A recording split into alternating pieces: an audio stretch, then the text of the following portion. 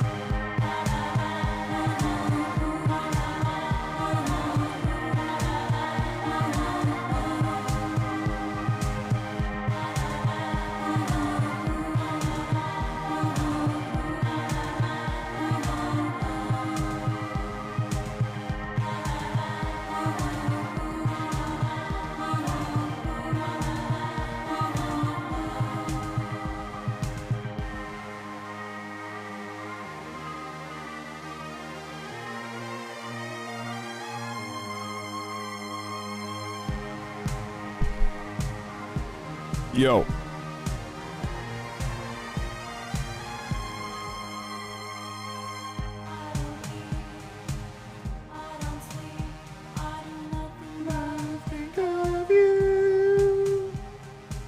White people be like. IMin biology pienempi kuin 3. Biology, lol. Temes, what's up? I'm so annoying. There's no winning with you motherfuckers.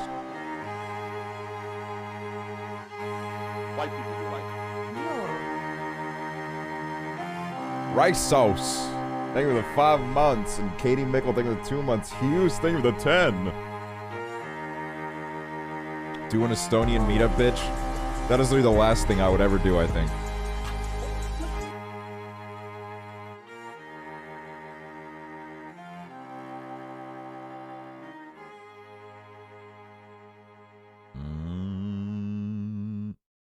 Literally the last thing I would ever even fucking consider.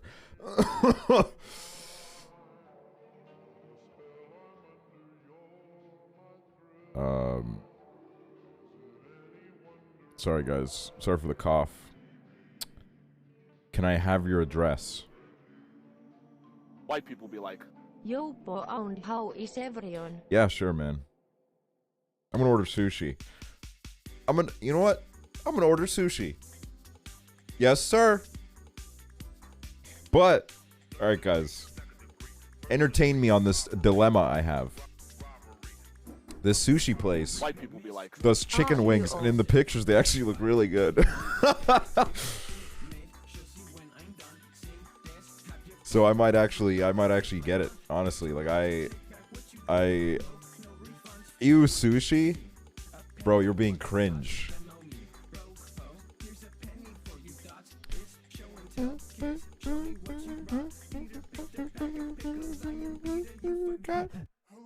How bad can they be?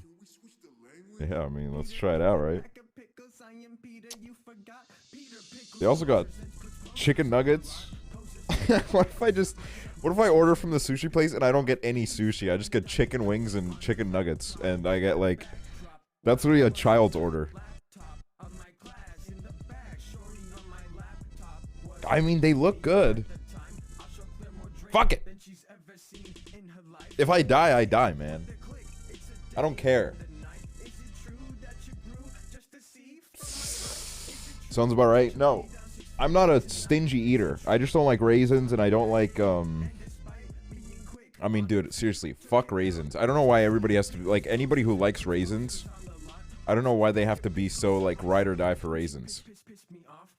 Do I live in Europe? I can tell that the Europeans are awake because everyone's all of a sudden asking where I live.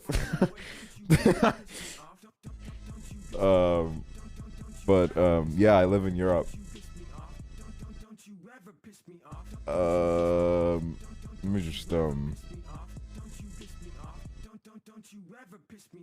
Chasing clown and Chase thinks he's too hard to touch. Now when Chase forgets to brush. Chase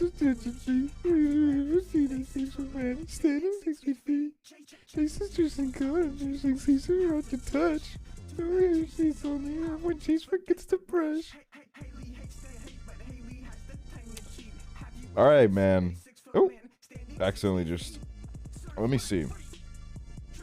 Let me see a good. Let me get some good sushi, man. I got sushi from this place the other day for Mother's Day. My dear mother was, oh, my lovely son, may you please order me some sushi? And I said, yeah, whatever, mother. And she was like, oh my goodness, thank you so much. I was kidding. I actually said, of course, my lovely mother. That's what I said. Don't you piss me off. Don't you ever piss me off. Don't you piss me off. Ever piss me. Chase is chasing clout, but he's too hard to touch. The thing is, the last time I ordered sushi from here, I got a big platter, and some of those sushis were really good. I just don't know what they were called. Will I do an Estonian stream someday? No, probably not. I don't see a reason to.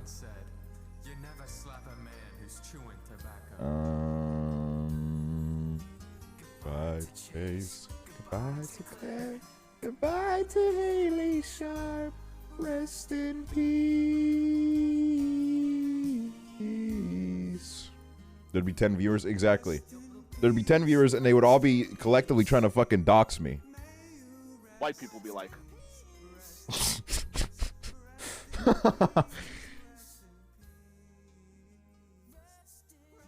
rest in peace. Rest in peace. Rest in peace. Rest in peace. Do I know any Finnish? Yeah. I know moi, Suomi,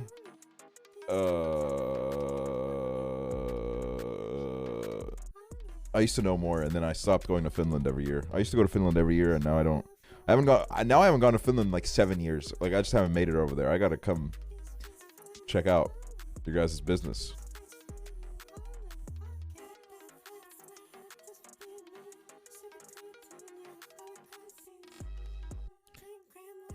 Your voice when you speak in your native language sounds so different when it's in English. It's epic. Yeah, people say that to me a lot. It's like, why does your voice get so much deeper when you speak Estonian? It's like, I don't know. Maybe it's because I'm awesome.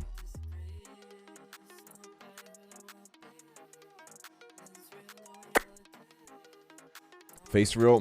No face cam in this stream, but I'll stream later today probably, and presumably I'll do face cam in that, but that's presumably.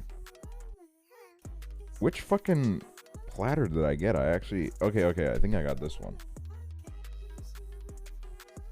No, I didn't get this one. Or did I?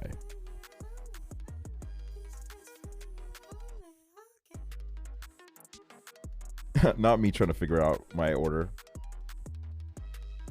Ooga Booga Smooga, thank you the 100 bits. Guess who's fully vaccinated? Way to brag, bro. Like, seriously. Really fucked up. Really screwed up. But congrats. white people be like, Kiera Hoot, thank you for the 2 months. Grace Wolfen, then thank you for the 2 months. Milan Hart, thank you for the 2 months. All these 2-monthers, whoa. Starlet Stage, thank you for the 10 months. We have the most subs we've ever had right now. Oh, okay, this is the thing that I got. I see.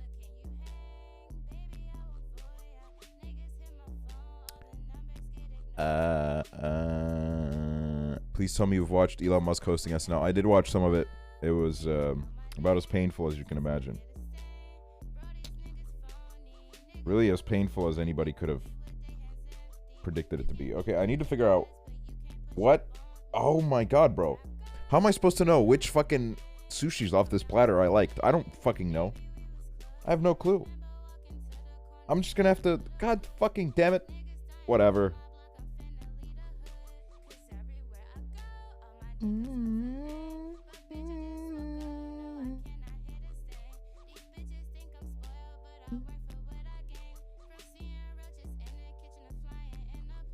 Holy shit, they're getting scientific in chat.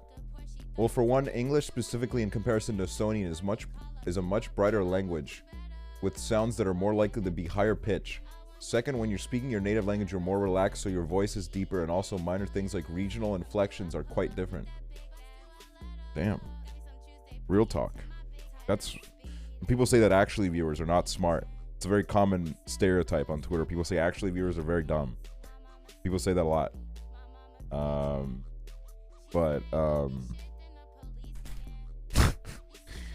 See, I don't know why some of you Estonians have to act up like this. Like, listen, you can just hang out and chat and you can act normal, but as soon as, like, I don't know why some of you need to, like, come in chat and just act out like this way. Like, do you not get the attention you need from your parents, or like, what's wrong with you? Pretty weird, man. Pretty weird stuff. Anyways, I'm still looking for food.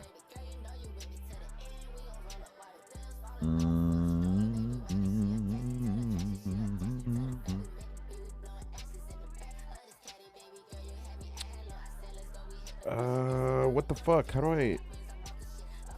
Oh, okay, here it is. Ooh, okay, I know this one's good. You know what? I'm just gonna get this one. I'm gonna get some wasabi on the side, because that shit goes hard. Alright, fuck it. What am I doing today? Fucking nothing. This is not the stream for today. I just don't have anything to do and I can't sleep, so I was like, I'm just gonna go live while I order food and wait for it. You call this a secret stream? I'm sorry, I'm just too famous, man. Too popular for my own good.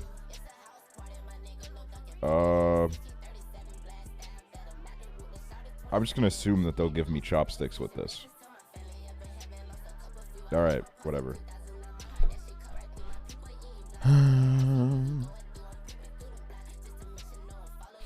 Have I tried enchiladas?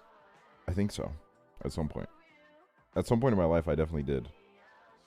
Damn, they accepted my order really fast. Respect to them. I once ate wasabi because I thought it was guac. Lol. LOL, dude.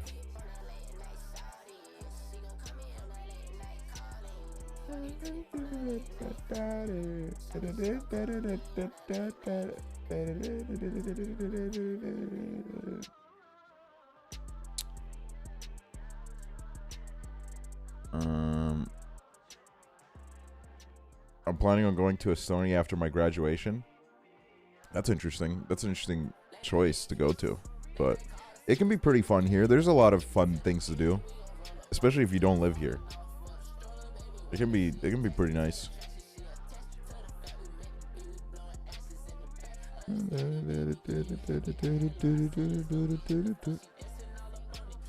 Do I know what surströmming is? Yes. I think someday when I can do like outside streams, I wanna like try it on stream. I think that'd be really funny because it's this like fish that smells awful. It smells horrible, and fucking Swedish people, like the crazy maniacs that they are, they eat it. Like, hold on, you know what? Actually, we can just pull this up while we are. See a video of somebody eating it. I saw that on Good Mythical Morning. Yeah, they probably tackled it.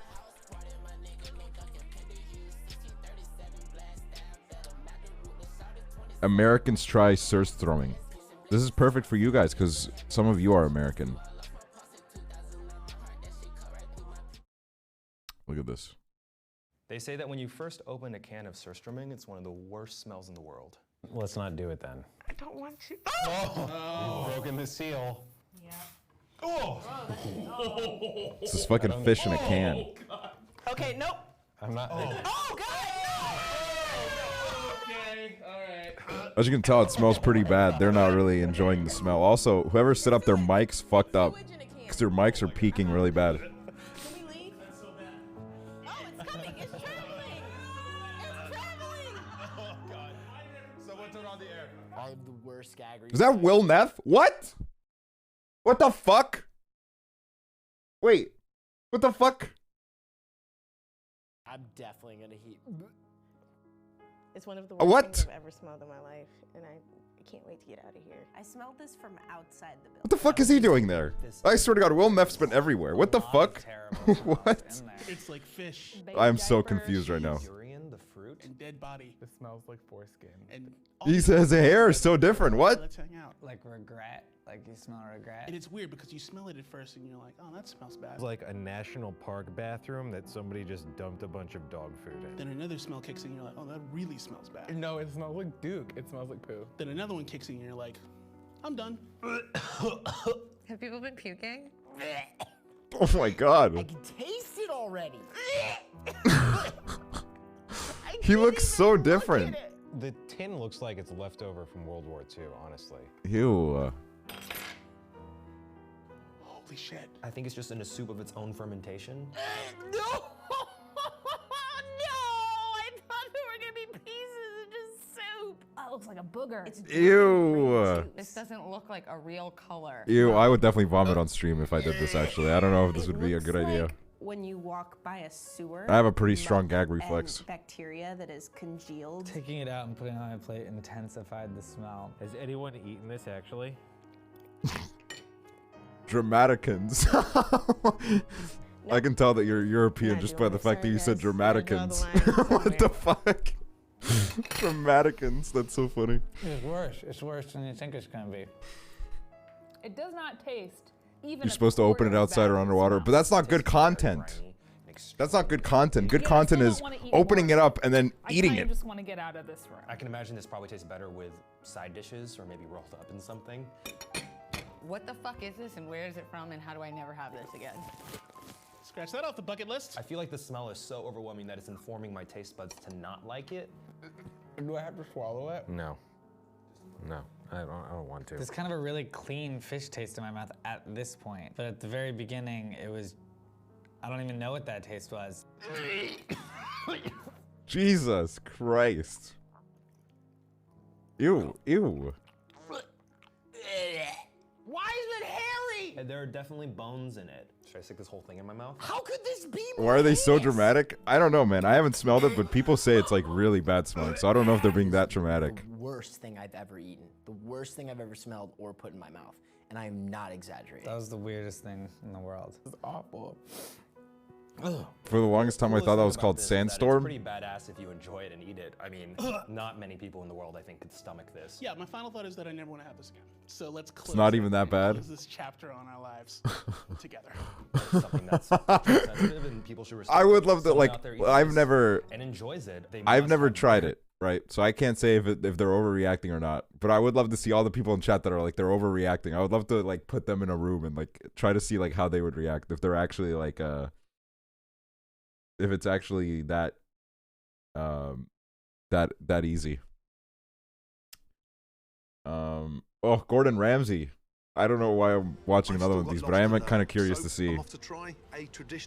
I'm kind of curious to see Gordon Ramsay's reaction to it. Much better than it smells.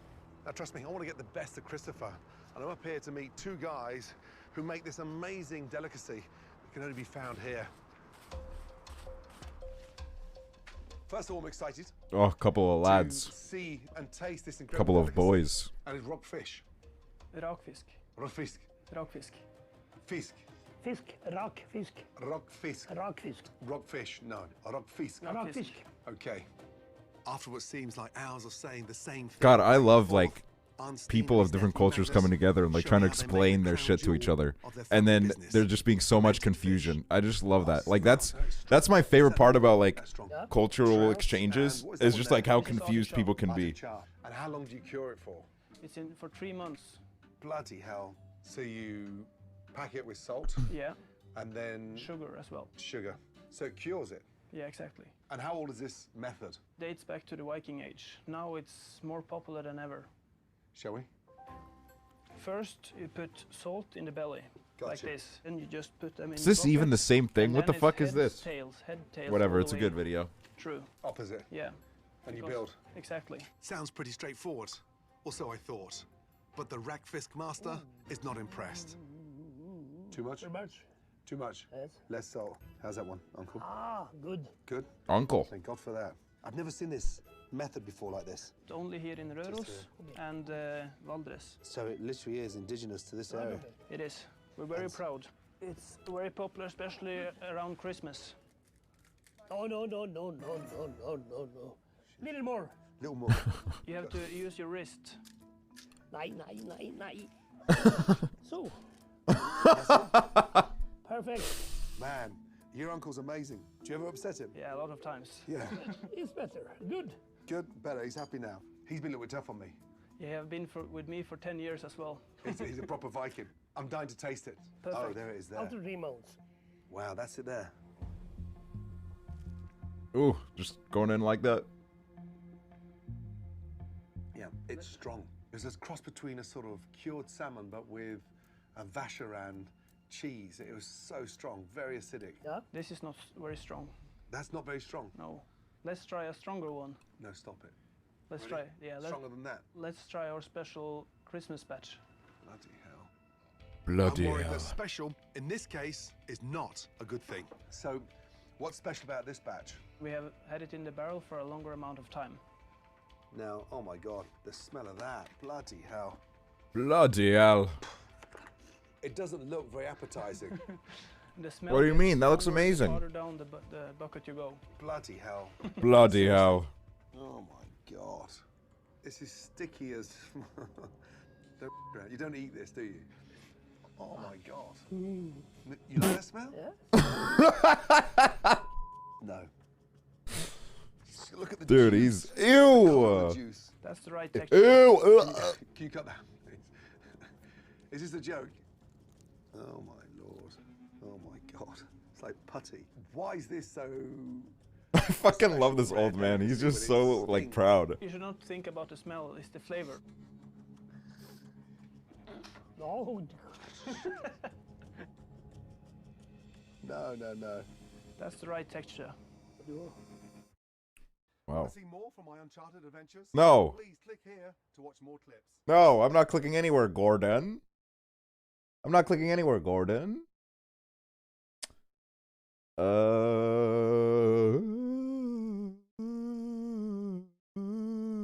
Fish in a bucket. You know, when you put it like that, it all of a sudden does become a little bit funny. The fact that it's just fish in a bucket.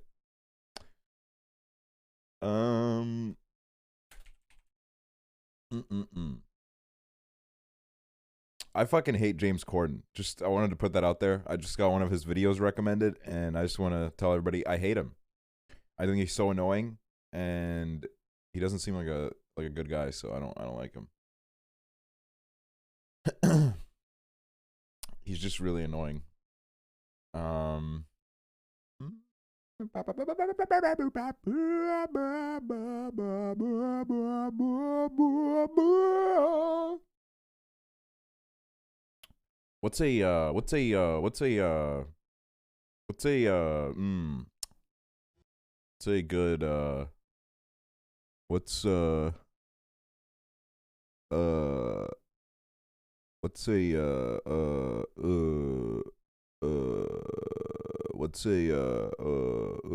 What's a good thing to watch?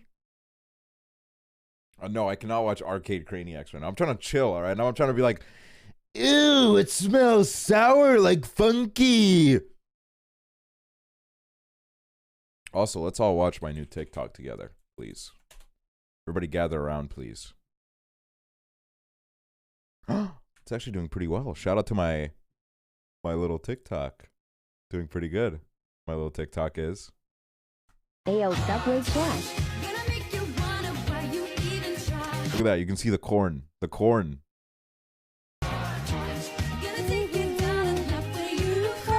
Ayo, Subway Chat.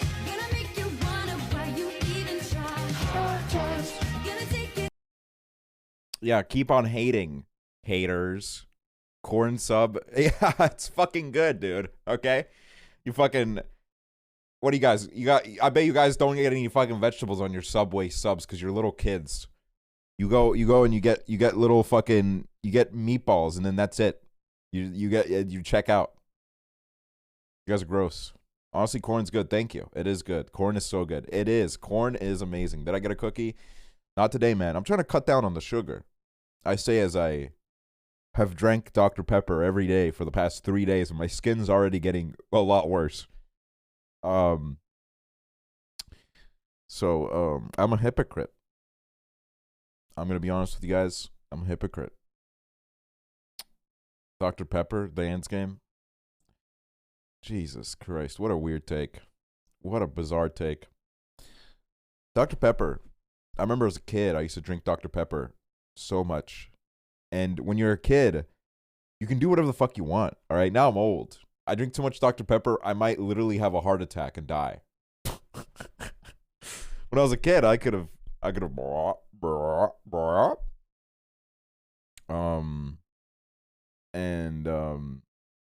it's good. Dr. Pepper seems so gross. You seem so gross, Zoe XD8. You seem really gross. How does it feel to say that? To hear someone say that about you? Because that's what it feels like to me when you say Dr. Pepper's gross. It feels like you're attacking me. So, maybe you have better opinions. I am Dr. Pepper. I'm Dr. Actually. Actually, I'm Dr. Octagonopus. Anybody get that? Who gets that reference, guys? Let's get a show of hands in the chat, please. You guys don't get that reference, huh?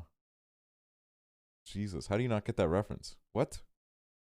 Bro, I'm literally witnessing myself age every time I go live. What the fuck? You got it? Thank you. Jesus Christ. You guys really grew up in a whole other period. I'm growing up, man. I don't like this. Kids don't get my references anymore. I'm not even that old. I'm not old. Stop making me feel old.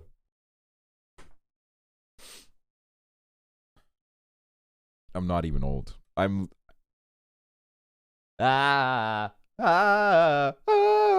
Ooh.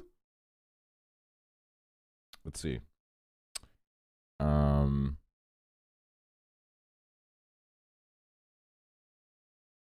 Tommy, are we the bad guys? I'm sorry, guys. Wilbur Suit just walked into my room. Really weird.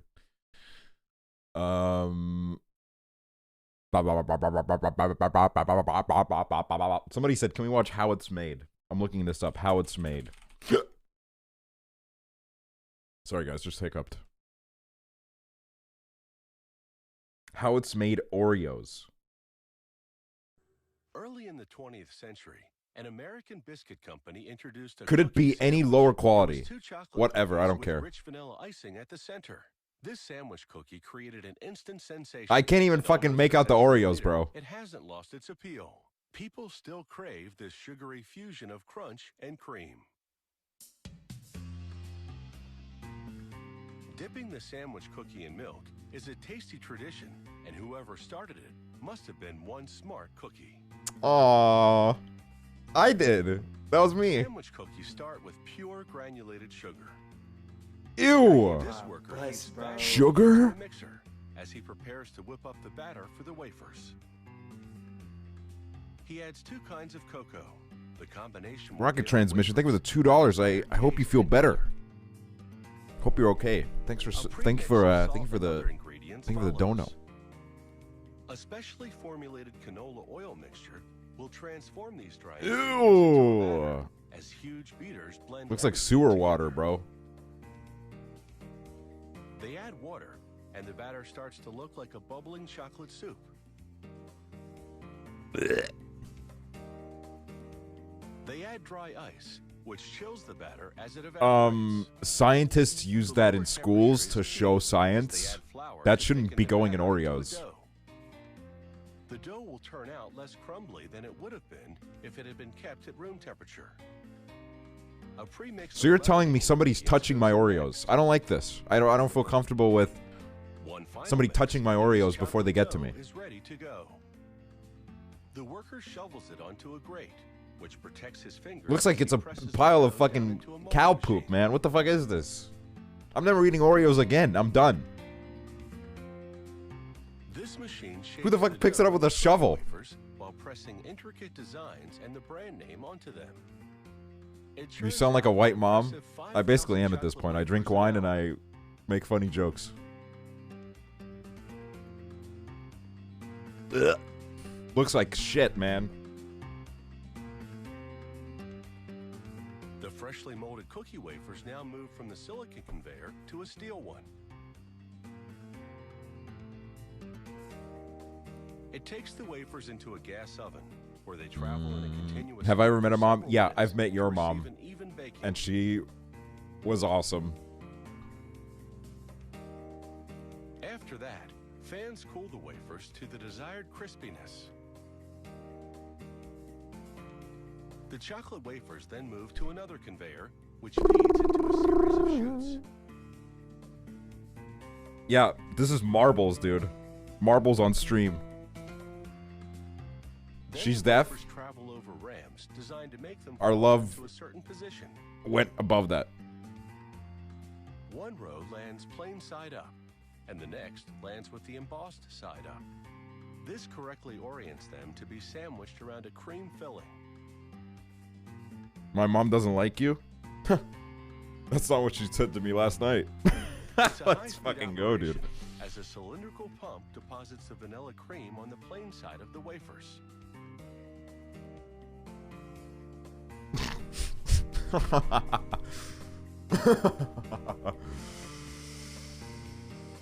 The cream-coated wafers head over to the next station.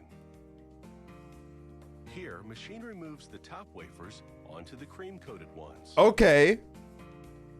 This has made me think about Oreos in a different perspective, and this perspective is...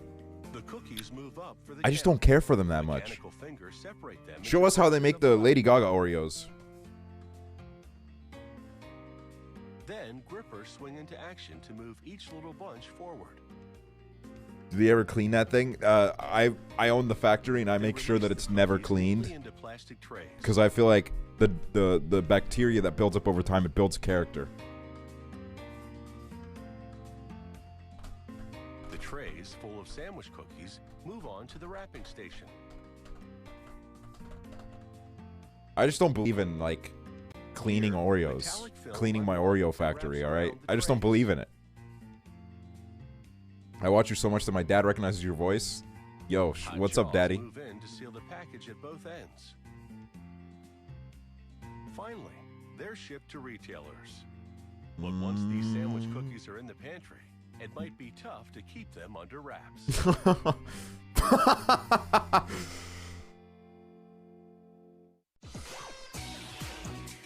Let's see what else we got. Let's see what else they're making. How it's made mirrors. It's like it's a mirror. The history of mirrors.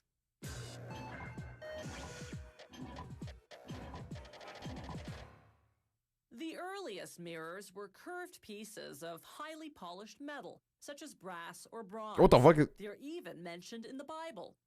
Are those titties? Then in the 14th century, The fuck were those? the Venetians invented very crude glass mirrors that reflected off a metallic backing. They later perfected this technique using That was an a spoon? amalgam of tin Huh? and mercury. Eventually, the secret of mirror making spread to other cities. By 1835, This is like a German dry. chemist developed the silver-backed mirror that we know today. Guy. Isn't that awesome? I don't clean anything. I clean things. I clean house. He's been 32 since 2019. Yeah, I'm ageless. I'm stuck in time. You guys don't know, but I've been around since the Middle Ages. All right, a little witch put a spell on me, and now I've been 32 since like the 1400s, and I've lived through many generations, and I have a lot of experience. So, anyways, how it's made apple juice from apples, dumb fuck video, idiot.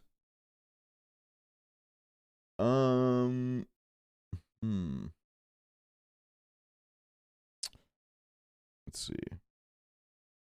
How it's made chicken? From chicken?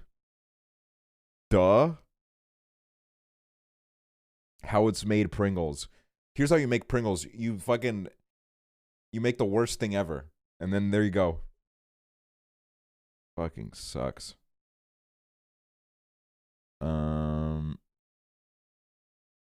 Why am I so aggressive? Sorry.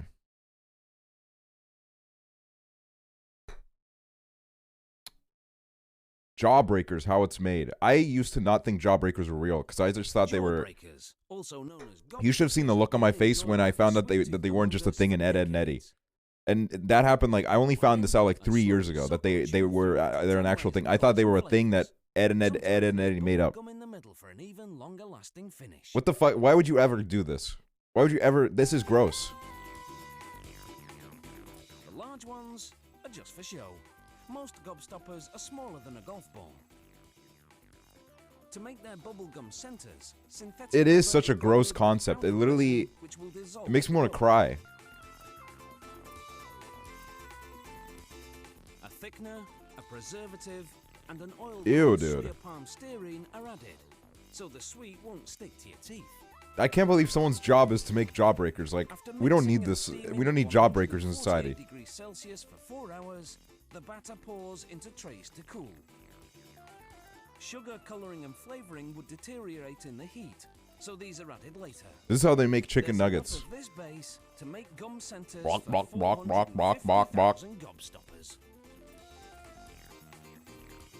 After 24 hours, the batter's hard. You could build a house out of that, you know? It's chopped up and blended with corn syrup to make it softer and sweeter. Oh, they fucked that shit up. Oh. 45 kilos of finished gum is added. 45 kilos? It's a lot of goddamn gum. Now natural and artificial flavors are added, which can include lemon, orange, strawberry, grape, and tutti frutti. And tutti frutti. Then icing sugar is added. It makes the gum smoother to chew than regular sugar would. The batch is dumped into an extruder that shapes 2 continuous streams of batter known as rope.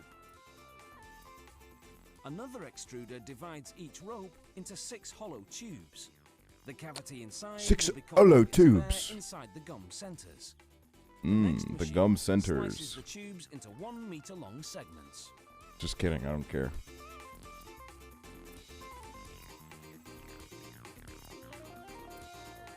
A mechanical arm pushes the segments into the channel of a forming machine. Ugh. Steel rolls then slice through the tubes Oh. and shape them into balls. Jesus. The balls range in Wow. diameter depending on the size of the gobstoppers being produced.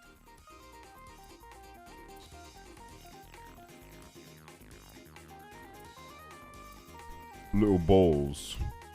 Air blows through perforations in a cooling tunnel. What the fuck is my delivery driver doing? Motherfucker's in the middle of a forest. Then they fall onto another forming machine, which restores their round shape. What did I order? I got Have hard sushi, sensors. The and machine I got breaks them, feeds powder into dies, chicken wings. then applies up to 5 tons of force to Because I was condense like, the I'm powder curious. into I'm curious to solid see what the soup. chicken wings would be like at a sushi place. What kind of sushi? It's like crab. It's got crab and Philly cheese in it, and something else. rest of the gobstopper. I love any sort of The sweet centers rolls are that have filled with Philly what's called a Philly coating cheese in them. pan. A hot mixture of water, corn syrup, and food coloring is added. Then they add dextrose, a type of powdered sugar. The pan rotates for 20 minutes as warm air dries the ingredients over the center. You mean cream cheese? Listen, we call it Philly cheese here, all right? Making a gobstopper takes 4 days.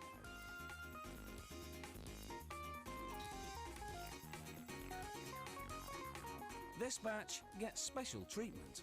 These gobstoppers are speckled with different colors, giving them what this company calls the psychedelic look.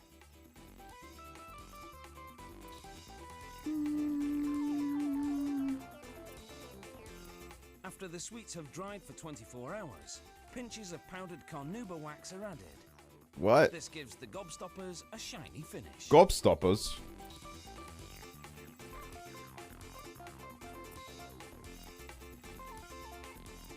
Sliced open, you can see these gobstoppers have 10 layers of flavors and sugar surrounding either solid sweet or bubblegum cores. This is literally... Why? 5.7 centimeters in diameter. This is so gross. And a gobstopper is 90% sugar. 90% sugar. Calories. Keep your gob short. Eggs, how it's made. What do you mean how it's... What do you fuck... Bowling balls, how it's made. Okay, this is fascinating. How they make these big balls that they use for bowling. The ball it is today. From a crude stone to carved wood to rubber to molded polyester, it's been reinvented numerous times. But the latest version has turned out to be a real winner. Roll on.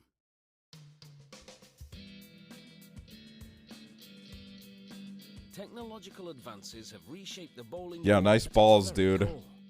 The center is asymmetrical. Spoiler alert, they're just big jawbreakers. That's actually a good point.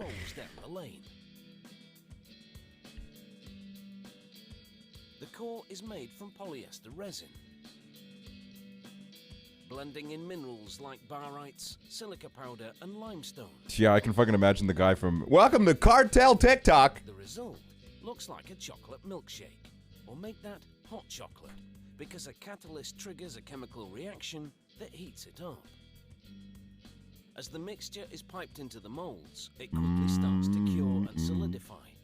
In just 2 minutes, it's ready to extract. Not the Cartel TikTok guy. Yeah, I always get him on my For You page and I'm like, I just can't believe he's real. Like, he just makes the same joke over and over again. he keeps getting views. Performance at a specific skill level.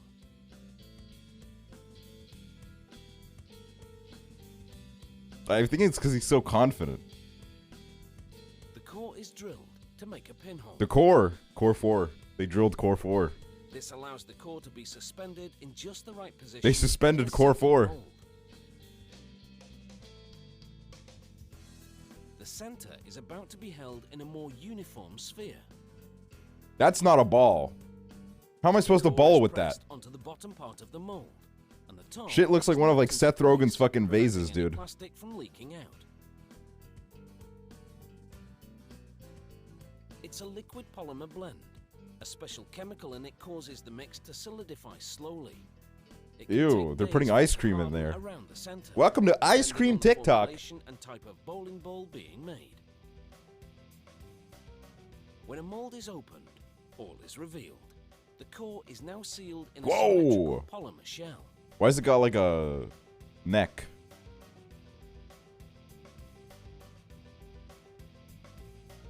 Next, it's into a third mold. This one will seal the bowling ball in an outer skin called the veneer. I see. This veneer has been scientifically formulated to enhance the ball's traction on the alley. Balls! Towards the bowling What are we pins. watching? How to make jawbreakers. It's made of colorant, plasticizer, a chemical called ISO, and urethane. Blending these ingredients produces high performance. They literally put poison in these things, and American children eat them every day. As the mix flows into the molds, a chemical reaction causes it to heat up and solidify in just a few seconds. Ew, it looks like a... It's then put into I don't know, oven man. To boost the chemical reaction. I just don't agree with it. Next, a spinning grinder shaves off the bump, which was formed by the overflow at the mold's intake. Oh my god. Oh my god. With its 3 layers, this bowling ball looks like a big gobstopper when it's sliced in two. I have to take a test. I'll be back. Good luck, Daniel. Make us proud. And while it may look sweet, it needs a bit more work before it's ready to take on the competition. A lift system delivers the bowling ball to a They're washing it. They're washing it. surface. The This is like a coarseness car of the wash. sand varies depending on the performance goals of the particular ball. Boom. This machine heat stamps trademark information onto the surface. Ooh. Where's the Aksually logo? I made these. I made these balls. Given one last sanding, as a constant flow of water removes the powdery residue. Wow, that's smart, man. The more polished the surface, This is all trial and error, you know. Somebody made a bowling ball and it was too sandy, and they were like, we need to make another step in the process where we get rid of the sand. for the last time, and all that's left is to drill the finger holes. Did somebody say the finger This holes? bowling ball in hand, success should be within striking distance. Show us how you make the... What, you didn't show us the finger holes? The lens, move the camera for goodness. Grammy Awards, how it's made. The Grammys are to the I got a music couple of industry these, so I'm actually curious to know how they reached me. Since 1958, the National Academy of Recording Arts and Sciences has been awarding Frauds! They've been frauds! They've been awarding awards to the wrong people! They're idiots! Of a golden gramophone. How am I a part of everything? In the music industry, Because I'm fucking winning a Grammy one of the is richest people on ultimate earth. accolade. The coveted trophy is made of You give high school bowling team vibes? However, you won't find that metal. I played bowling once and my fingers are sore for like a week, man. I don't... Zinc alloy, specially formulated and trademarked by the tradesmen who make the Grammys. In the workshop, craftsmen heat the Gramium to 340 degrees Bowling is so Celsius, fun. then pour it into a bronze mold for the base of the trophy. Dude, this is so gross. I don't want a Grammy anymore. I'm selling mine, guys. Immediately pour out the excess molten metal. Where's my This way what post-mate? remains in the mold quickly Post-mate. solidifies in the thin layer against the walls of the cavity, creating a hollow casting Cavity. which reduces the weight of the trophy. They also cast the gramophone's cabinet and tone arm in Gramium,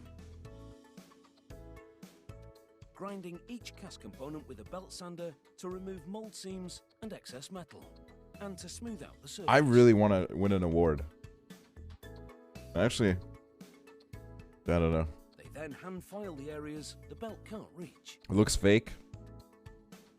How are you going to say that to this guy? He's working hard. He's literally putting his heart and soul into your favorite artist getting a little piece of fucking metal. With an abrasive compound on a buffing wheel. And you're saying it's Ensure there are fake? No surface imperfections whatsoever. So it's not gold? The gramophone I think they coated in gold. At least I would hope so. They cut a disc of a malleable type of bronze. In bronze? On a lathe. What? This is worthless. They use a series of tools to press the disc against a horn-shaped mandrel. The flat disc transforms into a horn. Then they spin the horn. God, it's crazy how this shit just doesn't like spawn in. Like people have to make these. Happy belated Mother's Day, actually. Thank you, Maggie Soli. You too. Think of the 3 Push on months. some flux, a chemical that makes the stationary solder flow into the tiny gap in between the components. Oh my god, he's a little nervy. Bolt the tone arm to the cabinet and then solder. This part of the trophy is then suspended Looks like a on sink. hanger and submerged in a degreasing solution for a few minutes. Hold on, before my being food's dumped here. in 1 sec. water. This cleans the surface, which must be pristine in order for plating to adhere. White people be like, gold doesn't adhere to zinc, so they first plate it with copper. They run a positive electric charge through the trophy and a negative one through a piece of copper, also suspended in the plating tank. This process dissolves the copper, then draws the particles through the water and onto the trophy. They repeat the electroplating process in a different tank, this time with nickel. Oh, yo. Creates a sufficiently hard base to support the gold plating that comes next. Nickel also makes gold appear brighter. Could somebody explain to me how every time my grandmother makes microwave popcorn, she does something that makes literally the whole fucking house smell like it?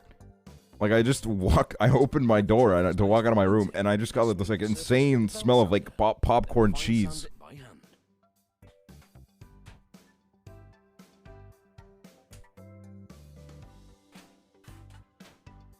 Holy calamity! Epoxy primer. Let it dry for a day. Then wet sand it with fine sandpaper and repeat those steps with a black. I just couldn't be bothered to do this. Like I would just like give them money. With high gloss chip resistant black paint. They're all capitalists anyways. They love this. Oh my god, the chicken wings actually look yummy, yummy, yummy. They bolt the gold-plated cabinet and tone arm, which they've since polished, to the base. I want to see your food. You're not seeing it. So I got chicken wings and I got some sushi. I got some soy sauce. I got some wasabi, and then they gave me some sauce for the wings. Tweet a pic. After 15 hours of craftsmanship, All right, guys. ready to be awarded. I'll tweet a pic, but I'll delete it in a minute. All right. Doesn't actually happen. Actually, I'll tweet it at Hoover. Show. The Grammys that are handed out on stage are actually props that are reused year after year. The winners receive their personal trophy a few weeks after the show, engraved with their name and musical category. Still, better late than never, as we always say. Actually, I'm still waiting for mine. This guy is hilarious. That was awesome. I don't have Twitter help. That's so sad. You might need to look into fixing that. Actually, no. Stay off. Stay off the website. You're so much better off just not even touching the website. What the fuck's happening to me? There's some sort of component in this food that's making me sneeze. I'm gonna tweet it at the whole core 4. Just see what happens. Alright. I tweeted it. Let me pull it up on stream too, so that you know the mentally healthy people who don't have Twitter can also see it. What's the mountain on CP? Is it some sort of special event? Yeah, it is. Here's my meal, guys. Sushi looks dusty? What the fuck does that even mean? It actually looks so good. Yeah, I'm telling you, dude. These wings look crazy. All right. Let me take a bite into the wing and I'll tell you how it is.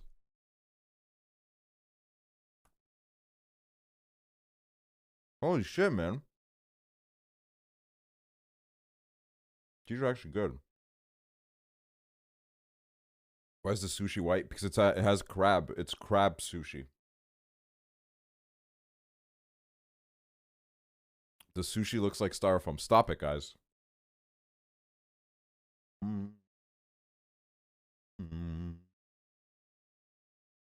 I think the number one thing that people need to learn is just because something doesn't look good in pictures doesn't mean it doesn't taste good. I'm going to tell you right now that this is going to taste amazing, all right? I'm going to take a bite out of it. I'm not going to take a bite out of it. I'm going to eat it. Let me see.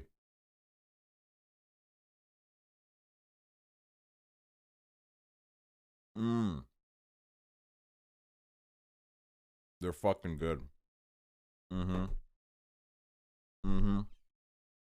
That's some good shit, man.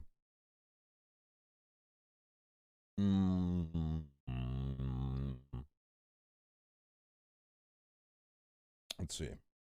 Ooh, let's watch, I saw, like, Cody Co react to this. I didn't watch the video, but I was like, this might be good to watch on stream. It was like a hotel room tour. Oh my god, 20 minutes. This? Fuck it, let's do it. Is a hotel room. And not just any hotel room, but rather the most expensive hotel room on the planet at a cost of $100,000 per night. Jesus. You could buy a nice house in Phoenix, or you could stay here for a week.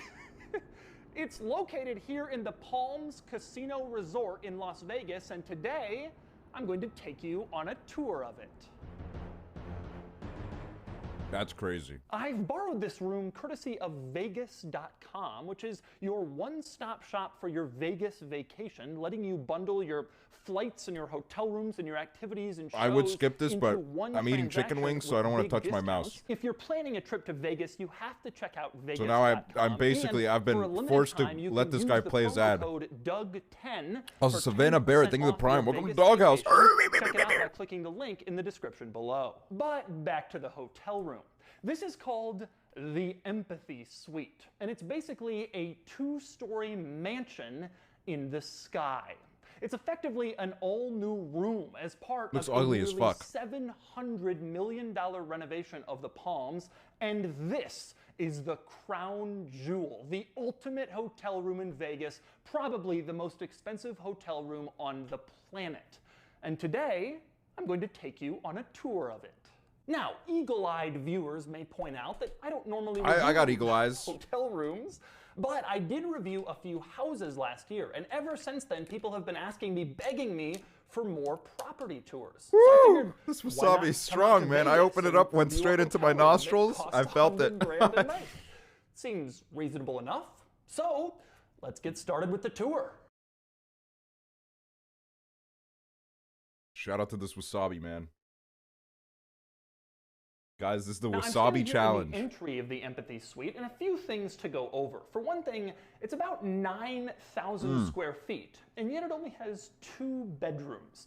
I'll explain why in a minute. Now, 2 like bedrooms. I mentioned, this is a 2-story hotel room on the 34th and 35th floors of the Palms, making this the highest hotel room you can get in this building. Before Really? I show you around Wow. this room, let's talk pricing. Yes, $100,000 Let's a talk, night man. with a 2-night minimum. And you don't just go on the Palms website and book this room, you have to apply.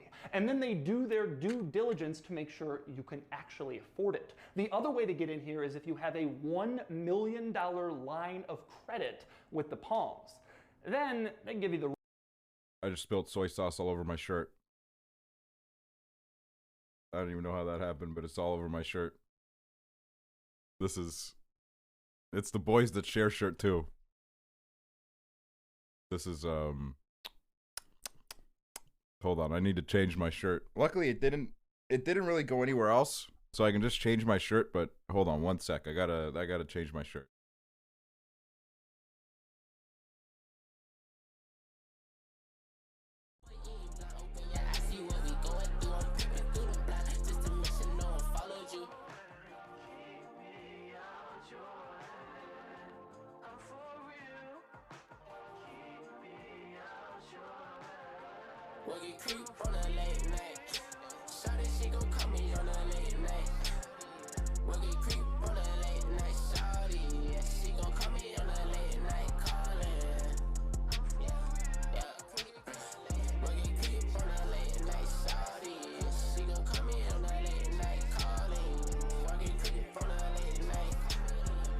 Yo!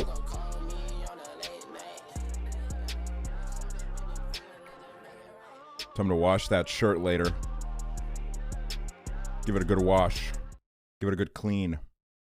Yeah, clean up this chat. What are you guys up to here? What is this ruckus? room is a perk. Now, some other perks that they give you, you have a 24-hour butler who is on call for the duration of your stay. And you also have a chauffeured car service, among many other things. But as I stand here in this entryway, you're probably thinking, it looks kind of dull, until you look over there.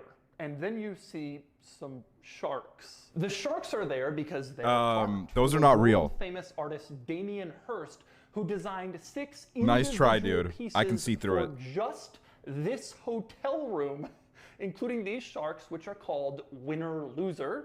Rather interesting thing to see right when you walk into a hotel room. Dude, I swear to But God, anyway, some of you these walk artists are into the stealing a Empathy living. Suite and turn to your left, and then you see a medicine cabinet. But honestly, which I respect seems it 'cause they're oddly scamming like placed rich people. Until you discover that it too is a piece of art from Damien Hirst. This one is called Vegas. And the Damien Hirst theme continues The fuck is throughout this? the room, specifically with butterflies and medicine or pills. Keep that in your mind as I'm showing you around, because there are a lot of rather interesting Easter eggs related to those items. And there's more art worth noting right off the bat. For instance, above the bar, you have these marlins in these glass cases, which is a really cool look you can see from a lot of different parts of the room. Although my personal favorite art piece is next to the dining room table. It's this wall of pills called money. You can see what the fuck? there's just pills and more pills, and it's a rather striking look, but it's one that I find rather amusing and interesting and certainly worth checking out. But let's go back to the bar. And yes, this hotel room has a bar. And I can tell you right now that your hotel room doesn't. But take a look at the top of this bar. It's medical waste. These aren't used medical supplies, to be clear. Bro, what is but you this? do have these medical gloves and pill What kind of a wrappers and psychopath tubes designed this? all throughout the top of this bar. There's even a syringe or two in here. The people at the Palms told me it's a rather controversial piece, but I think it certainly looks interesting and more exciting than just your standard bar. Not that you would mistake this for your standard bar, because it has 13 seats in a hotel room. And the number one thing that I love to think about, I need to move my cursor, Jesus. The number one, I did the fucking teacher thing. The number thing that I love to be reminded about on vacation is the opioid crisis. The accoutrement you'd expect from a fully stocked bar. Just happens to be in your hotel room. And next up, another item. When you come behind the bar, you can see there's an when you what iPad behind the bar? Mounted on Bro. this pedestal. And why would you have an iPad in a bar? And that's because this controls basically all of the comfort and convenience and tech equipment in this hotel room. I'm gonna go over a few of the highlights. One is that this room has 5 different climate zones. Yeah, one of you motherfuckers will be watching me on this and being like, mobile viewer, by the way. 5 total different temperatures you can have as you walk through here, which is more than most people have in their homes. And of course, the crazy doesn't stop there. You can use this iPad to close the curtains. A little too bright in here for you? Just no way. Go into the curtains menu on your iPad and they will all close automatically. You don't have to press a button or point a remote at something. I hate when I have to physically move my curtains. And of course, so annoying. You can also use the iPad to reopen all of the curtains all automatically, so you don't ever have to lift a finger except to tap your iPad screen.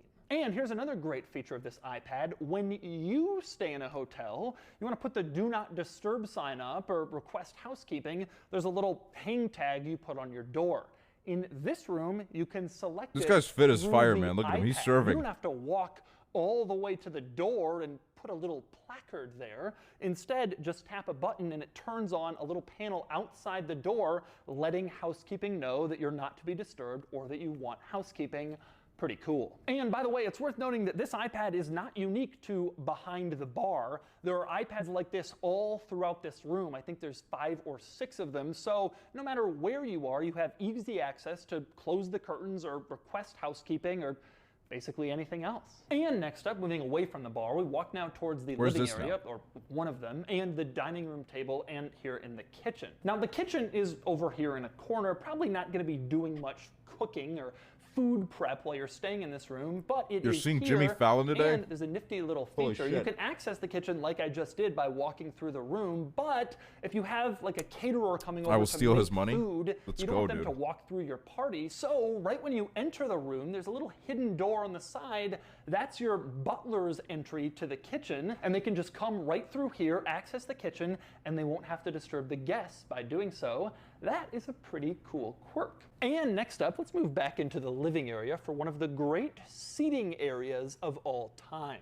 Now, I say that in part because of this view. The floor You looks look out dirty. over the strip, you Like can the see carpet all looks the like it has like casinos, trash on it. mountains Like in those the little distance, things a that doesn't gorgeous look place like. to be. But to me, the more Oh, they're interesting butterflies, view but it is looks like in they're just here trash. because you have the world's longest couch. Now, I don't know if this is actually the world's longest couch, but it's got to be in the running. It kind of snakes all the way around the room, clearly custom designed for it. I counted, and you could get 30 people on here comfortably with enough room to kind of move around. How do you count You that? could probably get 60 people on here if you cram them all together. Not too often you see a 60-person couch, but that's the situation in the empathy suite. So what do all these people do when they're sitting on their giant couch? Well, the answer is they can watch TV if they want to. 60 is You against can see COVID there's a rules. TV here facing like Yeah, how maybe dare a he. third of the couch. February Just in case 26, you feel like 2020. you're being left out from the TV experience, don't worry. Go along the back of the TV and you can see it's double-sided, and there's speakers on both sides. So if you're sitting at the bar, you Bro, can I watch can't the see TV, anything. The and if fucking you're sitting on glare the is couch, too you much. can watch the TV, which is a pretty cool situation if, for instance, you're having a Super Bowl party at $100,000 a night. Not that that is the only sitting room. Walk all the way across the lower floor What? of There's the another suite one? past the bar, and you get over to the second sitting room. What a, like, which is a awful, little bit like, way to smaller, but use it still space. has all of the same magical touches, including the wonderful view. More importantly, though, it has these swings, which are nice and fluffy. There are 4 of them. So if you get tired of sitting in your sitting area, you can come over here, sit in your sitting area, and swing. What is this, like the fucking Voice? They can moving on spin from your around. swinging sitting area, you can come over here and you have yet another living room with yet another television. You can start to see how this place ends up at 9,000 square feet with only 2 Savannah bedrooms. The whole point T05, of a thank you place for the like 2 this is months. you use this And space to Stealth hang Fox, out, thank you for have the a Prime. party, Welcome to be with Doghouse. your friends, whatever. You don't exactly need 7 bedrooms in here, but apparently you need many, many seating and relaxation areas. Woof, woof. And next up, moving on from that second living area, you come behind another wall with a You giant what? television, and you Yo, enter dude. what I'm calling the game area, because you have some games in here. For one thing, you have like a psychedelic pool table, a multicolored pool table, not like any you've probably ever played on before. I'm not sure how all the lines on the table would affect lining up your shots. but Sometimes it'd I'll certainly just be read a interesting message to in chat. I'm play like, here. why? Over on the other side of the room, you have a foosball table, which is also rather interesting because it's glass. I've never seen a foosball table that looks like this before, but maybe this is what foosball tables look like for rich people. Foosball is so fucking And stupid. speaking of interesting looking games, back in the sitting room there's a chess set with square pieces. Doesn't look very practical, but it certainly looks cool, kind of in keeping with the theme of Yeah. the other cool looking games. What do you And mean next time cool? you It's just leave a the bunch of game room, blocks. Come over to the side, there's a little door, but before you open it, take a look at the wallpaper in this room. You can see some subtle butterflies in here. Like I told you, there are a lot of little butterfly and pill-related Easter eggs throughout this room. You've probably already seen some, and that's another. But anyway, open How do you up get this to that door point in and your life where you're enter like, I'm gonna the make a bathroom hotel that room I'm designed sitting after in, pills which and is butterflies? Gigantic. I've stayed in hotel rooms that are smaller than this bathroom, but this is just a half bath. There's not even a shower or a tub in here. This is just a bathroom with a toilet and a bench, which is just insane. And as you can see, there are pills all over the wallpaper too, again, kind of in keeping with the theme. By the way, the toilet in here is one of these Japanese-style high-tech toilets. You can walk up to it, it will sense your presence The and view is automatically ugly. open, and you have a whole litany of different controls and features you can use, going well beyond just flush, which is all that my toilet can do. Oh, Weston But Corey now has one of time these. for It's called a pool bidet. or foosball or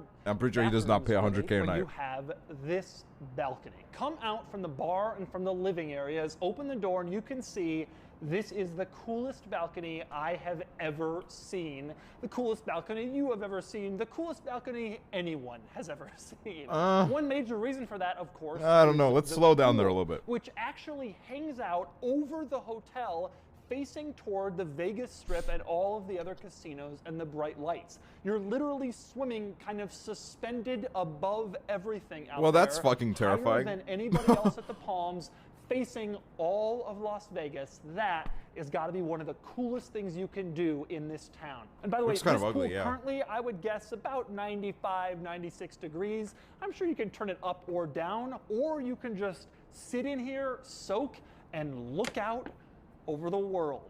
And by the way, just in case you don't want to go in the pool giant hot tub thing for some reason, you have a sitting area out here where you can just sit back and relax and hang out. And if that's not good enough, you have another sitting area. So don't worry, you have a lot of different options for hanging out and relaxing in your giant outdoor balcony. One other cool thing out here, the balcony actually There's opens no up way to that the anyone bar. actually pays You for can this. see I This can is like a thing where slide like open these little they doors invite and open up celebrities directly to the and they bar. house like The celebrities in hotel will it. There's no supply way. you with a bartender for a party if you want, and then they can serve you not just inside but also outside, which is a pretty good situation you don't usually see in your typical hotel room. And by the way, one other item worth I feel noting, like you David can see Dobrik these would go here. columns on Probably the not side of anymore. this giant pool hot tub thing have these little dots on them. This is another Damien Hirst touch, all of these little multicolored dots that go up both of the pillars. I happen to like it. I think it gives Those this pillars area are kind of a probably whimsical, like cool, the only more like interesting touch. semi-decent And, looking you know, thing. your typical But it doesn't hotel fit in with balcony any a of the giant other pool on things, it. so it's ugly. But anyway, even though the balcony is my personal favorite part of this entire room, there's still a lot more to show you. I haven't even taken you upstairs yet to see the rest. So we go upstairs and you can see all the butterflies along the glass next to the stairway, again keeping with the butterfly theme. Then you can see more Damien Hirst art on he this said landing, stairway. all the additional butterflies. And next up, you turn to the right when you get to the top of the stairs and you enter a bedroom, which is insanely huge.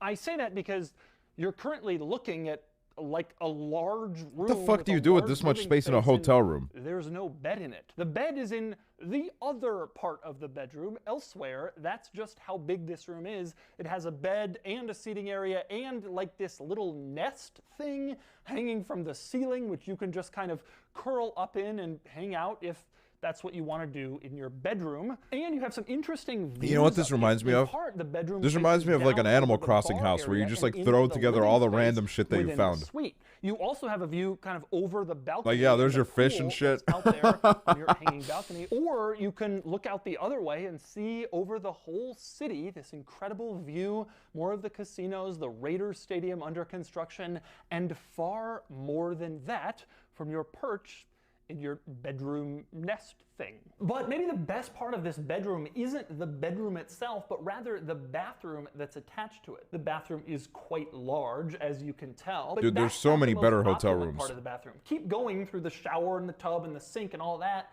and you get to the massage room. You have in this bathroom a built-in room just for massaging. And you have a special sink in this room that the masseuse or masseur can use throughout the massage process. Of course, you also have I feel like a dedicated massage none of this stuff is table impressive at all, that considering has you have to pay $100K a night. butterflies on it because you would expect nothing less. As you might expect, though, This my literally looks like a favorite part fucking of this Disneyland bathroom Airbnb, is dude. this What the fuck is tub, this? which has this unbelievable view out over the whole world, this entire valley that we're in here. You can sit in here, relax, and look out on all the Yeah, it's $100K a night. below. And next up, another excellent It's a perk tour of the this world's most bathroom. expensive hotel In room. the area by the sinks, there's a little stool you can sit on to put on makeup, wash your face, whatever. But check this out, the top of the stool is a pill. Again, continuing all What the is pills this, dude? and butterflies theme throughout. That is kind of an interesting touch. I like that stool. And next up, you walk across the upstairs landing and you enter This guy the is a liar. second bedroom suite. I'm going to start with the bedroom where it's fairly similar to the one I already showed you. Another rather large bedroom with another amazing sweeping view. This guy of the lies for a entire living. City, an absolutely beautiful space. I also like in this bedroom foyer, you have this little table, which is all mirrors and kind of jagged edges, triangles, cutouts. Very interesting piece. I really, really like how it looks actually, and it fits this space very well. But probably the most unbelievable thing on the second floor of fit this check. hotel room Holy shit. is in here. I'm not talking about this door. That takes you back into the hall. It's a second entrance for this hotel room since we're on the second floor. Instead, I'm talking about this door because you go in here. Where does that go? And you have the salt room. Oh, what? Yes. The salt room. What's the matter? You don't have one? Before you enter this room, I don't. you turn this little switch on the outside to turn on the salt. Then you come in here and apparently Turn on the salt? Salt particles start to fill the room and you sit back and relax and it's supposed to help with your allergies or your aura. Bro, or the person who just made this making hotel you room is feel literally out of their more mind. What the fuck is this? Do you want to know the difference between rich people and wealthy people? Rich people have a sauna. Wealthy people have a salt room. And by the Estonians way, have a one thing I sauna, love and about the most salt room, Estonians are in fucking addition to poor the and fact that dumb, it so. merely exists, there's little designs on the walls. If you look closely, you can see imprinted on the walls, you have like a butterfly on one wall, and look around, there's a skull on another wall. It's a really, really cool look, precisely what you'd expect to find in a salt room, I think. No. And finally, we move on to the last interesting bit of the empathy suite, which is the bathroom off of the second bedroom. which of course features, once again, its own dedicated massage room. Now the cool thing here is there are two ways to enter this bathroom. You can, of course, just walk through the bedroom, you're into the bathroom. That's a pretty standard thing to do, nothing weird about that. Or you can enter through the back way. There's an entrance to the massage room from that door that leads out into the hall. You come in here, you can see there's a little exercise room with a treadmill. You keep That treadmill going, looks so and stupid. then you're in the massage room. This is how the masseuse or masseur would enter the room. So It just they looks so don't get to annoying. I don't go know through why. your bedroom, see all your stuff. They just come in the massage service entrance. Your hotel room doesn't have that, nor does your house. Now here's the other cool thing I would about hope the not. massage room. I don't want Once random you're people to done walk with into your my house massage, through you can secret either leave entrances. through the service entrance, or you can leave the other way, which goes directly through the shower. So after you finish your massage, you want to rinse off, no problem. You're walking through the shower anyway. Just turn it on and you can let the water flow around you to increase your relaxation before you go down to the bar or take a swim in your 34th floor giant hot tub. And so that's the I swear to God, this is the guy. This is the guy on TikTok who like reads out the tweets and laughs a lot. Like I swear to God, this is literally the same guy. Extravagant, luxurious, and expensive hotel room on the planet. I've never seen anything like this, and I probably never will again, considering that it costs $100 grand a night. Sometimes I see now someone you've misspell an seen it, emote in chat, and I you've sit here and I think enjoyed like, the should I tour. point it out, or am I gonna be a nice person today?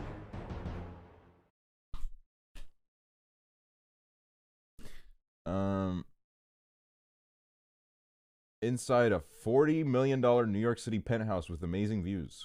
I think I've seen that one. World's #1 rated first class airplane seat. Today we're experiencing the #1 rated first class airplane seat that's literally a fully private 5-star hotel room on an airplane. Here we go. Words cannot describe my excitement right now. Like I hear Airplane there's available YouTubers are so $1,000 interesting. Meals and amenities, an actual room service on an airplane, and we're taking the longest journey available of 14 hours. Oh, and also not to mention, I got this ticket for the price of a business class seat. Yes. Good morning, welcome on board. Thank you. So this one is yours. Wow. Last 1 second, yes. Thank you. Thank you. And would you like any drink? What do you think? Do you think it's too early for champagne? No, for champagne is never too early. True. Ah, Yo, give me wonderful. some. Thank you. So ladies and gentlemen, welcome to the room. And I say room because just check out this door. A fully private floor. Liz! Door ensuring that you Jesus have Christ! I've never had a What the floor-to-ceiling fuck? door on an airplane before. Now, of course, we have the floor. Liz, thank you. Jesus, you didn't have to do that. You've been going fucking crazy recently. Thank you so much. Another 50 bomb. And a flight attendant will come over and refill it. Or, of course, if you want complete privacy, you just bring Thank that you up. so much, And Liz, all around this seriously. room, it follows that same Liz is hotel the biz. feel, with not having one mini bar, but two. Having literally anything you would like of different types of soda. I to appreciate it a snacks, lot. Some fancy water. Evian water, This is a childhood I love dream it. right here. M&M. Now, one of my favorite things about this room are the hidden features. For example, if you click this button here, you have a massive, I guess you would say, beauty window. And also inside of here, you have an insane amount of amenities with like a notebook and pen, and with all these different creams and mist. Bro, I never... Sometimes on planes, they'll give me these like creams and shit. I don't know what to do with them. That doesn't sound good. Moving on. In terms of the What if the entertainment, plane this is the crashes? literal Well, best offering I've ever then it seen. crashes. With having the biggest TV I've ever seen on an aircraft. And then over here, having what can only be described as an freaking iPad. And what's really I just cool know that about these some two actually screens viewers, this is where they they're can be watching me, watching man. different things simultaneously. They're using those For fucking 10 example, buttons if to you would type like in to watch, BTTV I don't emotes. know, Iron Man on this TV and Ratatouille on the iPad. You can do that. Or you can play any game imaginable, listen to podcasts. What does that mean, any and game audio imaginable? watch Can I boot up like Sure. GTA 5 on this? What does that mean? Even listen to music. But probably my favorite feature is watching the freaking camera. Like right now we're going over the mountains. It is so cool. And also Why do they laugh? Like, why do they laugh at stuff like this? I'm so confused. Two hangers What in the there fuck? and even enough space to fit. Yeah, I cannot fit in there. And along with the closet, there's these perfect Bobby. like, storage places everywhere. Behave. A massive amount of space, big enough to fit my entire luggages. Over here, you of course have the pull-out. That's where I put my cable, Corsair which is an keyboard, extension my of this RGB one. keyboard. It is just absolutely massive. Like, the dinner is in about an hour or two, and I hear it's an absolute feast that covers the entire table. I seriously can't just believe what we're experiencing right now. And we haven't even checked out the world's #1 rated seat yet. Okay, now in terms of the airplane seat, I rode business class one time when I went to Florida to see Nick. They were selling when I was waiting at the gate, they were selling them for like discounted prices because they didn't sell at the business class. So I was like, you know what? Fuck it. And then it was very comfortable, but the food was incredibly underwhelming. Now, also all along the chair, there's these little like secret buttons you can press. Like, for example, in here. But the thing was, it was a really big plane. It was like a 747, right? Those are the two-story ones. And that means I was on the first floor and I was right at the front of the plane. So that meant it was like the quietest fucking plane ride I've ever had in my life. However, most definitely my favorite one is the zero gravity. So that was cool. It literally feels like you're on a cloud. Okay, now in terms of the legroom, it's He's so happy. insane. Like, look at this massive spot here. Like, it's so big I sound that if incredibly you like wanted train to, wrecks right now. you could freaking What? I don't know what's happening to me. Why does that keep happening? Why does that comparison keep happening? Look at the floor here. The carpet has little stars coming out of it. You have a seat, you have a bed, and a space capsule. I'm just literally like so in shock right now. And we only paid the price of a business class ticket. Like, what? Hey, yo, he's dabbing. Okay, I know this sounds crazy, but the amenities... Someone tell that man to sit down before he goes flying out of that quote-unquote beautiful window. That would be a pretty big design flaw. If you pay like $50,000 for a plane seat and then you fly out the window. But in this one, you can literally just change in your room because, well, there's a closed door. Oh my gosh. And these are like not only comfy, but also a little bit like futuristically stylish, actually. Like, I feel like I'm about to put my astronaut For sure, suit man. on and go out into space. Identity kit number 2, we have perfumes. You have, of course, the essentials like a dental kit, deodorant, 2 different types of. What? And You pay $50,000 for a plane seat and they give you Lynx deodorant? bag. Now, amenity number 3. That's a joke. Of course, $200 noise canceling headphones. Also, of What? course, we have Okay, that's a pretty good deal. snacks box, which has not only absolutely delicious looking gourmet snacks, but also things like hydration tablets and even things that I think are covered in gold. However, what's The gotta fuck? be my favorite amenity in The fuck were those? The windows and also the closet. You see, in the closet you find full-on binoculars, which has to be both the craziest and That most awesome okay, thing that's actually pretty I've cool. ever seen in an airplane. That sounds pretty fun. Getting out your little binoculars. Caviar, wagons, salmon tartar. This is about to be the most epic meal of my life. Oh my god, look at epic. that. That's a lot of caviar. This looks unbelievable. Thank you so much. Oh my god, oh my god, oh my god. Okay, intense, heavy breathing. Is it just me or does caviar have no reason to be this expensive? Amount of the highest quality caviar. Like, what the fuck is that about? Some eggs, bellinis, and cream to eat it with. It sounds like like shrimp, where like restaurants and shit just make it expensive because like it's the norm. Like shrimp isn't even that fucking. After that caviar, It's not. It shouldn't even be that expensive. look at this steak. Being presented absolutely stunning with some mashed potatoes and green beans and carrots. I've never seen Caribbean food look this beautiful before. Cheese. Oh wow, look at that. How much is a bottle of this? I think 7,000. Alright, ladies and gentlemen, in my hands is a drink coined as being liquid gold. Now the reason for it being so If you guys don't know what expensive this is should both taste the like, it tastes like age, floor the cleaner. process of making it, and more importantly, that this is one of the best tasting cognacs in the world. I don't normally drink hard liquor, but this is definitely special. Okay, now every first class is special, but this one has some features on it that I literally... I just think the saddest thing is the fact that he, you know, he's flying to his destination on this like first class seat, and then he just has to take a flight straight back home, a 14-hour flight back home in like a normal plane seat. Or actually, he would probably do like business class. He's probably like a fucking millionaire YouTuber. Also, of course, you can manage the heat being really hot or really cold. And my personal favorite, you can change the color of the room and have a disco party. That's fucking awesome. Now, although this feature is frickin' unbelievable, there's something else. I'm actually in the middle row, so the question is, how do I have these 3 windows here? Well, ladies and gentlemen, these windows are actually virtual. They're not real? What the fuck? The binocular is so stupid then.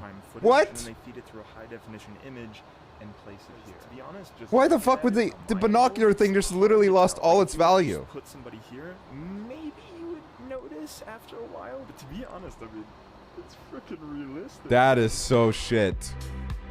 That's so trash.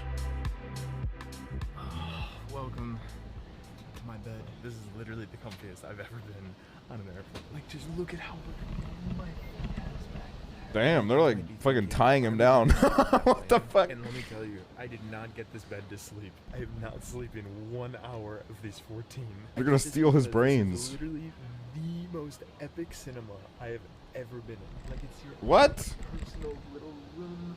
That cannot be the most epic cinema you've ever been in. Maybe on an airplane. Else have been waiting to do literally the entire flight. You see, now is the time, ladies and gentlemen, for room service. You heard right.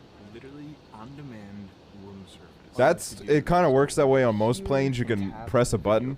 Hello, yeah. What? What? Why would I ever video call them? So in front of us we have What the fuck? the most luxurious room service I've ever had. With Literally, why would I ever? Smoked salmon and cream cheese and a beautiful blue cheese tart. Oh my god. Okay, now Imagine watching snakes on a plane there. That's actually terrifying. I would never watch snakes on a plane I would become incredibly paranoid. It doesn't take points, it doesn't take miles. No. Let me just break this down for you. So if you were to take this flight from Dubai, it would be tens of thousands of dollars. Oh, it's However, the price is 20,000. not determined by the distance of a flight nor the destination, either the market that you start the first leg on. So for example, if I took this flight from New York to Karachi, it would be 15,000. But because I took this flight from Karachi to New York, it was only 3,700, which is pretty much the same price as the business class flight from Dubai to New York. That's This is really good interesting. For every airline. I've seen tickets go for anywhere from like $350 for a first class ticket to what we're trying, world's best first class. That's really Obviously, fascinating, it's actually. still very expensive, but it's literally a fraction of the price. You guys knew I wasn't paying the full price. We knew, Bobby. Bobby, you're so silly. I've never been more satisfied in my life. I literally just watched 3 movies. Best first class experience of all time. Is the first time you're traveling? No, so I've done time you gonna have some champagne or? I think it's 6 a.m. Yeah, it might be a bit too early for the champagne. Oh, Bobby. Oh, Bobby. Silly boy. Silly boy, Bobby. Bobby's so silly. Bobby's always got the jokes. This? He's always got it. Oh, did not mean for that to play. Awkward. But anyways, Bobby's so silly. Like, he's so funny. I love Bobby. Shout out to Bobby, man. I hate rich people so much, but not Bobby. I love Bobby.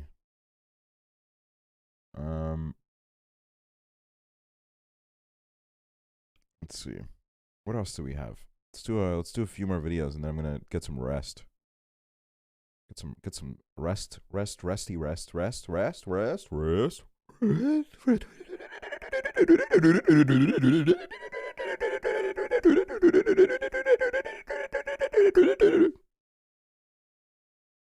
Sorry, guys.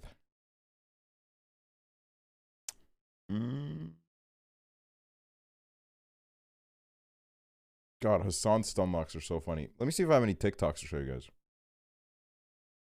Oh, I got a few. I got about 6 actually, to be specific with you.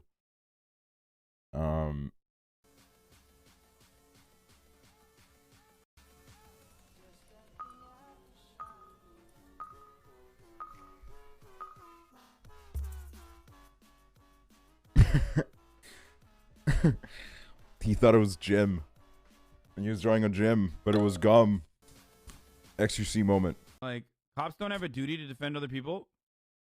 What? I love Hassan's reaction to literally this. their job, dude. What the fuck are you saying? That's literally their only job. That's the one thing they're supposed to do. Are you fucking stupid? That has to be a bait. Like, there's no way that. Cops don't ever. There's no way that's someone's actual belief. That has to be someone baiting Hassan. There's no way that someone would ever say this. Like, that's crazy. But then again, there are some morons out there. So, George of the Jungle, that TV show. No, nobody knows. I know it. You know it? You remember the intro? I know it. I don't know. I don't think he knows it. I know it. I know the intro. Yo, how's it go? And sing it. George, wait, give me a second. Wait. George Okay, of the jungle. Hey! Watch out for that tree. And then he hits the tree. Watch out for that tree. Wait, did you guys watch My Gym Partner's a Monkey? Yes. Monkey. Also, this person subtitled as Hoover saying yes. It was me saying yes. And then Hoover said monkey. So whoever uploaded this, apologize. Anyways. Did you know that gesturing with 2 hands instead of 1 is a sign of lying? Did you know that making unsupported BS claims with fancy effects is a sign that you're full of it and also lacking in cultural I love her. competency? I love her. She is just the best. I fucking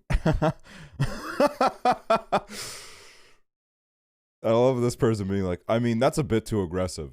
And then she just fucking dunks on that guy. Love it. It feels like this. Somebody tagged me in this and was like, this is you when you welcome people to the doghouse. I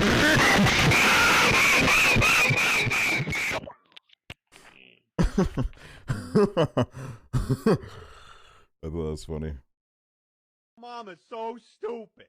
She thought Twitter was social media.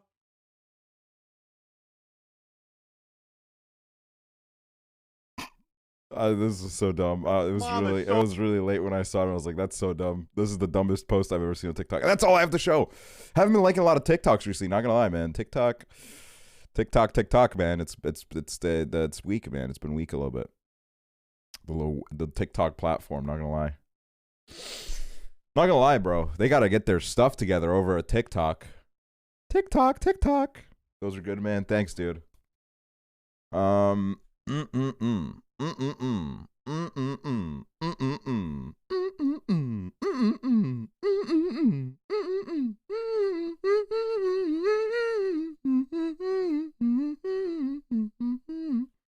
But you know how TikTok wouldn't flop is if you follow me, because I got really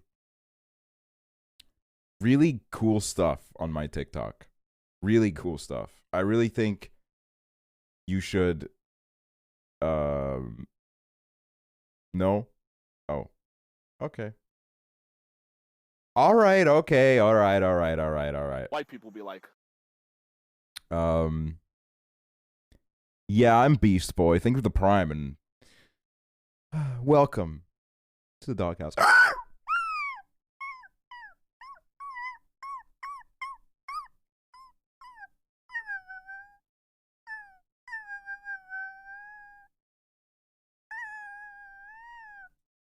Every luxury building claims that it's got a great view, but after touring multiple apartments in Hudson Yards and the financial district, I've just felt this emptiness in my soul, almost as if there was something more out there somewhere. And I found it because today we're upgrading to a 2-bedroom, 3-bathroom penthouse in a gorgeous luxury high-rise right across the street from the Empire State Building.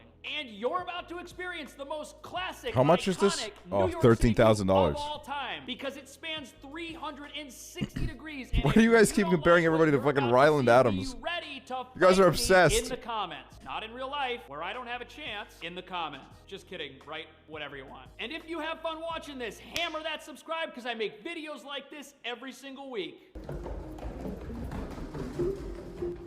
white people be like, hello, 1255 TV. Welcome to Doghouse.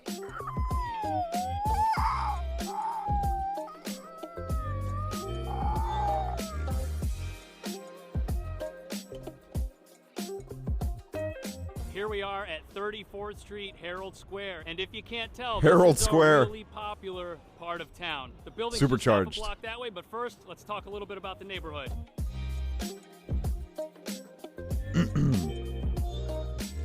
Macy's flagship store is here, and this area is full Yes, of stores let's and fucking go, shops. dude. It's Pretty here. much every brand you might be interested in is probably here. And if it's not, Fifth Avenue is just a few blocks east. And the reason things are congested here is because there's a lot going on, and it's easy to get here from pretty much anywhere.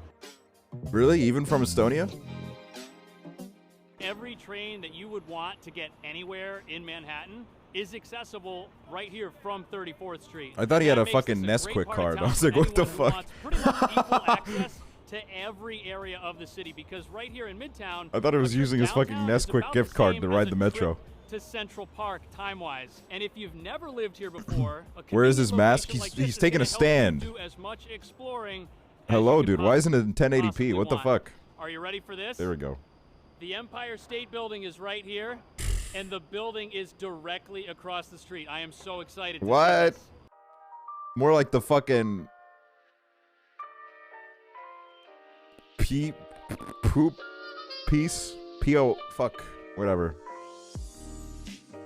Oh, shit. That was a rough one, guys. But we will You are recover. not gonna believe this view. Check this out. Right there is the Empire He looks State like he's, Building. like, We're robbing a literally bank. so close to it that I feel like if there wasn't glass here, I could just reach out and touch it with my hands. This is breathtaking. Now this It roof is. deck wraps You're all around breathtaking. the entire top floor of this building. You can hang out right here and watch movies on the big screen. And if you don't want to watch movies inside, right out here on the roof is an outdoor movie theater, so you can watch movies outside if you want. Or No, you can just hang out up here and admire the view. Dude, I'd get such social anxiety. Like, if there was already a group on the roof, I'd be like, View of the Empire State Building I'm not, than I this. can't go That's there. impossible. That's And so if we were embarrassing. in another part of town, we wouldn't get to look out over Midtown like this and see the details. Like, I remember when we were at Nick's apartment, his apartment had like a community pool hot tub thing, and then one night we wanted to go, but then there was like a bunch of people that were like, we don't really want to be around people right now. And there's even a sauna. If you live here, you're not going to have to leave very often because this building has just about everything. So let's go check out the apartment and see what that would be like. God, whitest teeth ever.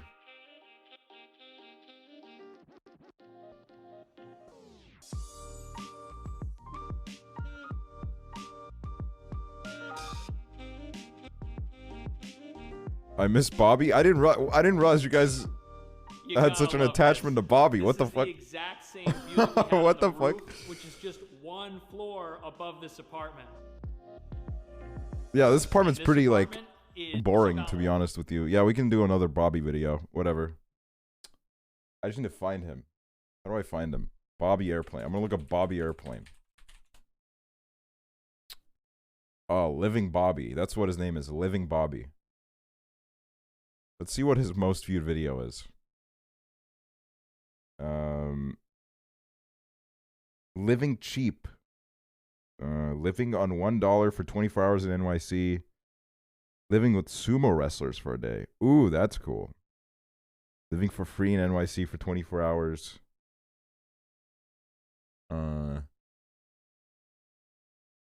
He's got some interesting videos, actually. You know what? I'd love to see him around sumo wrestlers. 365 days they live. This is their life. The goal is like 10,000 calories a day. You see how much both guys they eat, and you're going to be like, wow, how the hell?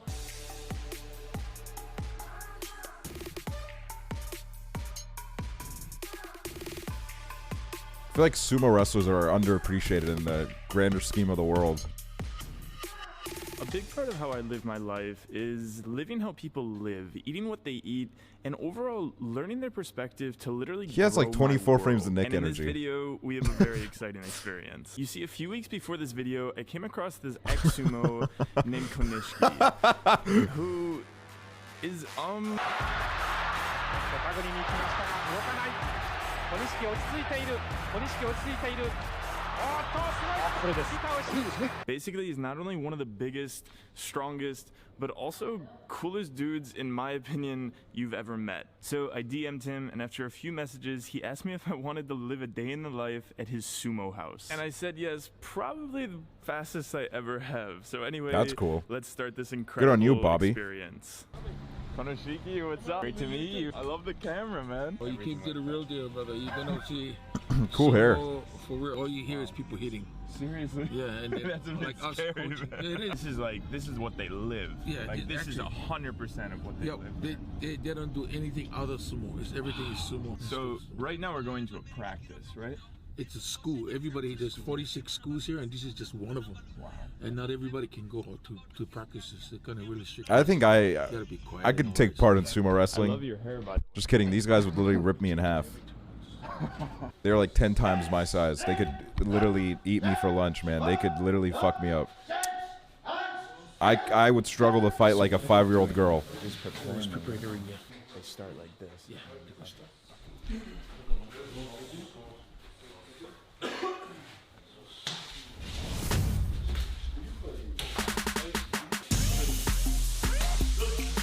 What is this guy, a sim?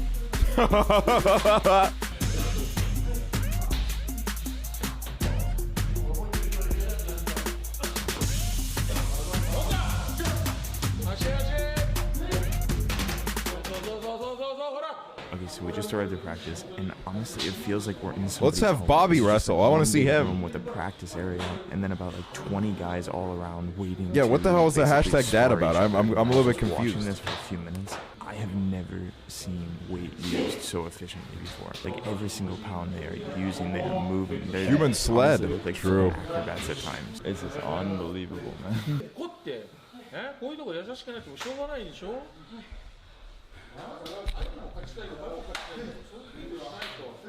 When you say something to them, they stand right in front of you and just like nod their heads and listen 100% to what you're actually telling them. And everything is built around the respect for each other. And this sport starts with a bow and it ends with a bow. Just a couple of boys hanging out. You don't have like, yeah, or yeah, I did it, like kind of thing, because to us, that's disrespecting your opponent. It explains why these guys are all gentle, because they don't try to get too emotional, because that's when emotion gets to you. The fuck? What the hell? What the fuck was he doing with those kids? He fucking lifted them up. You need to show up every day. You need to work your hardest. You need to put your full heart into it. I would say that's a pretty unfair fight. It's not about like no buts and go 20 more seconds. It's like you're either here or you're out. But let's be real. We've all wanted to do that at some point.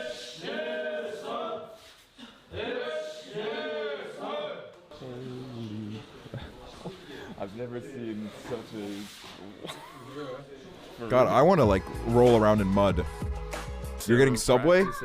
Let's fucking go! In sumo culture, sumos basically do everything in the house, from the laundry out here to the cooking inside here to literally cleaning the floors and the walls. So one of the big things in the sumo culture is how they do their hair. It's mandatory to let I'm looking at some of this footage and I'm like, I don't know, is this like allowed? Kind of setting. So right now we're headed upstairs to see kind of like how they do it. There's like a little bit too much ass sometimes. I don't know, man. It makes me a little bit nervous. So I didn't realize it at the time, but going to see how they had their surprisingly long hair done oh my God. was literally an invitation into their living area. You see, every sumo that you saw at practice lives and sleeps at this house, making me super surprised because the size of this actual home was not that big, of just one large bathroom, a storage area, and a laundry room. So naturally this brought me to ask the question, how do these quite large athletes fit in this home? And basically the answer is that this house is literally a brothership of a community. You see, sumos share this massive tatami room. Two of them are like cuddling. Hold on, let me get a signal. Look at that, they're all cozied up. That's cute. You see, sumos share this massive tatami room. That's wholesome. Little sumos cuddling. Sleeping, making an incredibly close, but also impressively respectful living environment. Wow, it's absolutely incredible. Like, just to think that They practice here, they eat here, they live here, they do literally everything here. The commitment, the utter discipline. He's watching actually VODs on his phone. Think about living your life like every moment for sumo. Sad thing about this is your home. Bad day, good day. Yeah, if it's a bad day, you're like, you really, yeah. The sumo so feast. Right now I'm going to see what they're cooking up for our sumo meal here. Now this is interesting because as a viewer of the sumo world from the outside, the only thing you see are these like massive dudes. But looking at what they eat here, it looks like the healthiest thing I've seen in Japan for the last 2 weeks. Are they always shirtless? Oh my god, that looks good. What is that? It's a good soup. Good stew. This is so cool. Okay, now this is super interesting to check out the food here because everything is just veggies and Well, the what do they championat eat? is the one that there's a lot of contains a lot of vegetables, very healthy. You Yeah. see it, but how do you get big on it? It's the most you eat, and after you eat your first meal of the day, they tell you to go to sleep. Sure. So you rest your body actually don't digest the same way other people do. You know, when you Okay. after work, you have to go work again. After Wow. you gotta go work after Yeah, lunch. yeah. The boys go to the rest. We tend to tell them to sleep for another 3-4 hours. Okay. But just from an outside perspective, looking at sumo, I think people think that they eat junk food and you know. They get big from actually eating real food. They eat a healthy diet because it's all about being healthy. Yeah. But also Yeah, being it probably big, wouldn't be too strong. good if they were just using like Burger King. If they were just eating like Burger King every day, that would probably not be as So good. before they eat, they serve everybody. You can't eat or drink anything until you guys. Really, this looks absolutely delicious though. So, but yeah, let's check out what we have here on the table. So this is chunko nabe, which is basically a chicken broth with vegetables. There's obviously That shit looks good as massive hell. Base of rice. Honestly, just looking at this table here, I would have never thought this is what sumo eats. It's just like protein and vegetables, man. Let's see how my first sumo meal. This is really here. interesting because you never really think about this. There was an Estonian sumo wrestler. I can understand why they can eat 5 or 6. Now he's a bowls of it. politician here, but he was in Japan and he was like wrestling for a while. It was really interesting. And after a baseball game or practice, when I got home, I freaking destroyed what was ever in the fridge, right? These guys, they're just standing around waiting to serve us, basically, and they have not eaten a thing. Right? Was it you? It was me. I won a couple titles and then I Man, I hung up my boots. I said I've had enough. Everybody feels the same.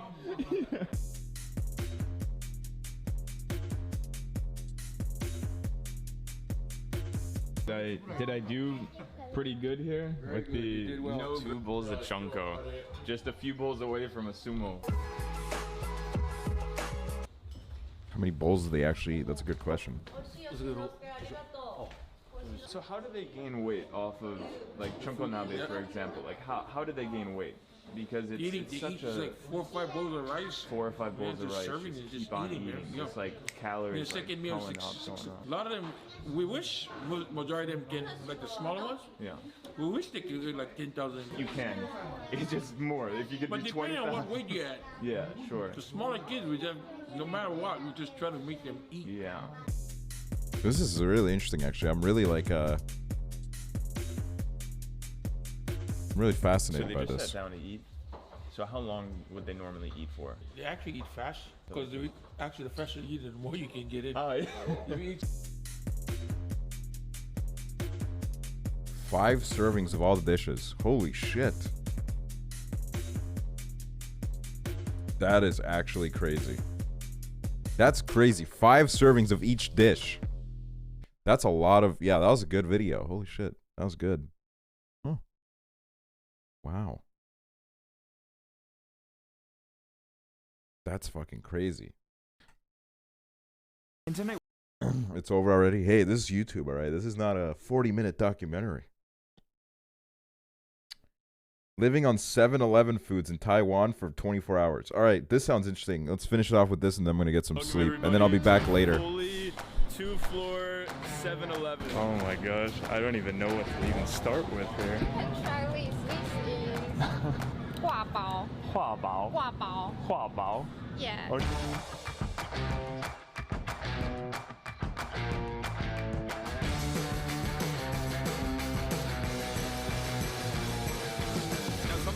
simple, but something that I do every time I travel is just walk around. Just walking through the streets and overall just getting the vibe of That's a what's good thing to around me, do. what sorts of foods are out there, what sorts of stores. And That's a good thing to do. It's easy to be in your like Airbnb and be like, I'm gonna look up the best place to eat, but it's best to just like literally walk out on the street and see what's going on and like experiment a little bit. Snacks. I'm talking about absolute mega store, unbelievable, literal cultural discovery of 7-Elevens. You see, 7-Elevens here in Taiwan are arguably the best in the world. So to kind of realize my passion with these 7-Elevens and overall be sure that I explore them completely here in Taipei, I'll be living on 7-Eleven foods for 24 hours. Like holy shit, what the fuck? They got like pots in there? What the fuck? They have like warm up meals. I believe this is like a breakfast food. Purple something sandwich. I can't read that. Oh my gosh, there's so much to choose from here. Sealed up egg. What is this? Corn in a yes! I've never seen that before. Let's fucking go, dude. Snacks. You know, the difficulty isn't even going to be living here today. It's going to be finding what exactly I want to eat. But okay, plan. My mission for today is to experience the most Taiwanese day possible. So to eat the most Taiwanese foods and literally experience the culture. So first objective, find a Taiwanese breakfast. Excuse me. Do you speak English? Huh? Do you speak? No, you don't. Okay. So, do you speak English or do you speak English at all? No. Google Translate. Okay. What are you looking for? I'm looking for the most Taiwanese breakfast. Oh, that's nice. Ah, okay. It's a tea egg or? Oh, wow. I like how that guy doesn't even work there. He just wanted to help. That's so sweet. This is made with tea, so it's cool. Okay, so it's like marinated in the tea. Yeah. So I normally eat about 3 eggs for breakfast, so I'm gonna take 3 of these tea eggs here, and maybe just for a base, a few of these. Get some guava to be healthy. In each store that I'll go to, I'll try kind of like a mystery food, something that I've never seen before. An absolute mystery beverage with that is a mystery beverage. What is that? Evergreen packaging. What is in that? This place is very mysterious, that cool, beverage. Man. This is like a Coca-Cola dreamland here. Everything is just Coca-Cola'd out. You can get like your picture taken over there. But anyway, the food that I chose to go with out of all the This is a really scary room. Of the man of the tea egg. A tea egg is a boiled egg that's slightly cracked and then boiled again in tea. It has kind of like a brown/black outside look. Now I also had to go with 2 Yo, sick music, Bobby. What looks to be tuna, and the other, I believe, I don't even know from that picture, possibly beef. If you know what this is, comment it below. And also a pretty cool fruit of guava, and of course the mystery product of I don't know. I'm definitely gonna start with the tea egg because this looks so crazy. Just like, look at that. It's like completely black. I've never seen just something eat it. like that before. It's probably good, but whenever people do things to eggs, it just looks weird.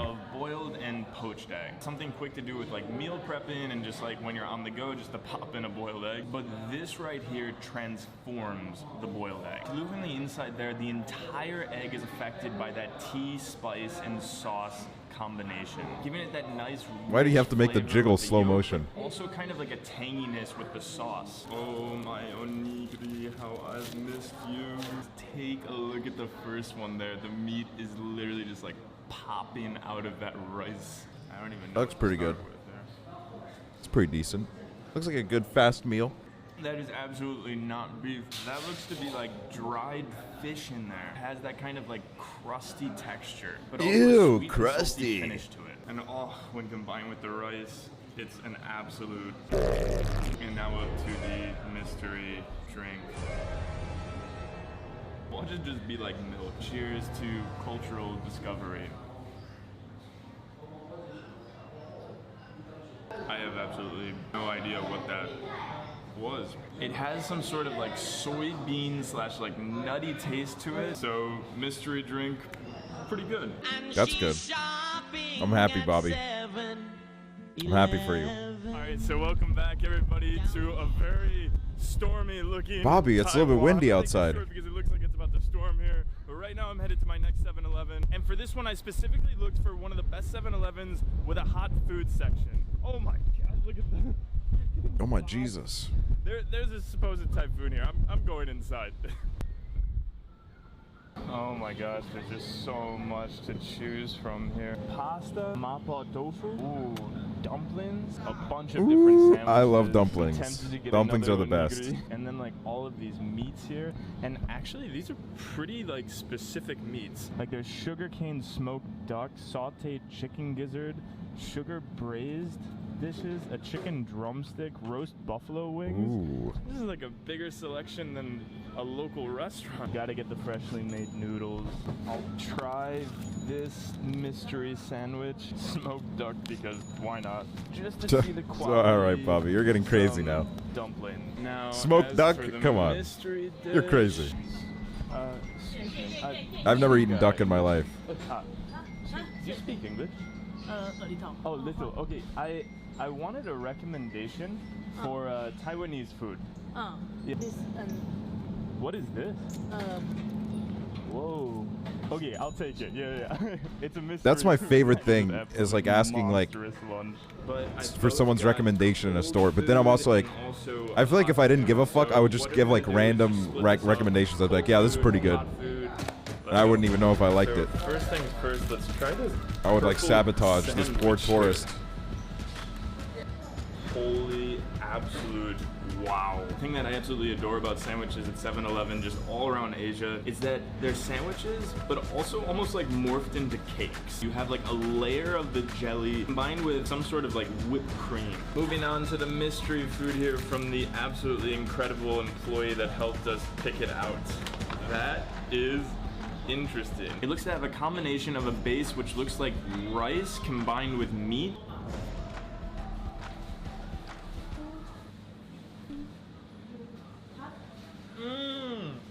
It's supposed to be hot, not cold. I thought it. Delicious. Did you see my face? Because of my face, I was like, I don't know if it's supposed to be like. iPhone. Okay. Okay. I love her. So that was totally not supposed to Yeah, be Papega, cold, Bobby. But honestly, the best employee took all my food to get warmed up in the microwave and told me when she's doing that for me to dive into the only other food that I actually had on my counter that was cold, the noodles here. So hot sauce, fresh noodles, let's go. Cold noodles? I don't know how I'm gonna feel about that. These things, the first thing I noticed was the freshness attached to them. As you saw, They do look fresh though. The noodles themselves are incredibly long and well made. Oh my gosh, you are the best. Thank you so much. Okay, so she is the absolute best. I'm gonna put these noodles to the side and move on to the hot food section. This is the sugarcane smoked duck. First impressions, I am incredibly impressed. Look to be cooked perfectly and seasoned. Why is there a counter? What the fuck? Why was there a counter? Alright. To have that quality duck at a 7-Eleven is unbelievable. Just take a look at the piece of this. The meat looks to good. fat ratio is perfectly on point. Moving on to the bento, and I am absolutely impressed by this bento. my Like, it has God, the that meat, looks it has the crazy. rice, it has the vegetables. Everything here that you need is here. It's like marinated in the gravy. Now, dumplings are one of my favorite foods. So these, I mean, when you get dumplings from a 7-Eleven, I'm not really expecting too much. That dumpling sauce on there. That's a decent dumpling. It was like almost a burst of juice. Decent which was like decent an dumpling, incredibly Pog, you. salty flavor that just was like. And also, it's a pretty nice piece inside each dumpling. Quality, I'm impressed. What is that timer I am for? Officially, so full lunchtime. For him was amazing. finishing the meal? I'm confused. Alright, so after a few hour break, dinner time. Now for lunch we tried the hot food, like the ready-made section. And although this was absolutely incredible and amazing, what Taiwan 7-Elevens are known for are the snacks. Supposedly Taiwan has all these different types of snacks that personally I have never tried. Right now I'm headed to the 7-Eleven that actually has one of the highest ratings in Taiwan. Not really sure what, is special about it, but right now I'm heading there and let's try all these snacks. Wow, this does look like a highly rated 7-Eleven, I gotta say. Not only do the snacks look delicious, but they come in like all these cute little boxes too. Like what? so many snacks around me, so I think I need some. I've been to 7-Eleven twice, and it was in the U.S. both times. One time in L.A., one time in Orlando. Try the best Taiwanese snacks. And yeah. when I went in L.A., I think the lady was thinking that I was stealing the icy or the fuck like the slushy. She thought I was gonna steal it, but I just didn't know what I was doing.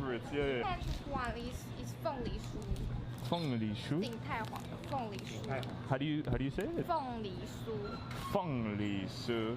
Was it good? Yes. Okay, good. This is 太阳饼. This in Taichung is very famous. Okay, cool. Thank you. I feel like that's so much fun, like introducing new food to like tourists and shit. Like I'd love to do that in an Estonian store. I see like a random person, and I'm like, this is good and this is bad. I brainwash them into thinking what's good and bad. Oh, thank you. You guys Did I like LA? I liked LA because I have a lot of friends there. I would say the month that I spent in LA was probably the happiest month of my life, but the city itself is not that great. There's a lot of problems with it. Like, for example, no public transport, so if you don't have a car, you're fucked. Or, I mean, there is public transport, but it's really bad. You're awesome, yeah, thanks. This apple cider. Ooh, okay. That looks good. Okay, apple cider. Actually, this is That looks good as hell. 挂包. 画包. 挂包. 画包. What's up, Average Harry? I think this is amazing. Thank you so much. Yeah, I thank you. You were so great at detailing everything for me. Yeah. Okay, thank you. Okay. You can say that I'm excited to dig into this. Anyway, with that said, seeing that we have like all of these different snacks here, I think we have 1, 2, 3, 4, 5, 6, 7, 8, 9, 10, and with the drink, 11 snacks. I feel like it would be better to do almost like a mashup. So sweet, salty, hot, let the mashup begin. And it's absolutely stinking. What does this mean, mashup? What do you mean by this mashup, Bobby? Yum. These are actually Taiwanese sausages. And what makes this special is that casing there on the outside. It's almost caramelized together, giving it like a sweet, greasy taste. Next, one of the things that I'm most interested in, the shrimp cookie. Oh, that is an interesting smell, man. It smells just like shrimp, but also it smells like of a cookie. I see. Okay. It's almost like it's a shrimp cookie. Completely different flavor than I've ever tasted before. The crust on this, it's not necessarily a cookie, but also not necessarily a chip. I swear to God, like guys, once borders open, I'm quitting streaming and I'm just gonna make videos like this. I love the packaging on the Taiwanese snacks at 7-Eleven. It's like a potato man with a rainbow covering it. I mean, it's a potato chip with a very interesting twist attached to it. Like, it says that there's egg in there, but it tastes more like almost like a buttery texture, which is really trippy because butter is normally associated with like a sweet snack. An apple cider, really good. Last salty snack. I've had dried fish in the past. Wow, but oh, never what the hell is that? One that smelled like this. Now, the coolest thing about dried fish, and specifically this one, is that the more you chew, the more you taste that like fishy flavor. Okay, now for the sugary snacks. Ew, fishy flavor. We got those are so good. So many sugary snacks. This section is going to be just me just basically getting an absolute sugar rush. Let's start off. Yo, with it's like that cream song. puff. Okay, now this, it looks like it could be like the best sugary cereal of all time. At first glance, this is basically a chocolate ball. When you bite into it, the crust just like crumbles underneath. And then you're greeted with like this little oozing of chocolate. I don't know if any food needs to be ripped apart like that. Pieces. These could most definitely be addictive. That's so cute. It's just like a little square of cake right there. Oh.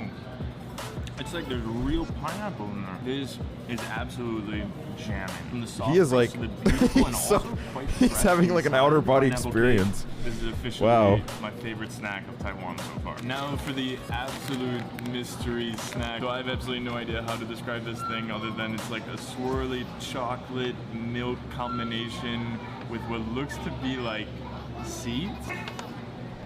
Okay, that's definitely not chocolate. It's almost like a lightweight chocolate with not too much sugar, but more so like a bready substance to it. Thank you. Oh, that was the coolest experience ever. want to do another video. Doing another video. No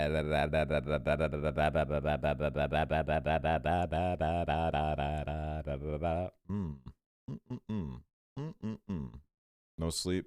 I don't think I'm like I know that if I like ended stream right now and I'd literally go lay down in bed, I wouldn't sleep. So there's no point. There is no point. What else is there to?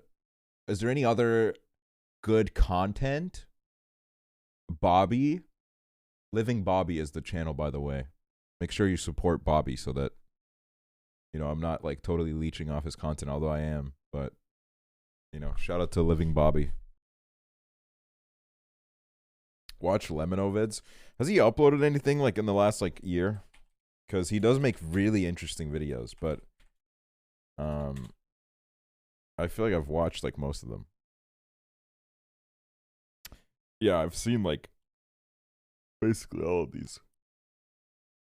Basically all of these. Sub to Bobby? Oh yeah.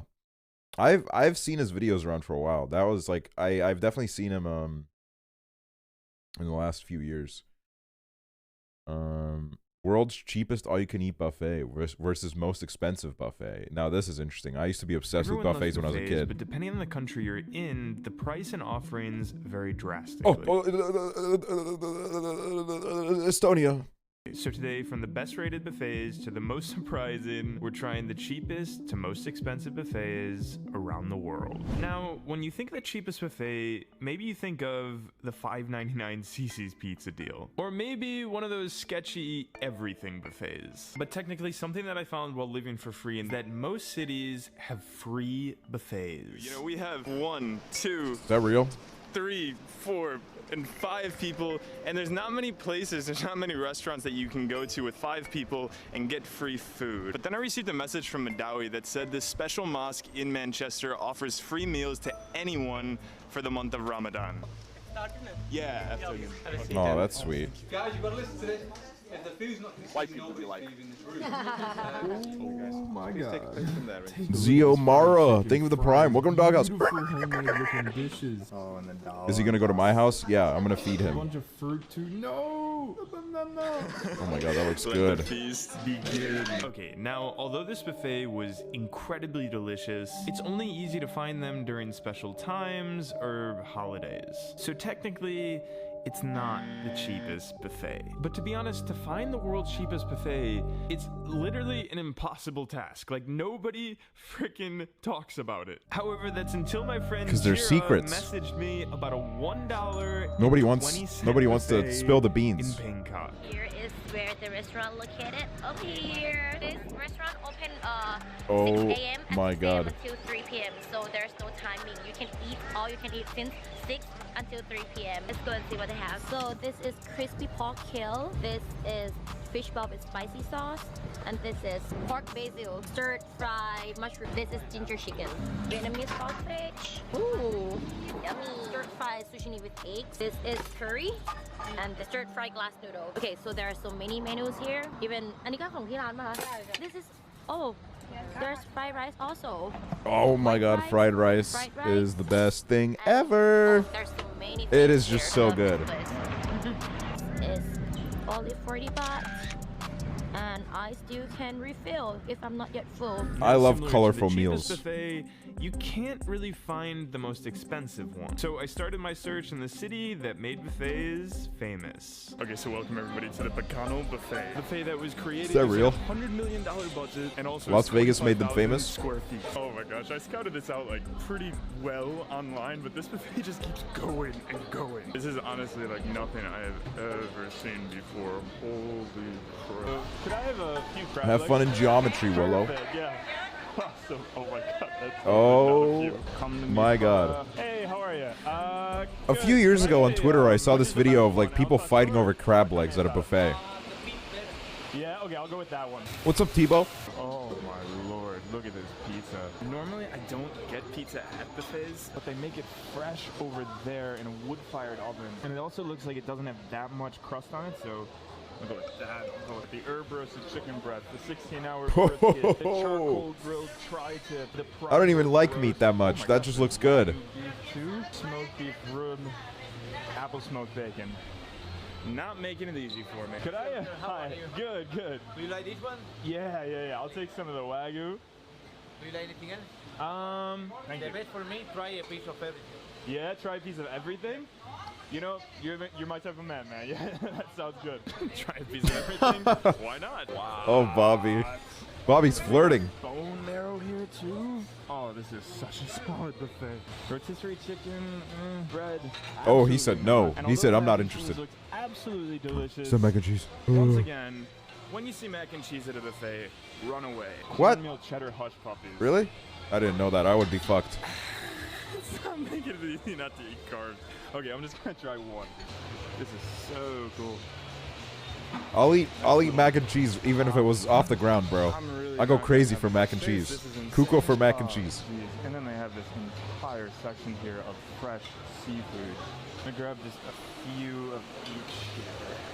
Oh, thank you, buffet gods, for bringing this buffet to me. Now, this buffet was Vegas's most expensive, but it only costed $50, which is definitely not the world's most expensive buffet. That's So I a continued my search $50 for all that? buffet glory, the world's That's most actually pretty expensive good. hotel What the fuck? in the Maldives. This buffet isn't just separated by stations. This has freaking rooms. Like, welcome everybody to. So is this the fruit room right here? Wow, the fruit Oh room. my gosh. You have every flavor imaginable. I feel like I'm living my childhood dream right here. This is the Indian specific bakery. Microwaves. From milk bread to tandoori bread to ganakata. Welcome everybody to the salad room, where you have fresh vegetables from their garden here, and also things to, you know, normally put on your salad, like smoked fish and sashimi and hummus. Hello. Oh, cool. This is my Sri Lankan breakfast right here. There's a Sri Lankan breakfast over there too. I think I need to pace myself a little bit. I think I want a little bit of. Yeah, go easy, Bobby. Take care of yourself. Whoa. Holy shit. Okay, now, although the food was Wasn't he just in Las unbelievable, Vegas? it still technically wasn't the most Yeah, he expensive teleported. because it came free with the night stay. I think- And on top of that, the coffee here. I think this is a video that he As a probably coffee spent a lover long that time literally making. has customized coffee from Trade Coffee Company. Gotta say, I still prefer my customized coffees. I kid you not, how they customize your coffee is almost like a Is this an dating ad? service. By first asking you 6 questions Oh. on the different types of coffee. Wait, you is this like, an ad? and What then is depending this? on your answers, sending different types of coffee each month. Or is this for the example, buffet? this Oh, month this is I have this is an ad. with I was like, is this for a buffet? Are they asking that for the I buffet? can already feel that this is definitely the most expensive buffet in the world. Jeez, like the entry to this place is absolutely epic. It feels like you're on somebody's like private. Oh my god, what am I on drugs? Why was it I lagging? realize there's massive buildings just It was like if everywhere the around. frame rate went down for a little bit. It's scary. I have a reservation for Bobby. I can give you this offer or either this one. And I have the whole thing? Yes. Okay, it's so big. Words cannot describe how cool this place is. Like, God, normally Bobby's you go to just a buffet, feel-good you have- guy. like, here it feels What like is you this have I your just own joined? little home. So how it works is It's a first they bring the buffet. appetizers to you, and then you go around and you eat the different main courses. Thank you so much. How are you? Good, how are you? Wonderful. So my name is Gordon. I'll be serving some. I want to tea get for the table. champagne So we have at a some restaurant. I haven't done that in a very long time. This is quiche I want to feel cake. very We have fancy. mutabels, have the baganish Champagne's as well. We have the not beetroot bad. mutabel. Have the chicken shawarma. Yes. Some Arabic bread. Okay. And then we have za'atar salad. And then we Okay. have tabbouleh. So this is a mix of parsley, some lemon juice, tomato, onion, super. When you came here, I thought I was gonna get like 2 plates. Oh my god. I feel like I'm in a full-on dream right now. 1, 2, 3, 4, 5, 6, 7, 8, 9, 10, 11, and then a full basket. Not just one piece, a full basket of bread. That is, you might call it the most epic appetizer of all time. Yeah, that is pretty epic, to be fair. Oh my god. We haven't even Speed technically run. started the buffet part, which is pretty crazy because we've had 14, 15 plates so far. Oh, and here we go with the buffet. What is this here? This is a fish with tahina sauce. Oh, wow. Okay, yeah, I'll have a tiny bit of this. This is definitely the most beautiful buffet I've ever seen. Everything looks like it was homemade and that a chef actually prepared it. Just look at these freaking tins. Have you ever seen something more beautiful at a buffet? Hello. How are you? Good. How are you? I'm very good. Good. So what are the different options that you have here? So I have a lamb chop. This buffet is not for antisocial people. You gotta make small talk at every fucking station. That's crazy. Salmon, shrimp, and local fish shafi. Okay. So overall, you taste it. I will make it for one. If you're feeling introverted, maybe not. That is a maybe not this one. Holy absolute crap. Would you look What the fuck? That's a lot of food. Is being blown times like 30. This is like a plate meant for kings.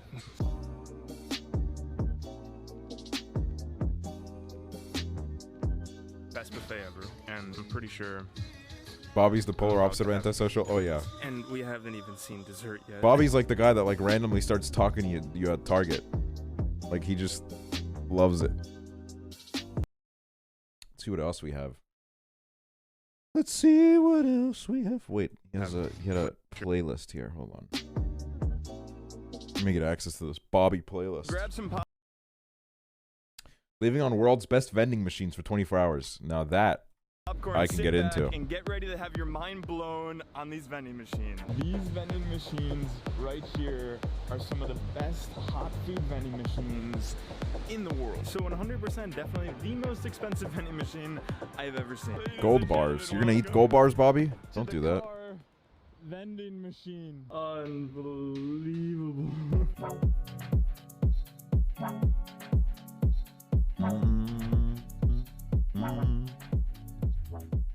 Hello everyone and welcome to Singapore. Now, when people think about vending machines, they normally think about Japan. And I'm very familiar with Singapore because it comes up a lot in GeoGuessr.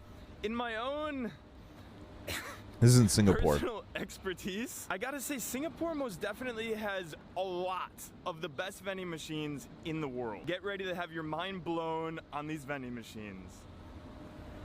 So seeing that it's brunch time, I gotta get some food. So this vending machine is called Boon Lay Power Nasi Lemak. And inside this vending machine you have anything from white rice with squid cooked in chili paste to steamed white rice with fried chicken to nasi lemak fried chicken wing.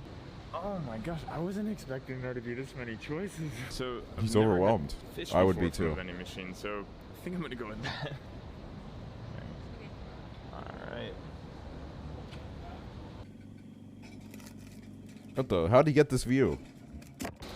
And then you get it there. So then there's heating instructions. Bobby, you put your camera in the vending machine, didn't you? A specific number to press on the microwave.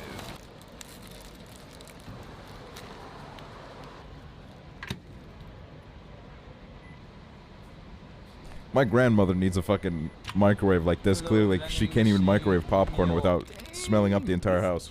Unreal. So first impressions of these two meals, just opening them up, I'm absolutely blown away. Like, where have you ever seen real fish in a warm-up vending machine? Also super impressed with the fry on that egg. Ooh, that's a good egg. Looking at this egg because it seems like they just did this. But this fried chicken is like literally staring me in the face right now. So that's what I'm gonna start with. Alright, this is scaring me, man. This fried chicken, of course, has the small misfortune of being a warm-up food. And with fried chicken, one of the most important things is having a nice fry on the outside and a juicy inside. And although this outside has some work to be done, the inside is absolutely wonderful. Next, let's go for some peanuts, some of those little fish, the rice, and almost make a egg sandwich. Okay, Bobby, you're getting creative. I respect that. How? That tastes legit like a fried egg. But next, let's get a little bit of this fish here. Unreal, man. We are getting started off strong here. One of my deepest beliefs in travel is no matter where you go, whether it's when I went to school, there was a vending machine, and I used to get something from a. However, Singapore plus vending machine. I used to get something from a vending machine every day, and then one time it got stuck, and I never thought that would happen to me. Ladies and gentlemen, welcome to a part that's simply called mind blowing. So first thing, welcome to the gold vending That shit was machine. And I sell painful. everything from gold coins to silver coins to gold bars. If I were to go with a gold bar, prices range from like 120 Singapore dollars to Holy shit. 230 to 538. Yeah, 538 Wow. is like the most expensive. And all the coins are 500 and over. Silver, it's like the same story. So 100% definitely the most expensive vending machine I've ever seen. Second thing is not exactly the most luxurious thing in the world, but it's just shocking. Welcome to the salmon fillet vending machine. World's first So it Norwegian looks like salmon this machine is 8 some sort of 8 a.m. freezer Why'd I say 8 a.m.? because What the all fuck? salmon inside 8 a.m. is Hello? frozen raw salmon. 8 a.m. Salmon is measured at 200 grams and it's 290 Singapore dollars, which is actually one of the draws of this machine is it's actually cheaper than most supermarkets. Also, why'd I say salmon? I forgot that it's. You guys say it like salmon. Give me my salmon. I can't wait to see what's in Salmon, 8 a.m. frozen salmon. Now, number 3 is something that I Yo, Bobby, you're in my left before I ear. see it in person. I've seen it online, but it seems like a joke. Like, it seems like an April Fool's joke. So it's up this street. I'm so excited to show you guys what it is, and I'm excited to see if it's actually real. Ladies and gentlemen, welcome to the car vending machine. I don't want to make There we them go. think I'm gonna buy a car. I can't remember if my stream's like down mixed to mono or not. So I don't know if he was in the left ear for you guys, but he was in literally only my left ear for a second. It was fucking scary. It's a car vending machine? Yeah. How does it work? How does it work? Oh, where are you from? New York. And what kind of cars are up in He's the from New vending York. machine? He's a mean New Yorker. I show you what. My right is You're so nice. Oh wow. You just take a. So cool. Yeah, okay. It goes all the way up to the car. All the way up to get the car down. Wow. Okay. That shit's On scary. down Yeah. for viewing. Wow. Unbelievable. Oh, that What if is it drops the literally car? Coolest thing I have ever seen. Oh my gosh. Car slips off, a little slip and slide. It spins around too. Could happen. Wow, you guys are not playing around here. Wonderful. Thank you so much. Yeah, you're so nice. Have a great day. Yeah. Wow, that guy was so nice for letting me test out that vending machine. That's crazy. That he was literally just like, "Can I see the car?" And then he brought the whole dang car down. Now, every place that I visit, I Wow. love to discover the That's little very but kind. super important details of a place. And one of my favorite ways to do that is through snacks. Oh my gosh. This is so many more that I was expecting. This is a whole freaking market. Let's see. So there's one vending machine, 2, 3, 4, 5, 6, 7, 8, 9. And then over here, 2 hot food vending machines, an orange juice machine, and Holy a shit. coffee machine. I mean, I gotta say, the orange juice crap. machine So right I next to don't like even the know where hot to meal start, vending man. machines This is pretty unimpressive. There has to be 1,000 different items here to choose from. Can I ask you a question? So this is my first day in Singapore. Oh, okay. Yeah. So I have no idea about the snacks. Yeah. Is there a favorite snack that you have or something like that? Oh, There's so many snacks here. usually they will just go for this or Is there another one that you would? seaweed. Seaweed? Oh, too? dude. Okay. Wonderful. Thank you so All much. the fucking Yeah, have a seaweed great snacks day. are I'm so interested good. to know how the corn Oh, tastes they're from so my vending good. machine, so Oh my god, let's fucking go, sweet dude. corn. Corn. The corn. In front of us, guys, we have 5 different snacks, ranging in variety from pizza to corn to seaweed to shrimp to sweet potatoes. So with that said, let's dive right into it. Shrimp crackers. Whew. Those have quite a strong smell. Subtle, crispy. Those but look delicious. good. Please don't tear apart. Come on, put some muscle into it. There we go. I know this one almost looks like a crinkle cut French fry. Crinkle cut fries are the best fries. Potato 24 frames of in a Nick. bag. If he was here, he would be literally foaming at the mouth and chat, "No, they're bad. They're bad. They're still bad." But he's Like, a I wanna fool. be impressed by it, but a pizza flavor in a chip, you're asking for a lot. Oh, that Waffle fries are the best. I've never had a waffle fry in my life. Flavor. That is officially. Actually, no. I went to Holy crap. Chick-fil-A has them, right? I went to Chick-fil-A. I must have had them there. Why. I don't remember though. Get a corn on the cob from a vending machine. How long do you think this corn has been sitting in that vending machine? Probably Come on, years. I want to eat you. That sounded so wrong. Do not comment about Bobby, that. Pogo Bobby. I will say, Bobby, you're acting real Pogo. it was probably my bad for getting this corn from this vending machine. I mean, why would somebody get a corn on the cob from a vending machine? It kind of has like a brief taste of plastic attached to it. When you come to Singapore, That's how I love snack my choice corn. For me, snack of choice that you have to get are certainly these pizza chips.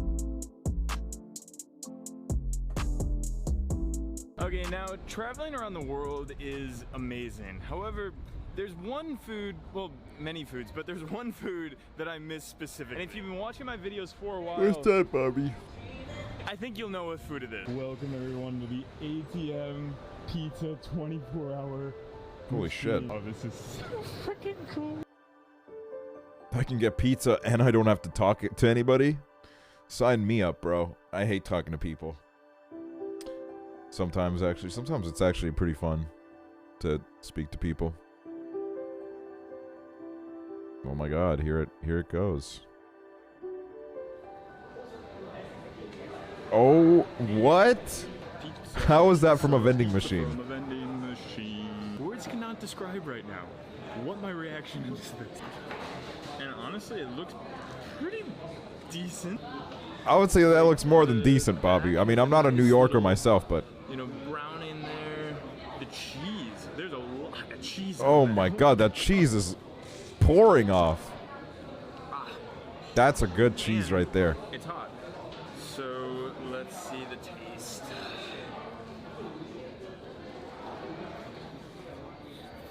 I mean, I'm gonna start off by saying I'm a bit of a pizza snob. I literally search all around cities. Of course, he's a New Yorker. So with that in Every mind, New Yorker is fucking let's talk about this pizza. weird. Obviously, the crust wasn't made in an oven. This is a warm. New Yorkers are pizza, bizarre. basically. However, the fact that they've kept all the ingredients like a 4 out of 10 freshness and somehow made the crust actually crust, I'm quite impressed. However, having said that, I have in front of me a pizza from a vending machine. So anyways, sitting here with my warmed up pizza here, I gotta say, today has literally blown my expectations. I'm interested to know what you guys thought. What was your favorite vending machine of the entire day? Comment that down below, and I'll see My you guys favorite vending on machine was, I gotta say, the pizza one did kind of go off.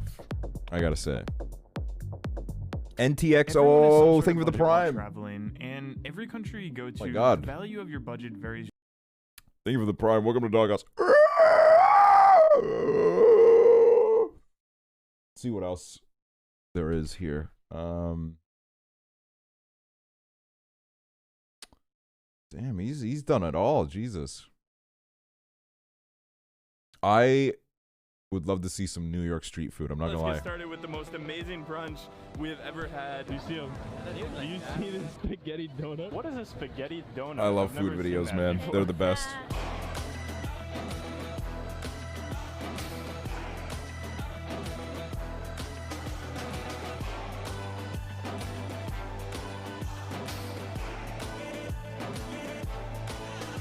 New York City is one of the street food capitals of the world. Everywhere you look, there's not only delicious street food, but also food from literally every culture around the world. And today, Lucille and I woke up and Oh my God, his we were GF. really hungry. Yeah, we were like, He's got a we were French insanely GF. hungry, and we just looked at What's each his other and channel we're like, again? Okay, It's we wanna have the most Living epic Bobby. brunch possible.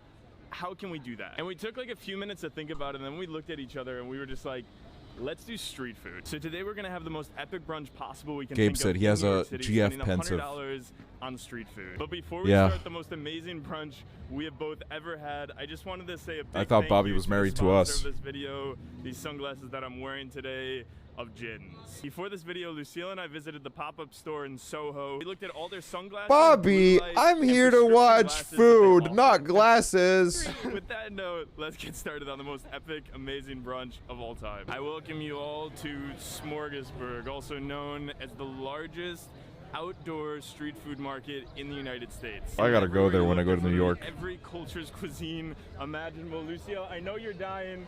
I know you want to eat like right now. Just looking around. I've wanted to go to New York for like 2 years. To find a food. But literally, like, you know, the pandemic happened, but even before that, all the people that I knew in New York kept saying, do not come here. It's miserable here. So I was like, no, I want to come to New York. They're like, do not come here. I was like, dude, I just want to fucking visit New York, dude. Okay. This is a competition, Lucille. The competition is whoever finds the best street food wins, okay? Yeah, you will win. 3, 2, 1. Go. Okay, see you in 3. Masks? So my first plan is to find a place Yeah, the essence of street July food, like 16th, 2019. They're fucked up for this. They're clearly making a statement. I found it.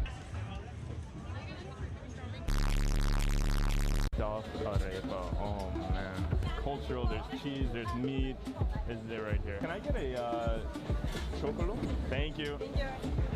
Now, what may that be? 3 minutes old. But I'm at the spot right now, and Lucille doesn't seem to be anywhere. Hey, there you are. That is officially the most effective way to go to a street food market. So what did you get? So I got a ceviche bowl. So it's a Peruvian dish with corn, some kind of fish, and a bit of salad. Now for me, I went with the arepa chocolo, which is a sweet corn arepa with cheese mixed on the inside. Oh my god. Look at You had all me at that cheese. there, Lucille. So let the South American street food part of this video begin. Oh my god. Okay, so taking the first bite into this thing, it is just jam-packed with cheese. What I really like about it is the taste of sweet corn.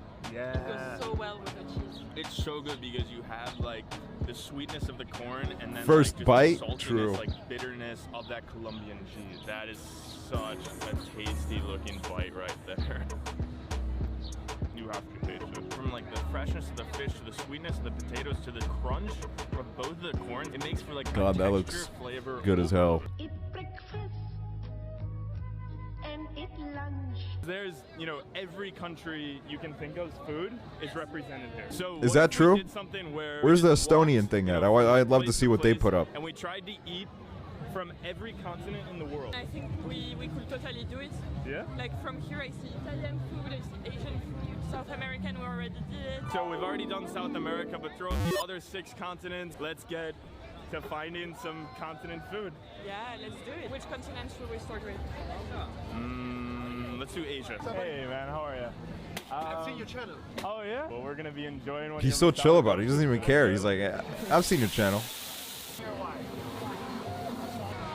We have to eat even more food to reach. Yeah, you're making this challenge hard, man. Dude, I This is what the appreciate average that. living Thank you Bobby so fan much. looks like. Such a nice guy. Gave us the dosa completely for free Fucking after seeing ripped, the channel. tatted Which is up, really nice, but sunglasses. It's hurting our chances on this challenge here. But anyway, we went with the masala dosa, which is a South Indian dish that's kind of like almost a crepe made from rice and lentil. Now inside there, it's stuffed with potatoes, chutney, onions, peas, tomatoes, and just spiced with anything from cardamom to curry leaves. Oh, that is good. Literally, they stuffed this thing to the absolute brim, too. Like, just take a look at that bite. Asia, check. Ready for the next one? Yes, let's do it. Let's do it. Can we have the classic poutine? Representing North America, we have the Canadian poutine. I had a Basically French poutine at fries, Disney World, and I think that was a gravy, great and disrespect then to the Canada. famous It was not that good at Disney World. Let me say, do not get poutine at Disney World. All right, thanks for showing off. Yeah, the cheese was not like this, man. The cheese was like gold, like cold, not gold, but cold lumps. Go. Oh my gosh, there we go, another one. Oh, It was fucking sad. Oh my gosh. Yeah, you can really see that it's made with fresh ingredients. Have some cheese like running down your chin. I don't even care. This food is absolutely bombing. My merch just came in. Let's fucking go. Alright, can I have 4 skewers Hope you of, like it. Lamb? Yep. Next on the street food journey here, we just got skewers from Italy. What part of Italy was it from again? Abruzzo is next to Rome.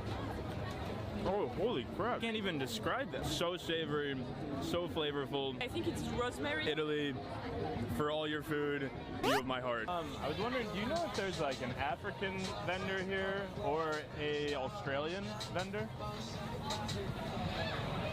I think our continent dreams are coming to an end here, Lucio. Wow. So kind of the point of eating. I mean, what was he different expecting by putting continents, Antarctica is kind on of the like screen? Discovering new things. So, okay, this is my idea. What if we both went out? What's and up, we Emily found, Jane? Like, literally the weirdest item that we could find here. Sure, works for me. Not necessarily weird, but just newest food that we've never seen before. Sure. So most unique food, let's go. What is a spaghetti donut? I've never seen that before. Awesome, thank you. That probably made some Italian roll in his grave. What is So I got the drink is called tepache. It's a fermented pineapple that is fermented with the skin and the core. And this is kombucha red orange sorbet. So we have found just like absolute refuge in the Me and shade Nick had a right here sushi with donut at pretty much, like, the most Epcot. epic view It was I could really bad. imagine of New York City. Literally just right in front of us. It was not good. I feel like I've like been in the oven for the last like 2 hours, and we've finally entered into the freezer. It's the most satisfying food we've eaten all day. Tastes so oh good. my gosh, that's so amazing. And also, it's pretty cool. Like that fermented taste. It's just like a small like kick of fermentation. Yeah. When you think of like hot summer days, you know, some people think of something like this, like a float or a slushy or a cold drink. When I think of a hot summer day, God, I am actually going to travel so much.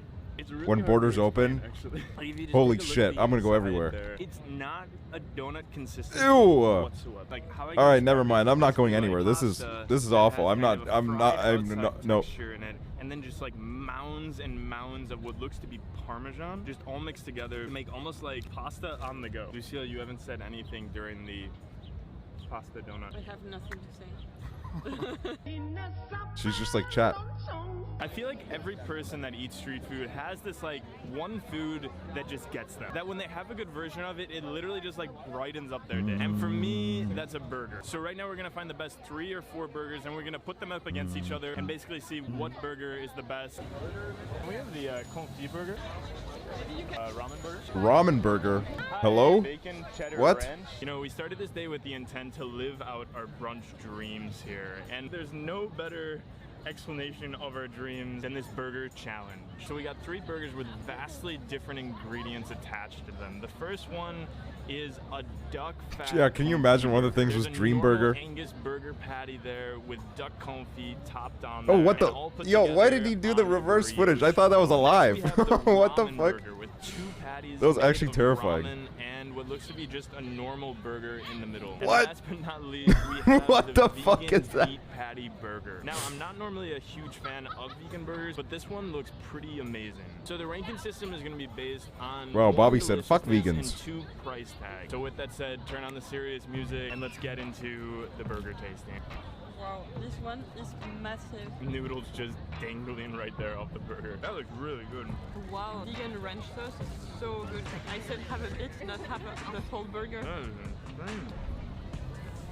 My dreams are coming true. Okay, so after thoroughly enjoying those burgers, let's get into the ratings of these things. So starting off with probably the most surprising burger, the vegan one here. Yeah, so this is only vegetable. What I find incredible about that is that sure, on a normal burger you have, you know, the burger taste. You have that deep, savory, That's meaty fucking taste. But on crazy. this, it's almost like they have to focus on other tastes besides that. So of course you have, you know, the smoky kind of like meaty taste. Yes. But along with that, you have the pickle, you have the sauce. Even the vegetables seem incredibly fresh. So I would say price, it's quite normal, maybe like a 6 out of 10. Price, I think it was a bit expensive, so yeah, maybe 5 out of 10. It's But in New terms of York. that burger for me, There's I'm gonna nothing go with that's an not 8.5 expensive in New I would- York. I would eat that again, like 100%. Same, 8.5 out of 10. In terms of the ramen burger here, I've heard a lot about the ramen burgers in the past. This one, just take a look at it. It doesn't even look, you know, That's happy. unnecessary. It looks kind of like a sad burger kind Like, of. I I'm just honestly really- gonna I don't go get with the- a taste score of a 4, I don't get it. And seeing that this was $12, a price of 12? pretty much the same, like $12? In terms of my absolute love What of the a burger fuck? right here, the Angus, the comfy, the brioche, the sauce on the bottom there. This right here. Kiara, thank you for the This was prime. Welcome to However, Doghouse. The price tag on this came pretty high at 14, just like the vegan burger. So I'm just gonna keep on with the price tag of a 6 out of 10. Now in terms of the deliciousness taste of this burger, I'm going 9.5 out of 10. So congratulations, duck, confit, burger. You are my absolute love. You are too, Lucille, but you are my absolute love burger. I just realized that I got like into my own element here. What is this rating scale? This That is a good question. Oh my god, so many burgers, so hot. But Lucille, Bobby's just fucking making it up as he goes, Yes, dude. I want to try a big watermelon. What? What is the big watermelon, Lucille? You'll see. You can only experience the big watermelon. Lucille's been talking The about big this watermelon. big watermelon all day, and I don't necessarily know what she's talking about, so I'm excited to see her.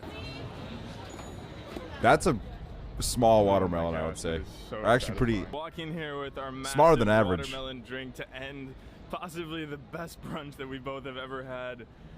The only thing that The I name feel is right now misleading. pure satisfaction, Yes, Lucille. I'm very happy to.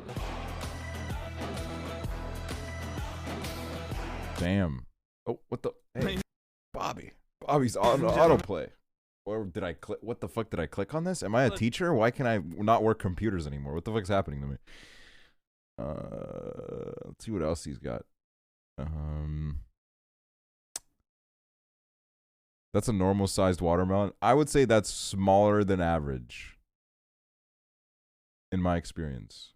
Okay, this is the kind of If I were to rate my living on street food. See, this is like him going to, because that was like a festival. This is, I want him to go to like favorite random food places. in New York City, I would 100%, literally no question, say street food. From the fresh flavors to the heart and soul that goes into that food. Really, there's nothing like it. And as it is so beautiful and amazing and hot out, and finally, we're almost there, summer again in New York City, I wanted to push myself a little bit to find the best street food in New York City. For 24 hours, I'll just be eating street food. Literally everything for 24 hours, breakfast, lunch, dinner, breakfast the next day, street food. Bobby, be careful. Can I have 2 eggs, bacon, and cheese? In a row? Yeah, on a row. Yeah, I hear you guys are the best. Oh my god. I love putting eggs on like sandwiches and shit. Yeah? Trying to do things right. What makes it so good? Old school breakfast. Dude, he's not even That's all looking. local. Good food fast. How long have you guys been here for? 30 years. 30 years? Yep. Wow. Oh my gosh. That's what people know us. You guys are originally from New York, or where are you originally from? Well, I'm in New York since 1974, before you born. I was 17 years old, so I don't know where I'm from. What was your guys' name? It's really fascinating seeing them work. Freddie and Bill. Freddie and Bill. Awesome meeting you guys. Yeah. I'm Shout excited out for this Freddie and sandwich, Bill. I think I'll see you guys a lot now. All right. Have a good day. I decided to go with the classic bacon, egg, and cheese. The sandwich is topped with 2 fried eggs, American cheese, perfectly cooked, and with a little bit of burnt bacon, and all put together on a special breakfast roll.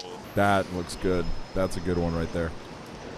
Honestly, the only thing that I can say is there's no better way to wake up in New York City than a bacon, egg, and cheese. And the one here at Quick Stop, like every single ingredient is perfectly handled in there. You have the richness of the egg, you have the crispiness and saltiness of the bacon. The cheese just like ties everything together like glue. So literally you have every sort of flavor in this breakfast sandwich. When I woke up this morning, I knew that I would be 1, eating food, and 2, just sharing No beverage? That's a conversations good with question, people. But actually. when you Why is eat there no from a beverage? street food cart, you know, the people making your food, they are the He probably owners, drinks they are water. the chefs, they are the people that brought the recipes here to New York. So just that conversation with Freddie and Bill, it made me, I don't know, it made me start my day off just so That good. is good. Let's see what he's getting for Favorite lunch. time of the day has finally arrived. And you know, in a lot of my videos, I tend to stay in Manhattan, and that's because I live here. For a while, in my this favorite video, thing in to this do would street be food like, video, before like honestly, food delivery was a there's thing, really only and I was like a one kid, place that when you I would can get go. hungry It's at a night, I place would that just watch literally like food is 200 videos. languages spoken in like a And it was 5-block like the radius. worst A place where self-sabotage terms for ever. Street food are not necessarily, you don't necessarily need them. A place where cultures come together and literally make like what New York City is. Corn. Dude, the MRE videos are so good. Literally the only fucking good thing that the military's ever contributed. Okay, so welcome The to MREs are so Jackson interesting. Heights, the area that definitely, like most definitely in New York City, has the best street food, and it's one of the best places in the world, literally the world. To We get should watch food. that. Yeah, I'm Anyway, down. right I'm now, down to do under one of the those. subway around on 96th Street, which for me There's this is the hot MRE spot, like the guy absolute who's spot really to get funny. Mexican food and Ecuadorian street food. So what I got for lunch is a complete corn topped with butter and Mexican cheese. I also got a chicken chuso, which was literally grilled and marinated. God before my fucking eyes. damn, Also, what one the other thing to fuck? note, the first language That shit in looks this area, unreal. It's not English, it's Spanish. When I walked up to the vendor, there was literally no question that we were going to be speaking in Spanish. So if you do come here, try to channel a little bit of your inner, like, broken Spanish like I did. Oh yeah. That is completely just insanely rich. When you bite in, you first taste the sweetness of the corn, then the Finally, fattiness some of fucking the corn butter, appreciation. And then to dye it all together, you have the salty, and you also have the sweetness of the Mexican cheese. You know, normally when I get chusos or meat sticks, they're pretty small, but this thing is massive. This meat Holy is shit, just literally his fucking a eyes bomb went like of flavor. backwards. If you just take a look at the meat, you can just see the different seasonings on it and literally that perfect barbecue char from the street. Also, I know I mentioned it before, but take a look at the size literally of those pieces Craigasmed. of chicken on there. Like, they're freaking massive. So anyway, guys, if you're looking for a food, if you're looking for a flavor to take you literally to another world, like literally another country, you have to, like you must, come to the station under 97th Street. I'm on my way. What would you say is the better momo, the beef or the chicken or the vegetable? Beef's good. Beef's good? All right, I'll go with the beef then. I heard your momos are the best in New York City. Oh. How long have you been here with your food cart? 6 years. Where are you originally from? Tibet. Tibet? Oh, really? Cool. I've been on the border of Tibet. Yeah. So yeah. So cool. What's your name? Tenzin. Tenzin? Yeah. Oh, nice to. I'm Bobby. Oh, Bobby. Yeah. And 100% of your properties go Guy's like, "Are you to still talking to me?" Tibetan college? Yeah, Tibetan college, yeah. Wow, really? Yeah, Tibetan. Just India. Yeah. This guy's like so over it. We spoke about 15 more minutes about the importance of education and how one of our profits go to So schools. for dinner, I wanted to get a food that, for one, I support for the delicious flavor. Yo, look at this guy in and the two, back. Hold on. For like a one, I okay, so for This guy does not like vloggers. Look at him. dinner, I wanted to get a food that, for one, I support for the delicious flavor, and two, for like He a was bigger furious. meaning, for more of a philosophy to life. But anyway, I went with the Tibetan momo. It's a soup-style dumpling with homemade beef. That's just how New filling Yorkers and are. topped with special Maybe I'm Tibetan not built for New sauce. York. Maybe when an introverted little Estonian goes to New York, it's just a traumatic experience. My God. When you take a bite into these momos, you can literally tell that they're handmade, that they're homemade, that every ingredient in there is fresh, every ingredient in there is That cared looks for, good. of the utmost quality. And right here is the homemade dough, the pocket of the dumpling. And when you combine this with the marinated beef, it makes perfection. Not only was that food amazing, the conversation was amazing, the lifestyle, like philosophy was amazing. Really, the one thing to learn from that eating experience, if you've never tried Tibetan food, go try it. Now that was my dinner, so I would say see you tomorrow, but the last time I did one of these 24-hour challenges, I got hungry at midnight, and I usually get hungry at midnight, so I'm pretty sure I'll see you at I really I'll don't see you know at midnight. why, but it seems like literally every single night I get hungry around like the midnight hour. And right now we're in Chinatown, as you can see by the signs right there. And during the day, Chinatown, it's my outright favorite neighborhood. But at night, I don't know, it's just kind of scary, you know? You have like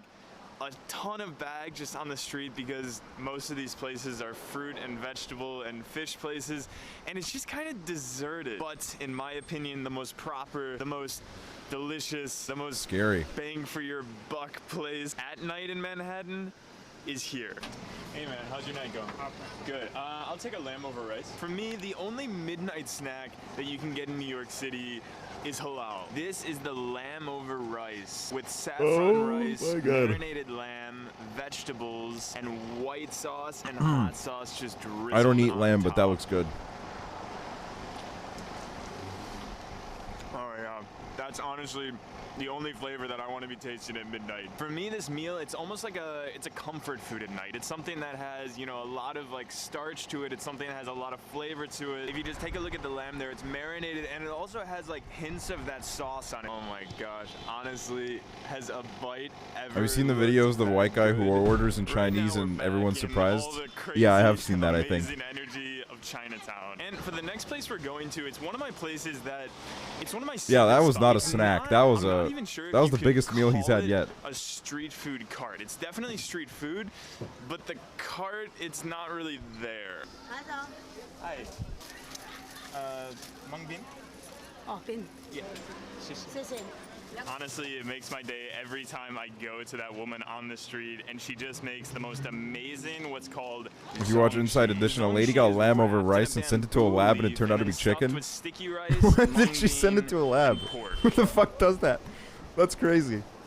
I mean, it's crazy that it turned out to be chicken, but it's also crazy that she I have sent no it Chinese origin. to a I have lab. nothing, like in my ancestry, but this.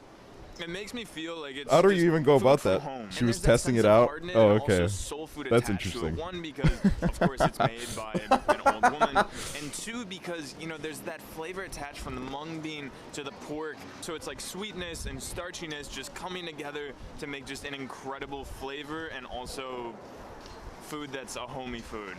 So good. You know, and in the last 24 hours, it's felt like that homey feel. It's felt that, you know, personable feel. You This not guy's very only good at eat appreciating food, you different not only cultures. buy food, but you talk to the people making your food. That connection, it's invaluable. It's so special. And if I were to pick one of the street foods to be my favorite street food of the day, I would probably have to go with the Momo. In the conversation of the food, it That's was such a literally cute name, perfect Momo. meal. But I'm interested to know what you guys think. What was your favorite food of the day? What did you think was most delicious looking? So I made a poll on my Instagram stories, so be sure to cast your vote, to cast what you think was the best food. But anyway, guys, I'm Wow. gonna go finish up my zongshi here. I think I may do another 24 hours of street food. This day have just been so amazing. It's been so delicious. But anyway, I'll see you guys next time. All right, let's watch an MRE video. I've actually, these videos are so funny. This guy is like, his name is Steve, and he does MRE videos. I've watched like his videos in the past. Let me see what his most popular ones are. 2018 MRE pepperoni pizza. 2015 Russian mountain ration 24-hour MRE review. So basically, these are like an MRE is like what soldiers eat in the military, and it's like food that's like it's packaged and prepared in a way that it's like, you know, you can take it out to like you know, the fucking battlefield or where the fuck you are, and you can like, you know, prepare it there, and it'll last a little bit longer. We can watch this one of the pepperoni pizza just to give you an idea. I think, hold on, actually, he might have done one of an Estonian MRE. We could do that one after. I don't know if he did. That might have been somebody else, but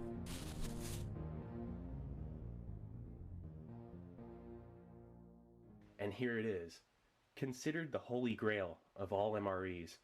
Menu 23, pepperoni pizza slice. Let's check this out. so yeah, like they give Real like quick, everybody though, like there's these a lot bags, good and at then the they bottom. 8045, the 45th day of 2018. This guy's crazy for MREs. Like I remember in one video he like started moaning. I remember watching it. Has an inner wrapper as well. Alright, so right off the bat, got a hot beverage bag, flameless ration heater, MRE spoon, That's a good spoon right there. chocolate protein drink powder. Oh, look at that. 12 grams of protein, 36 grams of sugar.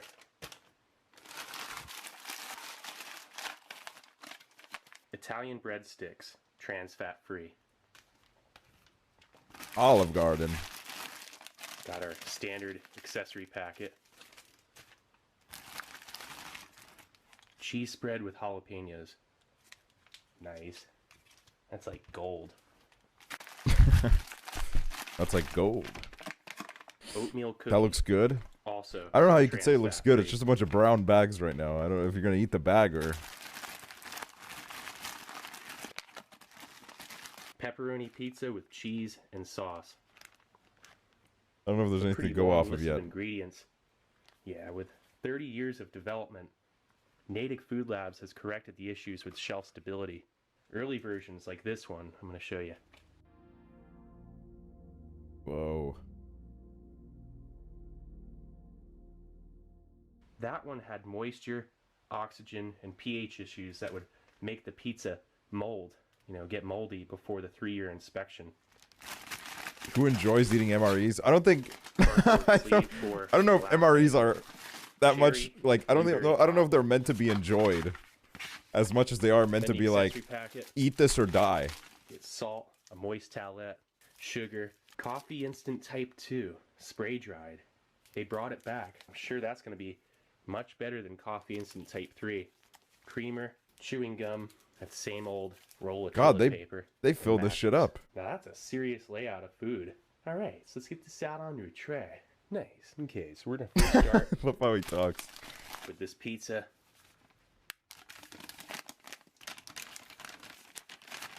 Okay, let's see if we can get this in there too. These FRHs don't have a lot of space, so it's a tight fit. This is not going to fit in there as well. So let's try out the cherry blueberry cobbler. Yeah, this cobbler will be great heated up anyway. Oh yeah, this is what's supposed to go in with it. Perfect fit. Can you put some music over this or something? I think it's more intimate this way. It's definitely doing its thing already. And now some science, baby.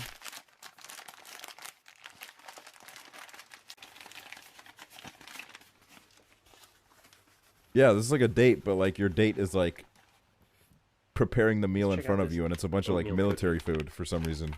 It's very romantic. Ah, this smells rich. Cinnamon and like a little bit of nutmeg. It really smells like a donut. That looks pretty good. And then for the coffee. I can't believe they brought coffee instant type 2 spray dried back. Oh my god, why'd he do that? That was kind of interesting that he did that. That smells almost identical to the old spray dried. Not quite as much of a powder. I'm gonna leave the creamer and sugar out. Yeah, and he has this like old military cup.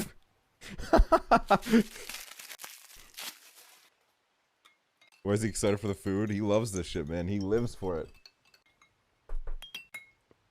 Right, and then this. Wait, that was like a little tune. Drink powder. It calls for 8 ounces.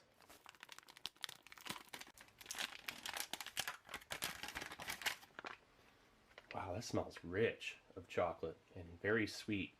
He loves saying the word rich.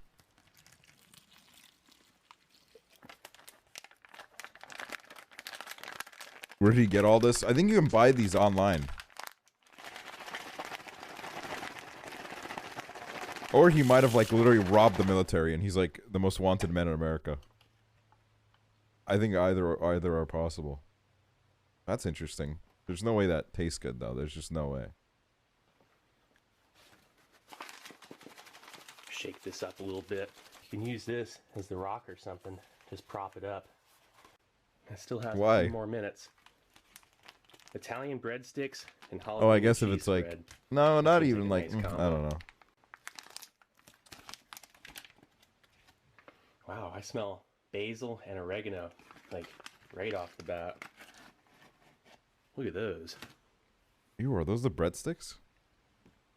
So they're scored to where you get 4 breadsticks.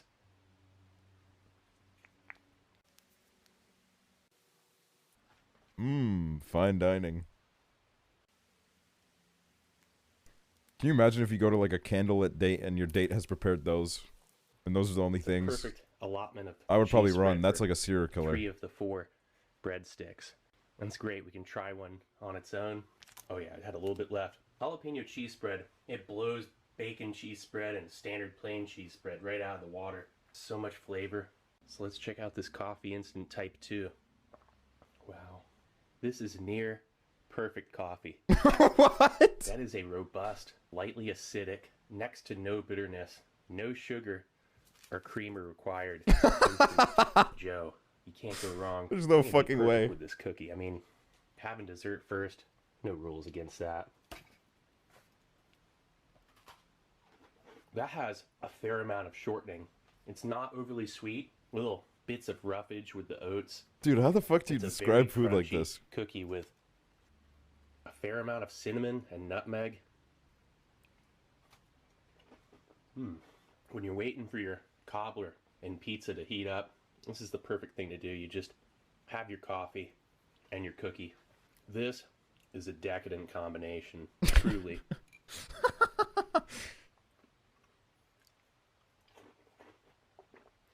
Followed up with a sip of this chocolate protein drink. Oh wow, that was an overpowering. Bobby is like your cool uncle, and then this guy is like your chain-smoking dad. Overtone, that's the only way I can put it. That doesn't taste very normal. Alright, so let's check out this Italian breadstick. One without cheese first. There's a light sweetness to that. It's very soft. It almost seems malleable. Kind of doughy. Malleable? What the fuck are these words, bro? Listen to a ball. Yeah, you practically can. Look at that. Why? That's like the texture of. What the fuck kind of experiment was that? Light flavor of onion, oregano, and again basil. It's a really nice imitation breadstick. It's the closest that you're gonna get to one in a ration.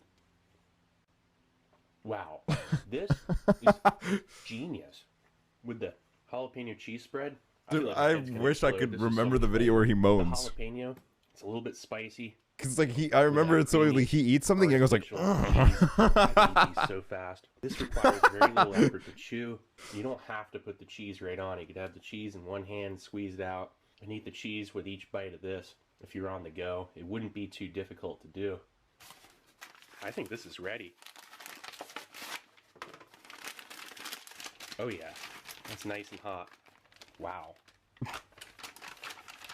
A perfect flameless ration heater. I'm so scared. Here's the pizza. 30 years in the making. Let's check out this pizza, man. Oh, yeah. Oh, that smells like some freshly heated up frozen pizza. Really? Ew. Look at that. Got the fresh pack. Look at that pepperoni. Some chunks and then That looks like flat vomit. slices up there. The U.S. spends like fucking $27 trillion a year on the military, and this is the best they can come up with. Come on. Wow, that was definitely the thing to do, heating it up. Look at that. A sweet and inviting smell of primarily cherry. Ew, don't put it out there. Oh, no. I don't want to see it like that. Ew.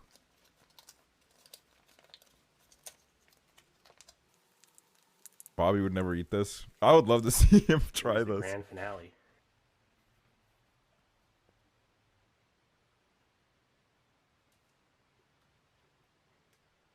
I did not expect this.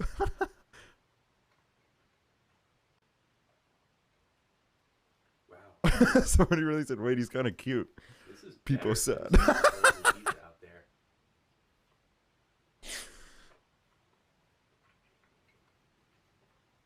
Whoops, cheese went in the cobbler. Speaking of the cheese, this is a special mozzarella put in an FRH and it can't melt. You put it in the microwave or the oven, it'll burn before it melts. Little pieces of pepperoni. I really feel like I'm on a date. Like, this is too intimate. I'm fucking scared. Has a great texture. Let's get another piece. Can't tell if it's pork or beef. The way he just like blankly stares off into the distance. Not overly dry pieces of pepperoni. In 2017, there were still issues with this pizza, and they shelved the project. They would take the pizza and they put it in this hot box that was 100 degrees Fahrenheit for 6 months. It was a perfect replication of how the pizza would look in 3 years, and the pizza turned brown. It didn't affect it nutritionally, it's just government doesn't want to get soldiers brown pizzas. This is supposed to boost morale, not decrease it. You know, a soldier doesn't want to open up MRE pizza. It's That is the funniest thing I've soldiers were asking for it since the birth of the MRE back in 1981. It's pretty much folklore. You know, they just couldn't pull it off. So the last thing the government wanted to do was give them brown pizza, even though it tasted fine and it had, you know, full nutritional value. That oxidation was visually unappealing. The bread, the sauce, the cheese, and the pepperoni together, not getting moldy. That's amazing. Let me check out this cobbler. Oh my god. Him holding the plate is really funny. Oh yeah. This is perfect heated up. There's like dough mixed in with it, and it's not mushy. He's like a little military robot. Fruit isn't mushy. That dough that's mixed in with it, that actually is one of the best desserts in a ration. So this MRE had 2 desserts, the oatmeal cookie and this cobbler. The cobbler's not overly sweet. I just hit a little crunch of something. That was nice. Ew, what? Ew. Wow. Yeah, it's like a dough or crust that's mixed in with it. Or like an imitation. Looks like brains, crust dude. with a shortening flavor. Hey, I think those are little nuts in there. Maybe little chunks of pecan, pecan. Same thing. Depends on where you're from. This is a menu guys are going to be fighting over, trying to get, trading probably 2 regular other menus for one of these things. I can see it now. I'll finish this too real God, quick. that's I just depressing. thought of something. Here, take the jalapeno cheese spread, put it on this. Pizza. Oh man, that was perfect right there. That was the way to go. Next time I get one of these MRE pizzas, I'm going to take the cheese spread and put it on the pizza, or at least half of it. Save the other half for those breadsticks. None of this is thirsty. Does he just eat these in his free time? I totally forgot about this. I didn't even need a drink, but gotta get your protein. This ration, this is seriously one of the best MREs ever made. And you know why? All the components are great. You're gonna want to eat them all, and that's what the MRE is all about. You have to consume every component to get your nutrition. But if you don't have those components, you're missing out. So you have to eat the whole MRE. Menu Really? 23, incredible. This pizza was worth the wait, and it's finally happened. It's no longer a rumor. Clean the old palate with some MRE gum. That gum is a lot better when it's fresh. That's pretty good right there. A strong peppermint, but not too strong. God. The gum base itself is a little bit firm when you chew into it. Yeah, bro, you're missing out on some of your daily nutrition there. You got some left there. Pepperoni pizza slice. I want to thank Mike and his family and Chappie from BattleBox for making this happen. Also want to give a shout out to Chris, back to Bobby. staff, and the kids at Camp Barnabas. It's a special needs camp that helps people out with all kinds of disabilities. And Chris hit me up. He asked me if I could give Oh, that's nice. Camp Barnabas a shout out. Those are amazing people. But again, thanks to Mike and his family for making this one happen. This was an amazing experience. I'm glad I could share this with everybody. This is Steve 1989. I hope you like 1989. He's like a boomer. I'll be coming back at you with something new. Or old. Alright, cool. Oh my god, we get to see him clean him up too. Oh my god, what is this music? I'm fucking terrified.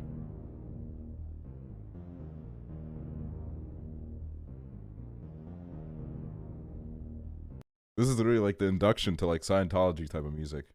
Let me see if he did an Estonian one. He did a Finnish one. Why not? Oh, Crazy Russian Hacker did an Estonian one. Let's watch him. We love Crazy Russian Hacker. What's up everybody, welcome back to my laboratory where Safety is number number one one priority. priority. Today video I'm going to taste test Estonian MRE. Let's see what's inside of this. Also hopefully it's in English as well. I don't know. Nice, okay. Whoa. Energy drink powder right here. Yep. There's a lot of stuff inside of it. It says best coffee. Yep. Awesome, it is in English. That's great. What is that? Adventure food. Interesting. I don't know what that says is. Expedition breakfast. But I don't think any of that is in English. I think it's a dried food that is right here, tells you how to cook it. Looks like you put boiled water in there, stir it up, wait 10 minutes, stir it up again, and ready to enjoy. Okay, that's cool. Respect to the Crazy Russian Hacker. Whoa, that's a lot of stuff. I don't know how to speak Estonian, but you can see that it says salted crackers. Yep. That's pretty easy. Halva Viljama I don't understand the second word, but halva, it's the same thing in Russia. Halva is it's like a dessert. interesting. My mom loves I'll show halva, you but what inside I'm not of too it. crazy It's about very it. Good. Ziploc bag for the trash, I guess. Whoa, looks like meatballs from the picture. That's awesome. I don't think any of that in English. Oh, look, there is actually in Russian. Awesome. Картофельное пюре с мясным шариками. Haha. So it's mashed potatoes with the meatballs. Awesome. Wow, I'm so glad at least there is Russian. If there is not English, I can still understand it. Epic. Wow. This one, I have no idea what wow. is this, but looks like pashtet. Well, don't be shy, like show it. A spread that you're supposed to spread on dude, the these are crackers. good. That's awesome. These are good as fuck. Those are good. Salt. Oh, yeah. Ooh, look at that little matches. Nice. Those are This pretty is big grishka matches, I'm not gonna lie. говядина. I can understand this part right here in Russian. I wish it That's was good. in English as well. But That's this is good. beef with grits. That's a lot of food. Right here is a disinfectant towel. Whoa, what is that? Nice. This is a chocolate bar. Swiss Army. Epic. That is epic. What else over here? I have no idea. This one. I will does say not this is in already English or looking in way better Russian. than the So, I don't know what American that MREs because says over here. Estonian MREs Let me actually know integrate down like below, actual food. All of you who understand Like what is this? the cans and shit. I'm pretty sure you can get those at the grocery store. More salted crackers. Wow, so much stuff. White sugar. You see, a lot of it is still in English. So there's 3 bags of sugar, 4 bags of sugars. Jesus. There's a lemon tea. I love lemon tea. Really? I love tea, but not What lemon else? tea, really. Yavachka meat. I don't understand what this that says. What the?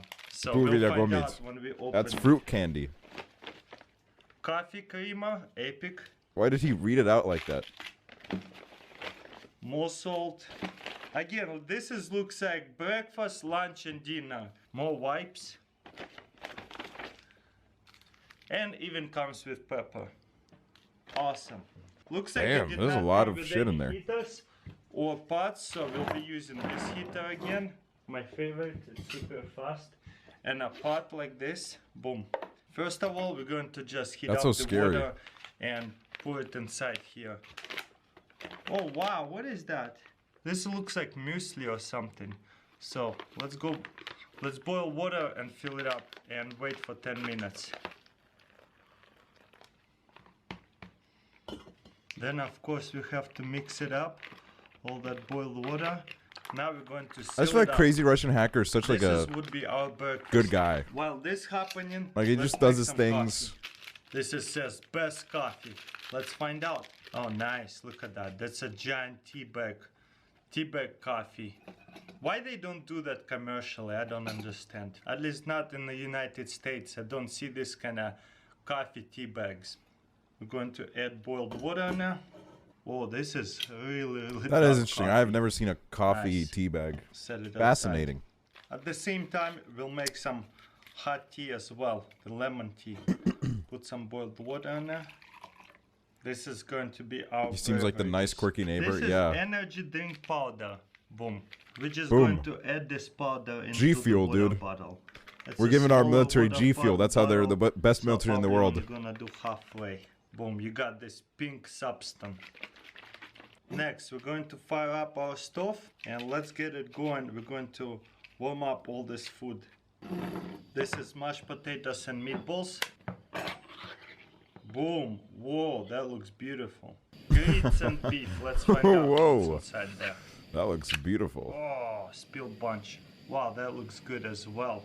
This is the food I used to That's- eat in Russia. Just same I kind. can tell that this I would be just have good. to It doesn't heat look up visually a little appealing, bit. And this but- right here is a spread. Yep, it looks like pashtet. Nice. You see Well, there's grits there's been right better here, of that that I've there's seen, but- pieces of beef. Looks nice. Okay, salted That is literally cat crackers. food? Boom. Wow, beautiful. Okay, it's time to eat stuff. This right here, some kind of spread. I hope it's fish. It's gotta be liver. liver pastet. It's I love good. it. That shit's good, man. It's good. This side here, energy drink. It's very orange. Let's try it out.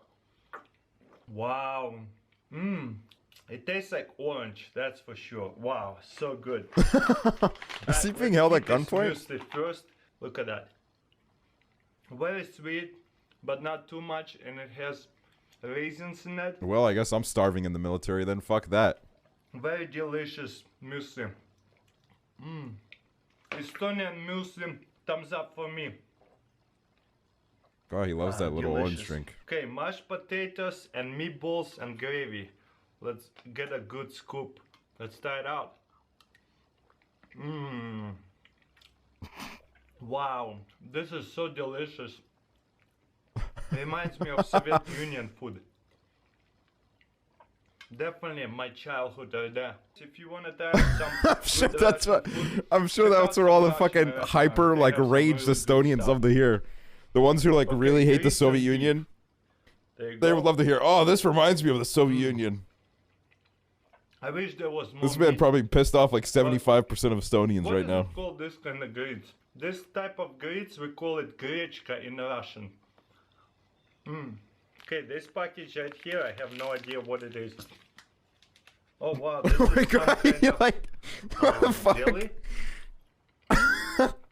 It tastes like apple jelly, like a candy. That's very He delicious. freaked out. Let's open this up. Let's see. He freaked out. what this pack. Oh, that's the same thing, like the other one. Do they taste the same?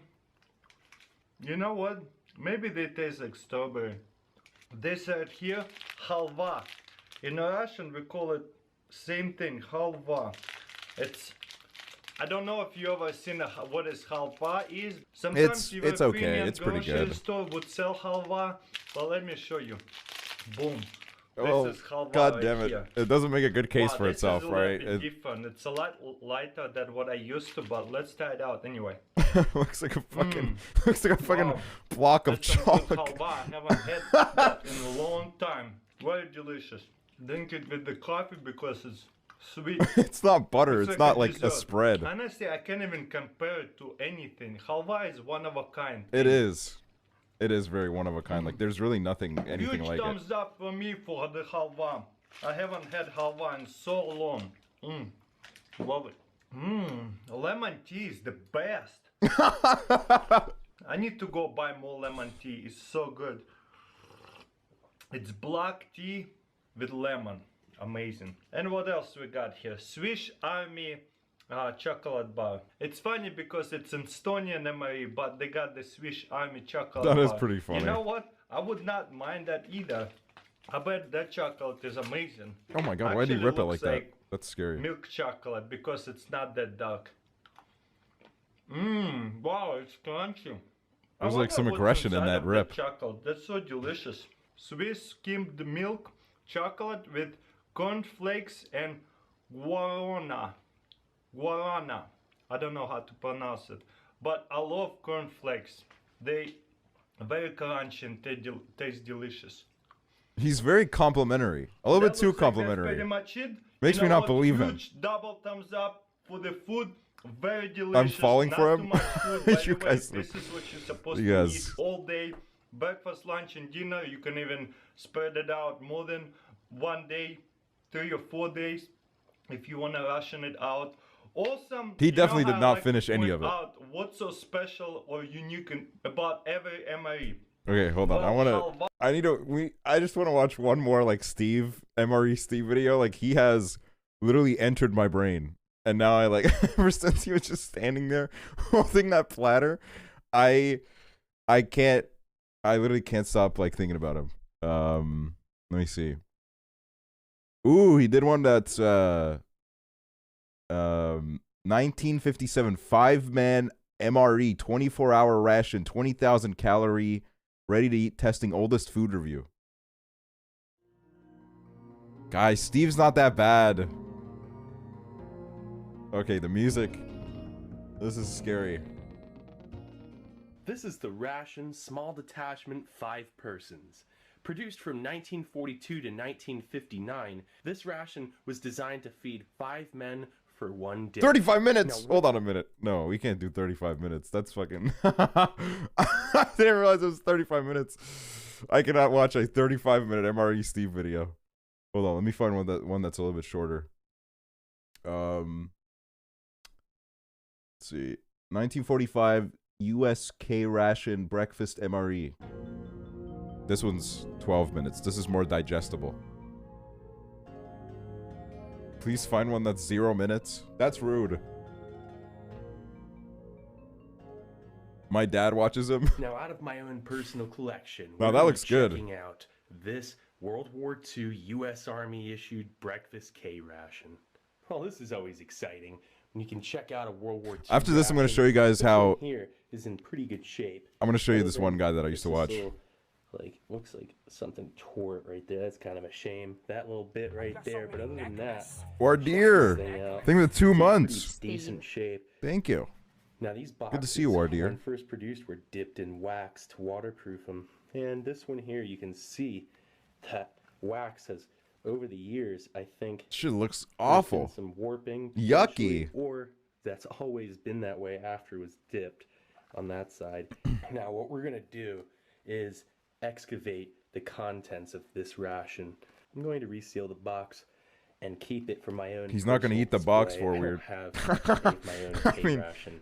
I guess. So this I would is hope he doesn't eat any of it. the It's from first. fucking 1945, honestly. I Some would hope he people doesn't eat any of enjoy it. I mean, Tombs, that's pretty mummy dangerous. tombs. I like to open up rations. But knowing Let's Steve, just he hope might. When I open this thing up, it's not like a mummy tomb like King Tut's and I release the plague.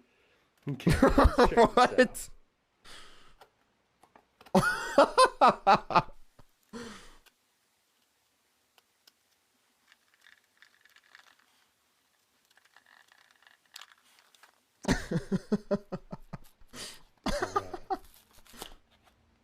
Ew, it's dusty. Yeah, Steve did start COVID. Okay, so we worked through a little bit of this layer. Just trying not to completely mangle this thing when I open it.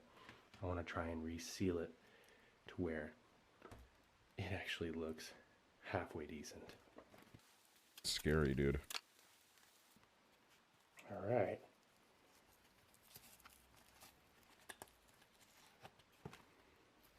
Got some gluing to do with the flap, but other than this little piece of cardboard, not bad. All right. Let's see what survived. Ew. Ew. That thing looks good. Well, at least you know Chat, that how much money for you to lick this off the table? thing is real. I think it would take me like somebody have to give me like $100 million. Like I couldn't do it. Nice. Okay. $10, $1, $30. This breakfast from this box. So, is this going to be $20? chopped egg yolks, or what is this going to be? 0? What the fuck? At this point, it's rusted egg yolks if that's the case. Yeah. Yeah, that's always fun. See Ew. what's down in there. Yeah, you definitely. It's a little bit of a like down Nesquik. into that box. Here, I got to throw a mask on real quick. I don't want to breathe in rust. If I can help it, it'd be nice. That's a little better. You know, I don't. Think Oh, it's he believes in very masks. for That's you to good. Breathe in dust. Hey, you know when all else fails, this thing was just sitting here. That's handy. Do a line. See if we can get it out with an MRE. I think this would literally kill you. Well, that was wishful thinking. Let's see here. Well, how do I do this without completely, yeah.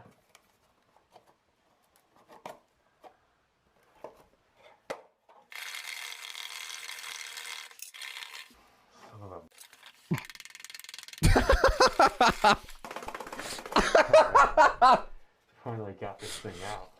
Well, This shit box sounded like a is pretty good. 40s Once you cartoon. close that, it really hardly licks open. I mean, the worst part's really that flap. What does he want all the dust? It's like Right there. seasoning for his Looking meal. Good. Okay, so let's first check out that main course. Let's see what this thing was, if we can even find that out. Oh, geez, look at that. There was some sort of gum right there. Oh, that's a bummer. That could have been something interesting. Was that Wrigley's? I'm not sure. That Oh, was something jeez. different, I think, than Wrigley's. Look at that. Here. Yeah, that's kind of a shame. Yeah, that's a Sometimes real when you shame, excavate Steve. a K ration, you know, because you save the outer box for display. You just restore that. But The thing is, like, I remember I've seen a few of his other videos, and usually in the old ones, in the old rations from like the 60s, they would always include cigarettes. And then he always smokes the cigarettes, and then he's like, oh. That's a shame, but very good chance if I. Yeah, look at this. How's he not died from this? I don't know, dude. It is no longer. Oh yeah. There's still some food in there. You should not touch that, Steve. In fact, Steve, this is probably contaminated waste. Probably has radiation attached to it. Keep that. You're gonna keep that? Can for my own display, because this here, I don't want to just throw it out. Really? I want to keep that with the box. Really? Ew! Don't poke your finger in it. Oh, cool! Wow, check that out. Well, I'm kind of glad that I could get that out of there. Look at that. Really looks like an old sea ration can, like MCI, chopped pork and eggs. Wow. I don't think I've ever seen that one. I've seen chopped egg yolks and stuff like that. Wow, that is fantastic. I mean, I am so glad I got this thing out of there. Collectors are so interesting. I mean, just to be able to like, this is literally just a rusty piece of metal with like rotting food inside of it. He's like, wow, this is incredible. Still, it's super cool. There's the key. I want to look at these Chesterfields real quick. They're definitely skunked. I mean, they were right next to the main there we course. And look at that. Yeah, there's something that when I pulled it out, oh yeah, I can see dry mold on that tobacco. Do not smoke this, Steve. You're gonna get. I'm not going to open this because the cigarettes are obviously not smokable. So good. So, good. Hi, this is my first donation. You should watch Case Cooking on YouTube one day. Holy shit! First donation, Pog you. I think I've watched Case Cooking. Is she the British woman? Let's check this out. Bro, his doctor has to cry every time he sees these videos. True. Thank you, Moldy Ravioli, for your first donation, and Comet Face, I think, the 200 bits as well. Right off the bat, we got some beautiful sugar cubes. Yeah, those are beautiful, man. Cane sugar. Okay, you get 4 cubes of sugar. Ooh, those are hard as rocks, man. Tablet sugar. National Sugar Refining Company, New York, New York. That's Yo, awesome. what's up, Amy? Oh, that's beautiful. Look at that. Waldorf brand toilet paper. It's the original toilet paper in a ration. You know, I'm gonna get myself a can of Dr. Pepper. Made for the U.S. I'm gonna Army treat by myself. All right, be right back. A Scott tissue. Fantastic. That right there is beautiful. And all the more reason why I absolutely love being able to extract contents from a K ration, because you still have that outer box, and look what you get on the inside. If you do it right, it's all worth it. Nescafe soluble coffee product. It's no good, but again, excellent for display. Fantastic. It's truly beautiful. Is this going to be a fruit bar? Oh, please be a fruit bar. I can't believe it. It's in such good shape. It's the original K-Ration fruit bar. Here we go. Knock it off, Chad. What are you doing here? By Trudeau Foods, St. Paul, Minnesota. What is this ruckus? Look at that thing. It's super oxidized. Ration K fruit I don't bar. feel. One of you just. I don't feel alone with Steve, and then another one is you left us alone with Steve. People said. Hold one of these things. It's like what I've seen in books and everything, and it's just being able to hold that's incredible. So you got 2 coffees. I didn't realize that. You see, that right there is pretty nice. That reminds me of LRPs later on. LRPs. That's the thing that XQC plays on stream. These things here only had like 930 calories each. Guys would lose anywhere Oh from 30 to my 70 God. pounds in their 1 year deployment. Look at that little spoon. Yeah, they weren't supposed to be eating these things any longer than like tops 2 weeks. It's an initial assault. This Dr. Pepper is about to have me going like MRE Steve. I'm about to be like, oh yeah. A lot of times guys get stuck eating these. Wow, look at that. Another Dr. Pepper. Shut up. Don't judge me. All right? Don't don't say another Dr. Pepper. That's incredibly judgmental. It's the original one. The Pillsbury Mills Incorporated, Minneapolis, Minnesota. Lil Pete. Doughboy. Thank you for the tier 1. Welcome to Doghouse. This is amazing. This is an incredible find. These components are beautiful. This is the coolest thing ever. Okay. This is the scariest shit ever, Steve. So I'm not you even get gonna lie to you. Sunshine biscuits. Look at those. They're beautiful. Those are. Oh, they smell rancid as all heck. And I'm not gonna eat these things because I'll tell you this: as much as I want to try out one of these Sunshine biscuits or any of these other components, it's not really. I can't believe that smells awful, but yeah. Why does he keep smelling it? Hello? Bro. He's crazy. Hey, my favorite Yeah, this is white boy definitely, like, wanted to bloated ask and if you everything. I are mean, it's- still buddies with You bite into it, Vakiti. it'd be this That's a instant crazy drying up donation. Your mouth, coating your throat with a rancid. That's all I gotta sort say of, about that, bro. That's crazy. Horrible thing. There Anyways. really is no point. I must say, when it comes down to what I was able to extract out of this K ration, I can't believe he feel kept like it's an smelling the absolute crackers. That's success, fucking and crazy. I'm more than happy because well, That's fucking crazy. Other than the little bits of pork and egg stuff, I mean, this here really isn't that bad. I mean, you could even, if you really wanted to, pull that tab, check that out, nice. Unionize while he's here? What does that even mean? Has been a real success. Excellent extraction, an easy resealing job for the main box, which actually was just the inner box. There was an outer box for that ration, which would have said Doughboy Mills or produced by Cracker Jack or something under it. Nestle company packed them, you know, a lot of different major manufacturers produced this ration at the time. That outer box was missing. Other than that, this thing was complete. Truly, truly beautiful. This, I even love this here. This is great. I'm going to save every bit of this ration and save it in my own personal display. Does he not Excellent eat any of it? experience, something that I will remember. I was for kind the of rest of hoping my that he life. would eat one of Being them. able to open up a Or at least breakfast smoke the K cigarettes, but he didn't even and smoke being the able cigarettes in this one. That's really disappointing. I'm going to show you guys. So, this was before mukbangs blew up. This was like years before. This was like 10 or 11 years ago. Even like 12 years ago, maybe. I was like really hungry one night. And I was browsing YouTube and I was like, because there was nothing to eat at home at the moment. And I was like, oh my God. You know, I would love to watch a video of someone just eating, right? So I looked up, watch me eat. And there was this guy, this white guy in a suit, 11 years ago that just made videos of himself eating. Hello and welcome to Watch Me. And I used to just watch these. Without eating. I'm your host, me. And today I'm going to do something I haven't done. He just was like this guy that would make like eating Today we're videos. going to do John a F. Kennedy. Big Mac. Don't call him John F. Kennedy. And I'm real excited already. Look at these fucking monsters. Look at that. Yeah. It's got its own shell. Like this is like old school YouTube. Alright, if it was an insect, it would have 6 legs. Alright, here we go. It's just this guy in his like little You may or may room. not heard previously I've done a radio show where I ate McDonald's for the first time in 5 years. Yeah, it's like a fucking. And the craziest thing is, look at this. Hold on. He has he still uploads these. He still does his thing. He has 9K subs and he still does it. Why so many dislikes? I don't know. I guess maybe he dissed the Big Mac or something, but he still like goes in on this and he's been doing this for years. And I always like check in on him. Wait, he streams on Twitch now? Oh my God, I thought he was live for a second. I got scared. Wait, oh my God, I'm going to drop him a follow. That's fucking crazy. Holy shit. Holy crap. Camera quality hasn't changed.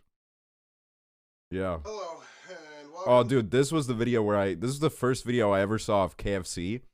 And I was like, I need to eat KFC. This looks crazy. Like, I just, like, watched him eat it. I was like, oh, my God, look at... Clearly, my standards were not very high. I was like, oh, my God, look at this. This looks like the best food ever. So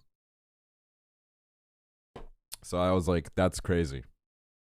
That is amazing. What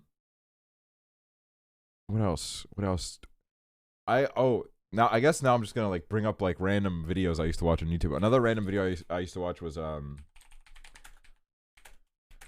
kept getting these videos of this one girl who like did the semester at sea thing. Which is like the fucking Sweet Life on Deck, but in real life. I used to be like obsessed with these. Cause she used to like She did all these videos about how like she was at semester on scene. It was like a really good, it was a really interesting video. Because literally, it literally is just like Sweet Life on Deck, where it's like a school on a cruise ship. Which is really interesting. It's also really expensive. I remember looking into it because I think it was like that was when I was like, you know, I guess I'll go to college or whatever. Or no, I think it was after it. But it was like I was like, you know what, if I wanted to go, like, how much would it actually cost me? And then it was like, oh, it's only like 20 grand for a semester. And I was like, damn, that's I don't know if it's worth it, you know. Maybe if I was a billionaire, you know, maybe if I was one of those poor children of Bill Gates who's only gonna get 10 million as inheritance, you know, maybe then I would go like, hey, I'm gonna go to semester at sea. But I mean, in any other scenario, I don't really think it's worth it. I'm just looking at all the videos I've been recommended. Weston and Kalen singing for 8 minutes straight.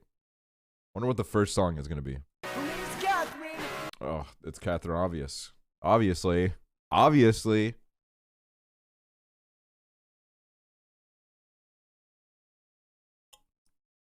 Oh my god, man. Dr. Pepper is the best. God, I sabotage myself. When I ordered groceries, I got 5 cans of this shit, man, and I should not have done that. Why did I do that? I know I can't control myself around Dr. Pepper. And I did it anyways. Watch how to basic. How to basic. That's a fucking 10-year-old reference right there. I remember people went crazy about how to basic, and I was like, how is that even? I never really got the how to basic hype because that motherfucker just threw eggs at shit. But let me see. Oh my god. Okay. Wait, how long have I been streaming? Oh my god, 3 hours and 40 minutes? What the fuck? I literally thought it was like 2.5 hours. What the fuck? Jesus. Oh my god. I got fucking lost.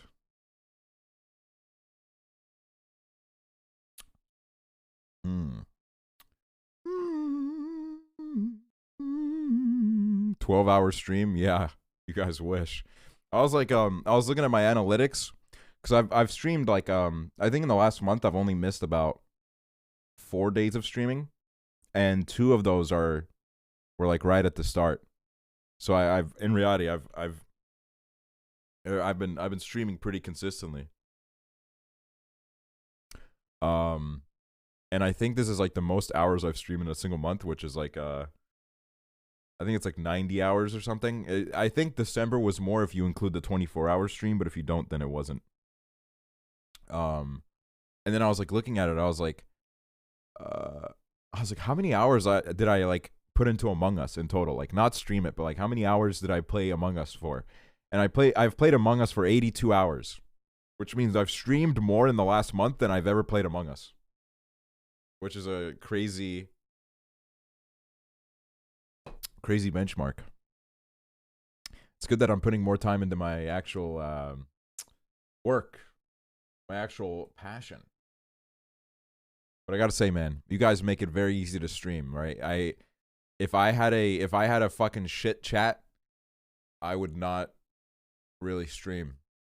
If I couldn't work, you know, the thing about streaming is that a lot of it comes down to, you know, being able to work off your chat and your chat kind of understanding you and like kind of working off you. And if you can't do that, then I feel like streaming can be such a chore. Especially if you're streaming by yourself. If you're streaming with friends, then, you know, you don't have to fucking even acknowledge that chat exists. But if you're, if you have a good chat and you're streaming solo, then it can make it a lot easier. You know, I used to struggle to do like 1 hour when I was solo, back when you motherfuckers did not know how to use emotes. And also when like none of you guys knew how like jokes worked. Like I would as a joke I'd get a little bit angry, and then the whole chat would be like, Jesus, dude, calm the fuck down. Like what the fuck is your problem, dude? Like Jesus, chill out, dude.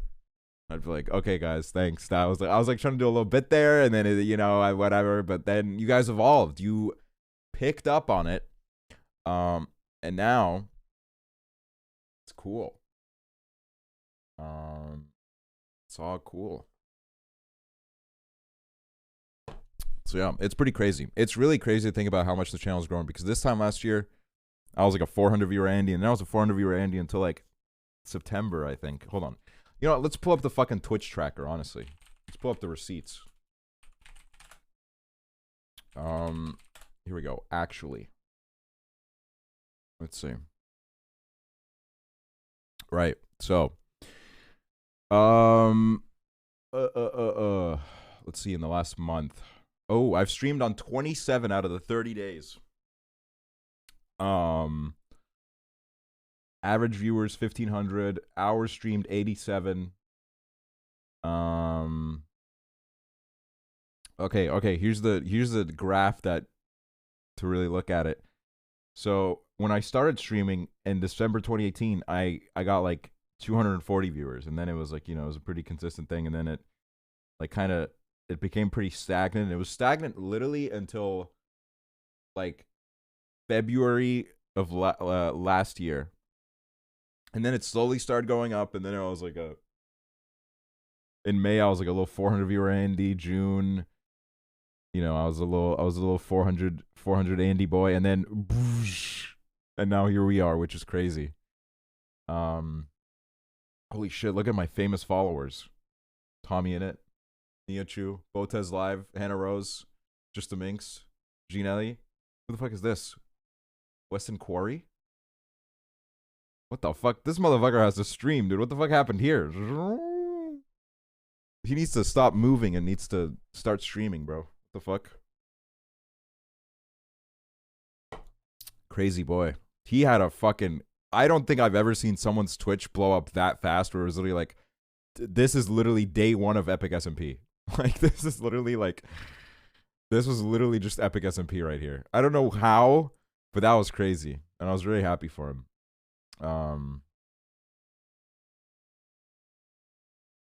It's crazy. Also, the Tommy Innit song. That was wild. Yeah, he had 20K when he was putting on the maid dresses, which was crazy, because I was like, what the fuck? People care that much about maid dresses? But I was also like, I'm glad that they do, because I'm glad that my friend is benefiting off it. But I was like, what the fuck? But I'm very proud of him. I'm very proud of him. Average stream. Game streamed 1.5. Awesome. Damn, I've streamed in 375 days in total. That's really interesting. That's fascinating. And the Markiplier clip is still my top clip. Interesting website. Let's look at the top sub right now. Rambo. Damn, I did not expect Rambo to hold that many subs. That's crazy. You Pebble, thank you for the 6 months. Holy shit, thank you. Thank you so much. It's crazy. Ludwig, ooh, he's still up there too. And XUC. XUC's numbers are crazy though. Like, XUC streams literally so much. Let me see if I can pull it up. It's fucking crazy how much he streams. I mean, yeah, look at this. Like, any day that's not green is the day that he missed, and there's barely anyone's. Like, look at this. This is 2020. In 2020, I think he said somewhere like in 2020 he missed in total like 16 days out of the year. And now look at 2021. He has literally not missed a single day in 2021. They're all filled out. Which is crazy, but it's also if I was his friend, I'd be probably a little bit worried about him. He's very, he's consistent, which is crazy because in 2019 he was even more consistent than 2020. I think this was when he had to like go to Canada or whatever for visa stuff. But in 2019 he literally missed 5 days. What the fuck? 5 days out of he streamed on 360 days out of the 365. What's your calendar look like? That's actually a great question. Let's see. Yeah, see, mine's a lot more spotty. And then this year happened when 2021 was like, see, it was like, I remember in 2019, I didn't stream at all during this period because I was traveling a lot. I spent like a month in the UK, and then this was when I went like live twice in the UK, and then I went to the US, and then I came back, and then I started streaming again. And then 2020, I didn't stream here because I was traveling, and then the quarantine happened, and I was just like, okay, dude. And then now this has happened where I'm like turning into aksually. What the fuck is this? What day is this? What happened here? I took a whole week off? Oh, I remember that. Yeah, I did take a whole week off. I forgot about that. That's honestly like a really satisfying break. Like I took a break on Monday, and then, you know, that it would have been better if I came back the next Monday, but that's just like a crazy how there's just like one column missing. It was rough, but hey, I made it back, and now look at this. It's looking pretty good. It's looking pretty darn good. That's crazy. But yeah, it's really interesting, all of it. I try to like it's interesting, like numbers are interesting to look at as long as you have a healthy relationship with them, because it's very, you know, it's very easy to go down this rabbit hole and like check this shit every day. I check this maybe like once every like 2 or 3 weeks just to see like what's going on Twitch and who's like blowing up and whatever. Because, you know, when you go to the front page, you can see like who's had the biggest streams and shit. Like Asmongold right now is one of the top live channels. But you know, it's good to have a healthy relationship with numbers, because if you go too far down the numbers rabbit hole, then it starts kind of consuming the way that you make content. Which is also why I had that little confrontation with the 400 viewer and not the 400, literally 4 viewer Andes when I was like, when it was that guy with the TikTok, and I was like, oh, like if I went to a stream of a guy with 4 viewers and all he was talking about is how he has 4 viewers, I'd probably leave. It's like, at that size especially, you should not think about your fucking viewers at all. You should just try your best to like, you know, make content that you enjoy and try to be entertaining. Like if you fucking, there's no point in caring about viewers when it's not your job, you know. And even then, once it does become your job, there's still like no reason to obsess over it, you know. It's not, you know, it's not bigger number better person, you know. So, you know, and also sometimes, you know, you have some dry periods, and then, you know, you feel after a little while, it all starts to pick up again. Thinking about viewers is going to make you more anxious. Oh yeah, dude. I used to be surrounded by a lot of people who were like really into numbers, and they were very focused on numbers. And it was literally, you know, it was literally just the most like toxic environment, because, you know, other people around you caring about numbers, it makes you care about numbers. Because it's like, if I don't care about numbers, then it's like, you know, why am I'm crazy, you know? And I kind of learned that like it's really healthy to embrace, like, you know, I used to be like, oh, this tweet flopped, I'm deleting it. You know what I started doing? If my tweet flopped, I would literally stare at it. I'd be like, let me take this in. Like, this tweet didn't do well. It doesn't matter. I'm still alive. I'm still gonna have like a banger tweet the next day. Like tweets don't even matter. Like none of this shit matters. So it was good to embrace that. That's exactly what I'm going through. Thank you, Aksel. Hey, Ty, I think I love Ty's stream. I think everybody who watches me and loves Ty streams, I think you or watches my streams, I think you would love Ty streams, because he has a really good chat. I used to go to Ty's chat. This is like last year. I used to go to Ty's chat. And I used to be like, damn, like he's got a good fucking chat. His chat uses emotes and shit. Meanwhile, I'd come back to mine, and you guys would be like, LMAO, skis. So then I was like, I got some work to do. Yeah, if you guys, you know, if you guys need somebody to watch when I'm not around, go give Ty a follow. During like the I just opened your Twitch sketch, and now there's what the fuck happened? now Ty's voice is playing. There we go. But go follow Ty. I'm on mobile. That's a lazy excuse. That's a really lazy excuse. You shouldn't be on mobile to begin with. But no, I don't know. I'm really proud of the community that we've built. Because, you know, I think it's a good place. You know, God knows in the future, you know, I might blow up again, and then the community turns into this like, I hate the new fucking viewers. I fucking hate them. I mean, it always turns into that shit, but you know, might as well embrace it. While it's good. We won't gatekeep. That's good.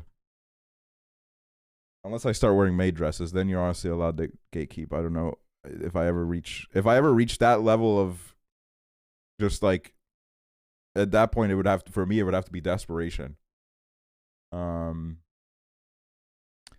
But yeah, I appreciate you guys. You guys have a good head on your shoulders. There's a lot of you guys that are very funny. There's a lot. I kind of am aware of the friendships and the connections that are made in the community, and I it's very enjoyable to see, because a lot of you know, you're in high school, you're just out of high school. That seems to be like the average demographic, and that's like a really fun time. You know, you guys are just having fun, goofing off, making your dumb little tweets and jokes. You're gonna, you know, I hope you can look back at these days someday and look back with them with like just beautiful nostalgia and be like, damn, that was good. JHB team replied to my tweet. That's Pog. That is Pog. Yeah, I hope you can look back at this as a fun time.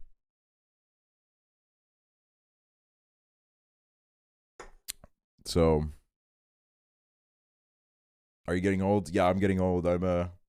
This is like Grandpa giving his final speech. No, just kidding. I'm not going anywhere. You guys fucking wish. I'm not probably even gonna be vaccinated until like fucking middle of summer, end of summer. So, I got nowhere to go, dude. I'm gonna be around for many months to come, man.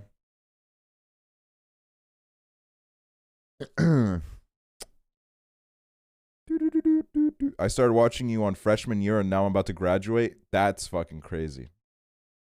That is crazy. You guys are getting old. You know, you'll fucking point fingers at me and be like, oh, you're fucking old, but look at you guys. Soon you'll be senior citizens. I'll squeeze out the vaccine I got and give it to you. That's a, you know, you can keep it. That's okay. You can. I think you can keep that.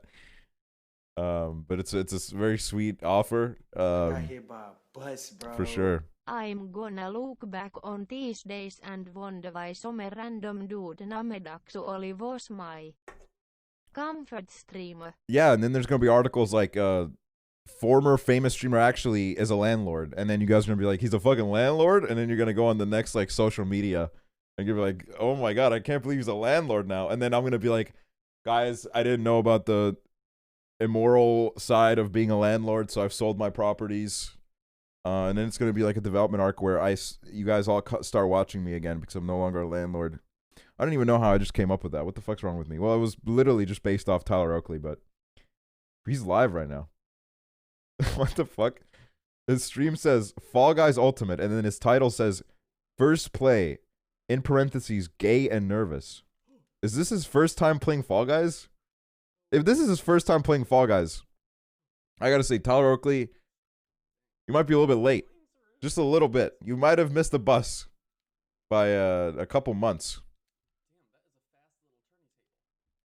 I gotta say though, when Fall Guys first came out, that was really fun. That was like I feel like that was a really wholesome time. I feel like everybody was like, "Oh my god, here's this new game, Fall Guys," and then it just all turned into like one big Reddit moment, and everybody just got tired of it.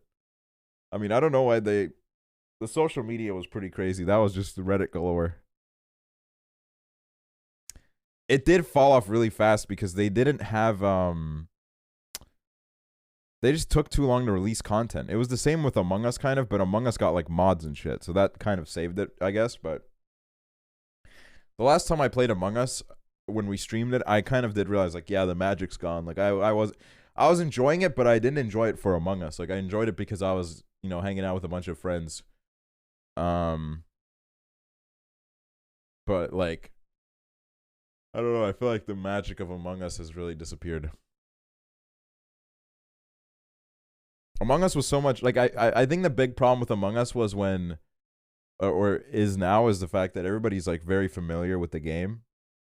So everybody knows like the metas and shit, and everybody knows like all sorts of like behavioral patterns and shit.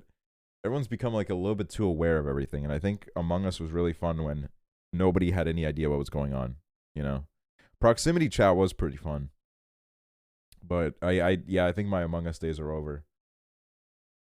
As sad as that is, I never liked Among Us. I was a big fan of Among Us because I've always been a fan of games like that. Like I have literally on Steam, I think I have like 100 hours on Town of Salem. Like you don't understand. I used to play that shit competitively. Like there's a ranked mode in Town of Salem and I used to literally like play it. Which is crazy. Town of Salem was really good. And then I remember one time I tried to play it on stream and then I immediately got stream sniped and I was like lynched the first fucking night. So I was like, well, that's maybe not a stream game. Will there be more gaming happening on streams? Yes. A lot more. I right before I went live today, I finally bought the fucking Pro controller for the Switch. For all the Mario Kart streams we're gonna do. And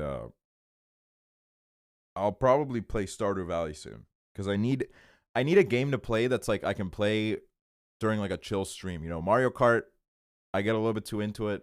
It becomes a high energy rage stream. Stardew Valley is just like I feel like I can just play it and it's like good like background footage and shit. And then yeah, I do want to buy a Wii and then a bunch of Wii games and play those. That would be fun. Play them for the first time. Let me think of what else. Definitely some more Toontown streams in the future. Although I gotta say I feel like I'm kind of making waves in the Toontown community because I just keep streaming it and it's a little bit scary. The Toontowners have always scared me, even when I was one of them. It's a very scary community. And I say that half jokingly, but also half seriously. That community has some seriously fucking, seriously like weird people in it. Emily's away. Yeah, definitely we'll play it at some point.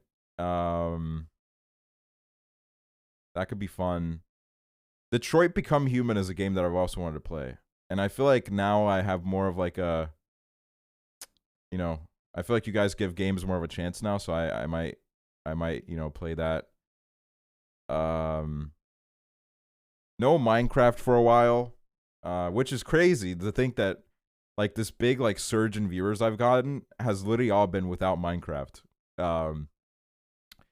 And yet somehow people still call me an MCYT when I haven't streamed Minecraft in like 2 months.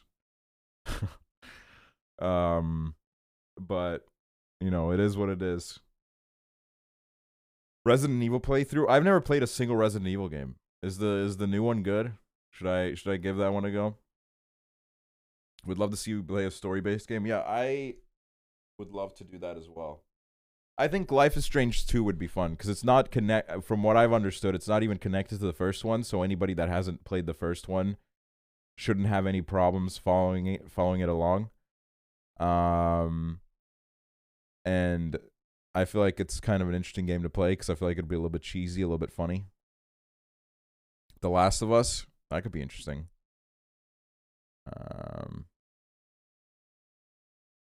Little Nightmares.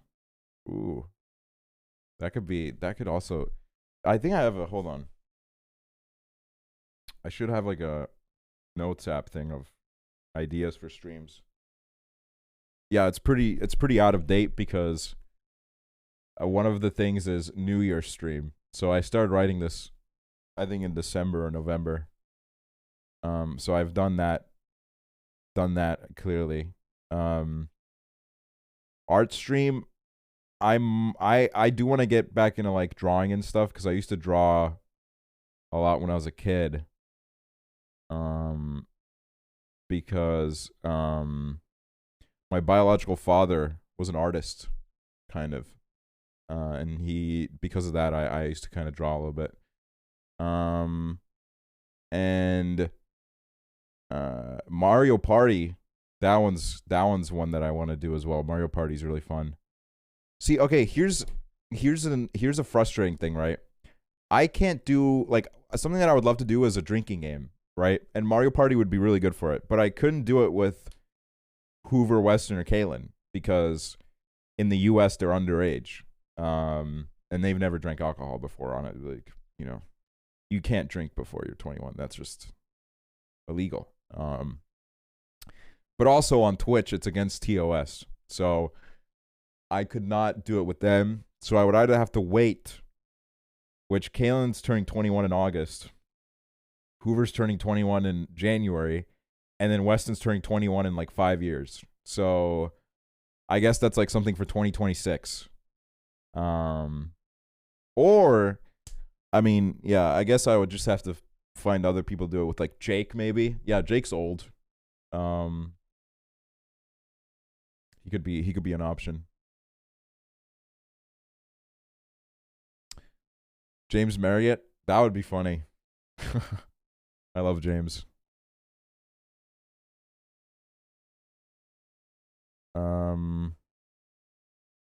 Yeah, Emily Jane could be an option, yeah. Can I do it with Dream? Can Dream, how old is that guy? Also, one of the things that I noted down was 26. There's no way that's real. 21. One of the ideas I noted down was hardcore Minecraft. And we'll see where that would go, but right now I'm not planning on really playing Minecraft until the next season of Supercharged, which would probably happen after the update. So the hardcore thing would probably be after it. But if I do get a really bad itch to play Minecraft, I might do single player Minecraft at one point, which could be hardcore Minecraft. Let me look at other things that I've written down in my notes here. I have a bunch of video ideas noted down, which I will not disclose because I am actually working on them a little bit.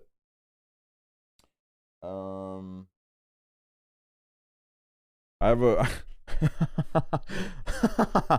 I don't know when I wrote this, but I have a thing that says things to do with friends, and then all it says is do the Addison Rae Bryce Hall dance. Ooh, ooh. That's all I wrote down for that. I don't know why I wrote that down. And then I wrote down high movies, and the only movie I've added to this list is Wolf of Wall Street. And then I wrote a list titled things to do. I want to go mini golfing. I want to do a let's play. I want to do something cool. Why the fuck did why did I just write that? Everything else was so specific, and then I wrote I want to do something cool. And then I said I want a cool jacket. And then I also said I want to go real golfing, also ride a golf cart, drive the golf cart. I want to go real golfing, also ride a golf cart, drive the golf cart. Damn, I was getting really specific there.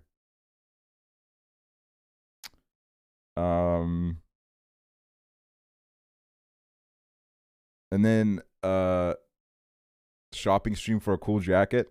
It would be easier to do if I lived in the US, because what's gonna happen if I do a shopping stream, I'm gonna be like, all right guys, send me what you want me to buy, and then it's gonna be just American stores, and I would have to pay like ridiculous import fees to buy shit from America. So then I would have to be like, only send me European stores, and then your guys' like brains would malfunction. And I would still literally most of the links would be oh Jesus, I don't know when I must have been like drunk when I wrote this, but I wrote I wrote down some bars, and I was like, damn, that goes hard, and I don't even want to read them out. What else do I got here? I got the Corey LA address. Read them. Okay, this is all I wrote. Hold on. I don't even know if there's a flow to this. White people be like. But all I wrote was, that bitch on iMessage, she is a groupie. Took her to Hooters She showed me her boobies. That doesn't even rhyme. What the fuck was I? What was I doing? I was like, that was just straight off the dome, dude. I don't even know what universe I was in when I wrote that down. Oh, and then I wrote down my bank, my debit card PIN, because if I don't write that down, I'll forget it. And then emote ideas. I wrote down 2 things. I said 07 and Lola emote, and then they both ended up becoming things.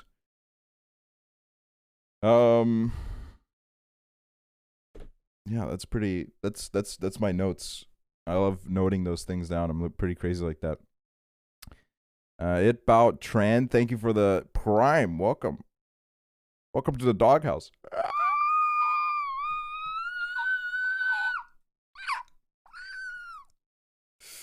Sheesh.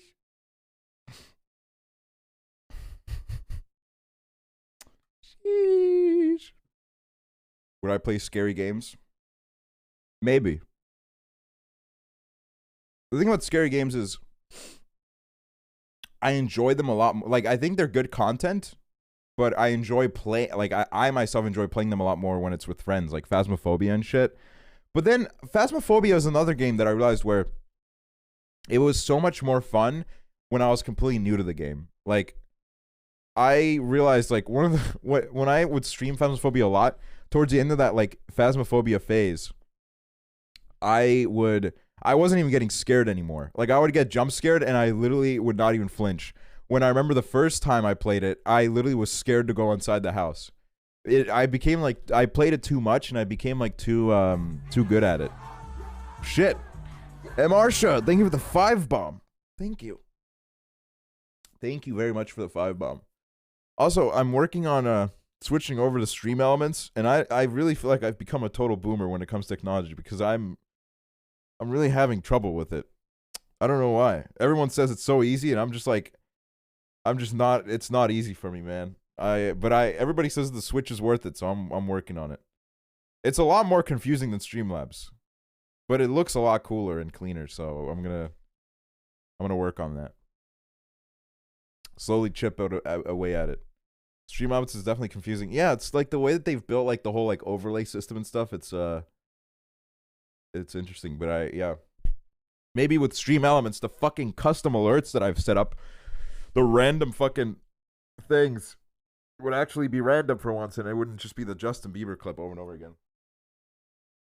That would be good.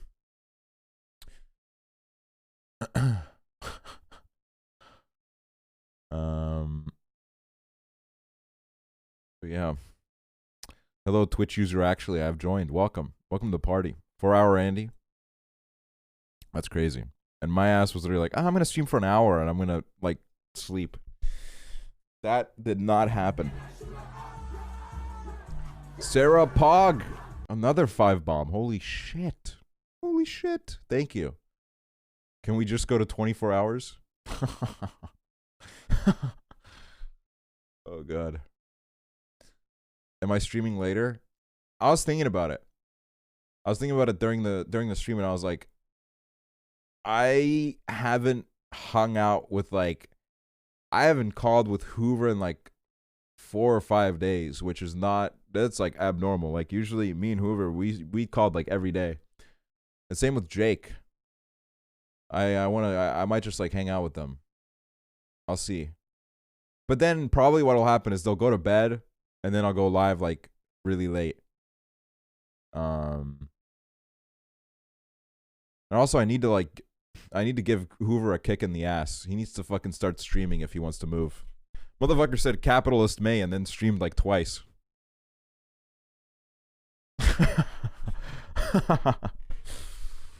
I need to get him to press that go live button. I think Hoover is one of the funniest people I've ever known. He just needs to like, I don't know. I feel like he's too stuck in Bed Wars. I think he could be an amazing variety streamer. I think he should like kind of start doing it the same way I did, where he's not scared to take risks and he plays like whatever game comes to mind. Although I maybe he got a little bit scared when he played Leaf Blower Simulator and everybody bullied him.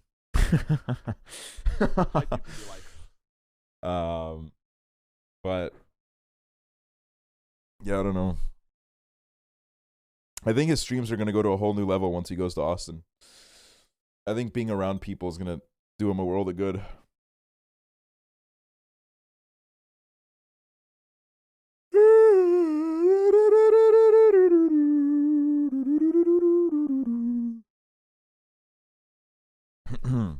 Farnesca, thank you for the tier 1. Welcome to Doghouse. Am I saying he's sad and lonely? Not necessarily, but I think me and Hoover are both in very similar situations where we live in places where like the places where we live at, we only really like know our family or want to know our family. So it's like we don't have a lot of our close friends, you know, to hang out with. So I think me and him are like in similar situations. Where does he live? He lives in Maine.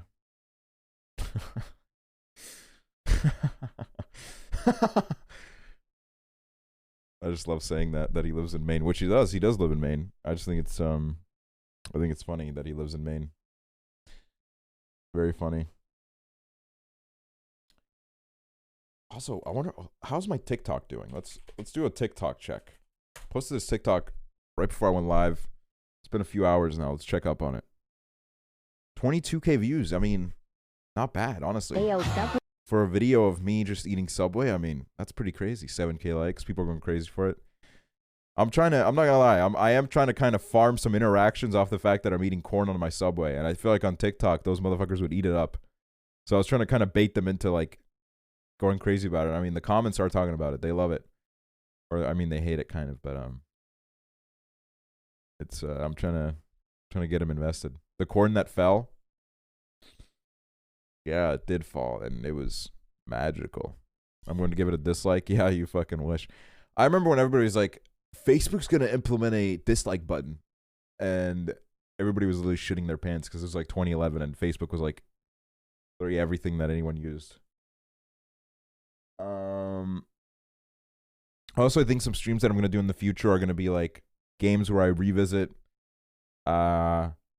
kids games again, because that's good content, and I need more streams that are like editable into videos.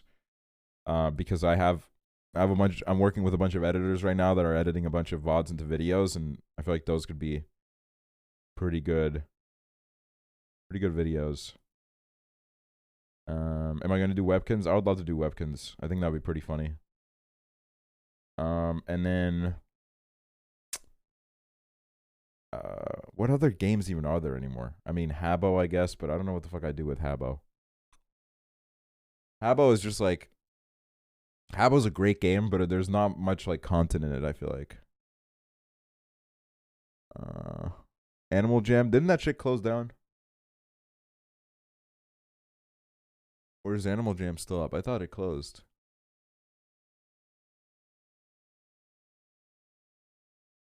Moshi Monsters? I never played that. I might have to check that out. Biggest future YouTuber in Estonia?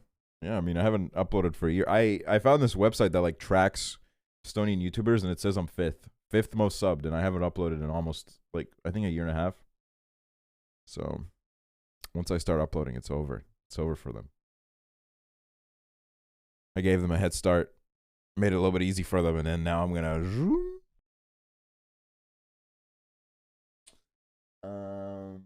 I also want to. I don't know. I want to collaborate with people more. I want to stream with like a bunch of people. I don't know who. I now that like I've grown as a streamer, I really am. I'm trying to put on as many people as possible. Like if I see someone that's like smaller than me, I want to like kind of spread the viewers. Because, you know, if I fuck with someone's content, I kind of I want you guys to know about it too. Which is, join Curtis down SMP. Isn't that just like Curtis and Danny? That'd be pretty funny if the third person that they add is me. Collab with Connor Eats Pants. He's a small streamer. You know, Connor's so funny because every time I go to a stream, Connor just says like, "Hey, it's Axel. I love that guy. I like that guy." Like he says that every single time. It's like when I go to Jax Films' chat and Jax Films says the same thing every time too, where he's like, I go to Jax Films' chat and he says, "Hey, actually, I know that guy. I know actually." he says that every time. And I'm like, yeah, you do know me, Jack. You do. But I love them. I love them both. Connor's just a very, very sweet guy. He's always been very nice to me. And I've known Connor since I think the SMP Live days. He's grown a lot. Very happy for him. Genuine guy. He does have a very, very funny chat. They either say they love you or your viewers. Yeah, they all that's another thing. People love my viewers. Like anytime I go into the chat, it's like dude, I found it kind of sweet how Hannah Rose, one time we rated her and she was like going crazy about you guys. She was like, I love how every time I come to your chat, I say hi and then everybody does that one emote. Like, what's that emote? The one with the fist? And then she was describing it, you know, she was describing the pound emote. And then she rated me one time and she was like, I noticed that she was like really trying to like, she was trying to really like tame her viewers when she rated me. She was like, all right, guys, enough with the raids, like behave. And I was like, that's sweet. That's really sweet. Yeah, she's very nice. I would love to do something with her in the future.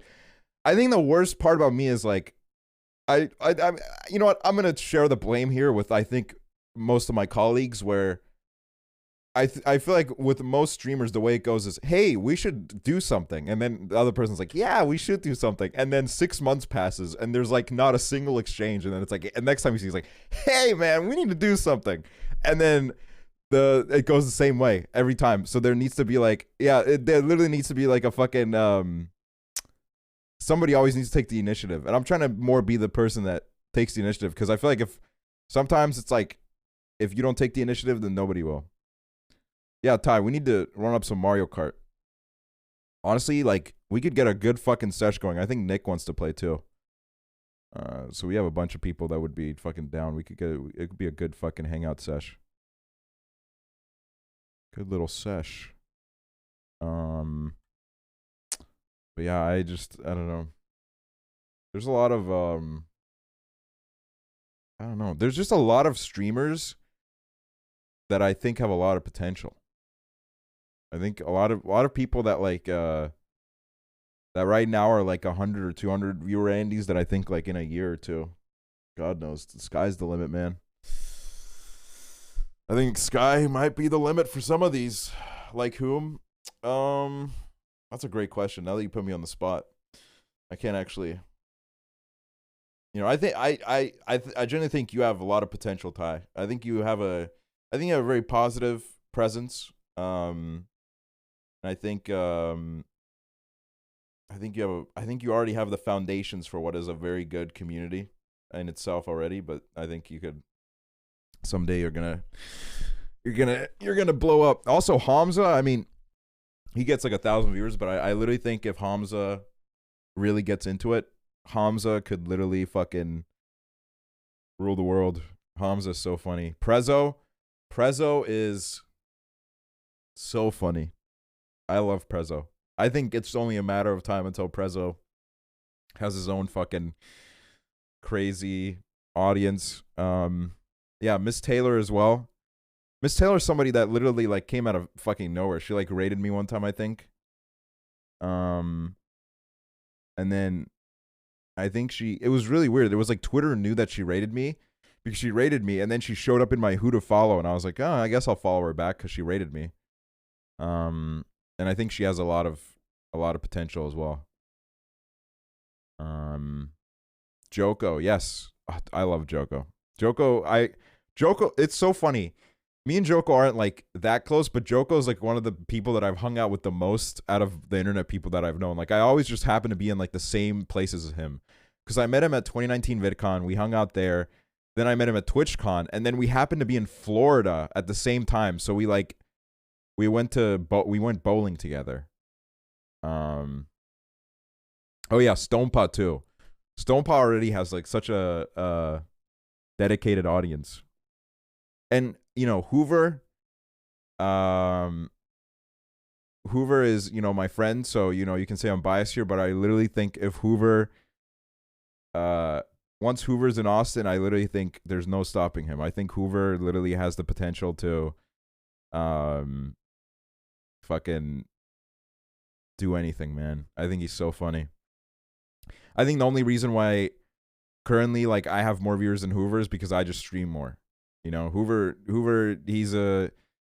he doesn't stream that much, so it's like, you know, in that way he's kind of stopping his own growth. But I think once he gets to Austin, I think he's gonna have more motivation to stream. I think that's gonna be great for him. I think he's gonna blow up. Which he deserves, because I think Hoover for a while has been kind of carrying the content of a lot of creators that are bigger than him, myself included. So he deserves it. Who else? Yeah, Weston Corey. You know, he's really been struggling. I mean, I gotta say that guy's doing really rough. I think he might hang up the boots soon. I think he's really really not doing too well. Numbers low. I mean, he tweeted out Anna Kendrick and only got like 20K likes. Oh, that's just sad, man. That's really sad.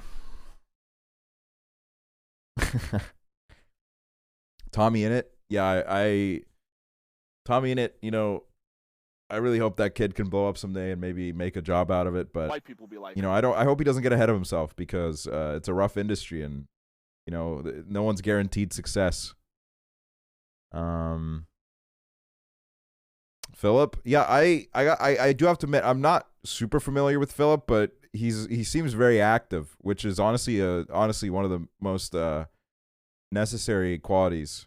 And he's very young too. The fact that he's 15 and he's like streaming, that's crazy. So respect to Flip Flop.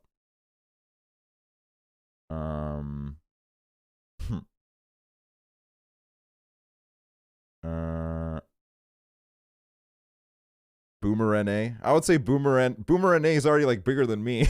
I can't sit here and be like, you know, Boomer NA, you know, I hope he gets his success someday. Like, that guy's like 10 times bigger than me. I can't really give him my blessing. But he seems like a nice guy. I don't really I've seen like one Boomer stream, because I think Hoover rated him. I was like, this guy sounds like Swagger Souls. And then I was like, you know what? He's seems like a fun guy. Yeah, Shroud, you know, maybe if Shroud gets a little bit better at like first person shooters, he's just not very good at it. His aim's always all over the place, very bad. Oh, Ophelia Bear. I almost forgot Ophelia Bear. She just has such an insane work ethic, and she is so organized. I'm still frustrated that the stream with me and her did not happen. Like, she invited me onto the stream, and she like meticulously like planned out like the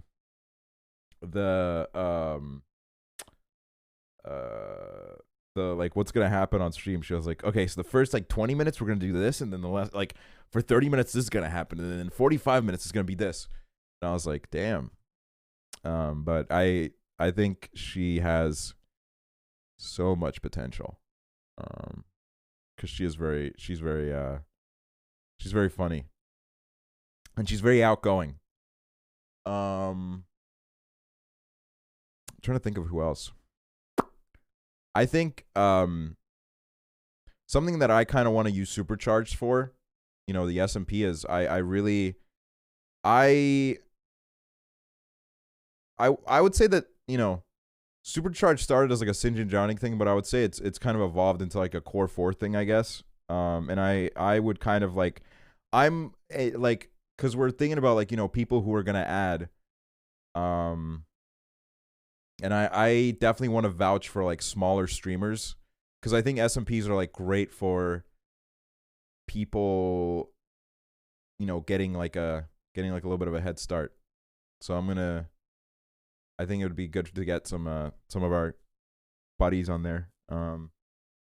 JHB team has the fucking. I mean, JHB team's gonna run the world one day. I mean, I fucking love that kid. I was looking through my Instagram DMs with JHB team. They're so funny. I DM him like I'm his dad. Because anytime he posts a story or something, I'm like, okay. So it starts with like, on the 16th of January, I said, cool photos, JHB. I don't know what the photos were, but I just replied to a story. And then he said, actually true though.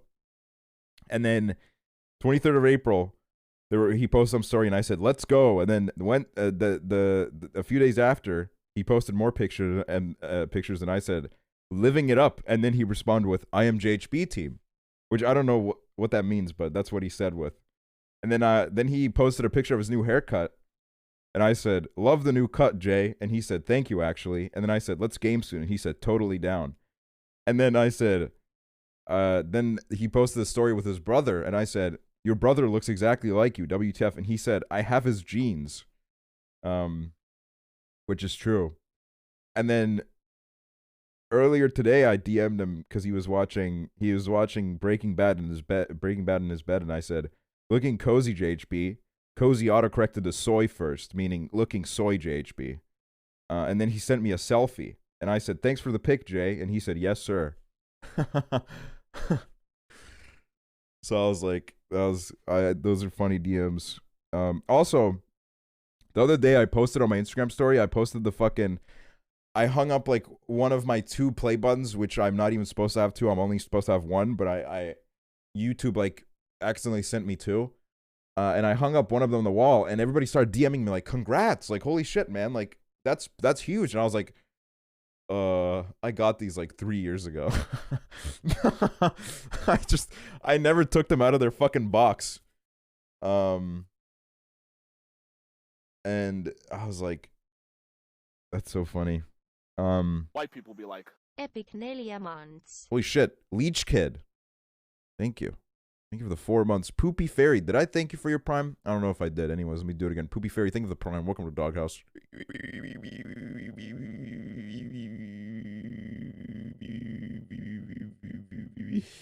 Oh yeah, Selma. Selma has a fucking crazy work ethic. My advice to Selma would be maybe play a little bit less chess and do something else. Because I don't know how much appeal there is to chess, but Selma is really funny, and I've known Selma for so long, and she also she has a very consistent schedule, and she goes in hard on her streaming. So Selma's another one where I'm like, there's just so many people where I'm like, I want all these people to do so well.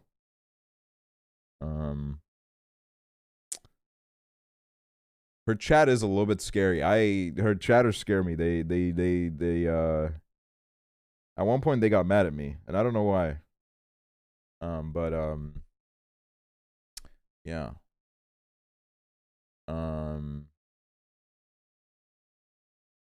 Have I heard of this guy named George Not Found? I'm not too familiar. Isabella's Pluto, thank you for the 100 bits. Hi. I miss Emily. Yeah, I think Emily, she kind of had her streaming phase, and then she said, I'm kind of past it. But, she never ruled out that she won't stream again. Miskiff? Yeah, Miskiff, I don't know. I don't think that kid has potential. I think he's going to crash and burn.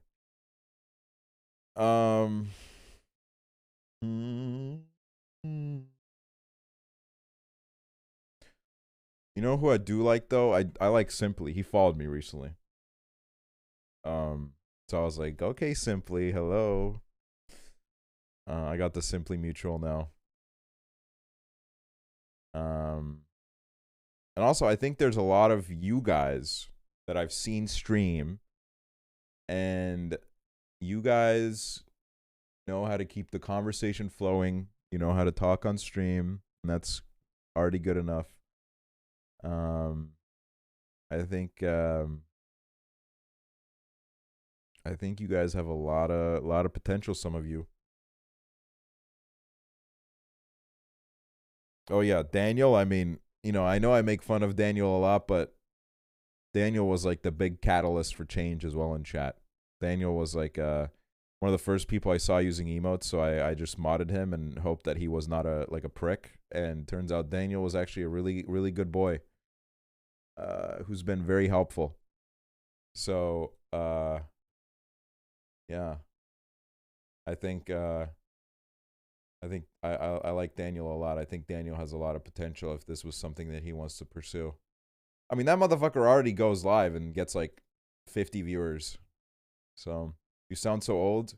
Yeah, I mean, I've been doing this as a full-time job for almost 3 years. I would say that kind of makes me like a senior citizen when in the grand scale of things. Like when you think about it this way, like Dream SMP wasn't even a thing like a year ago. This time last year, Dream SMP did not exist. So, you put that into perspective and it's like, damn, I'm like a fucking dinosaur. It did. Well, I guess it must have just started, right?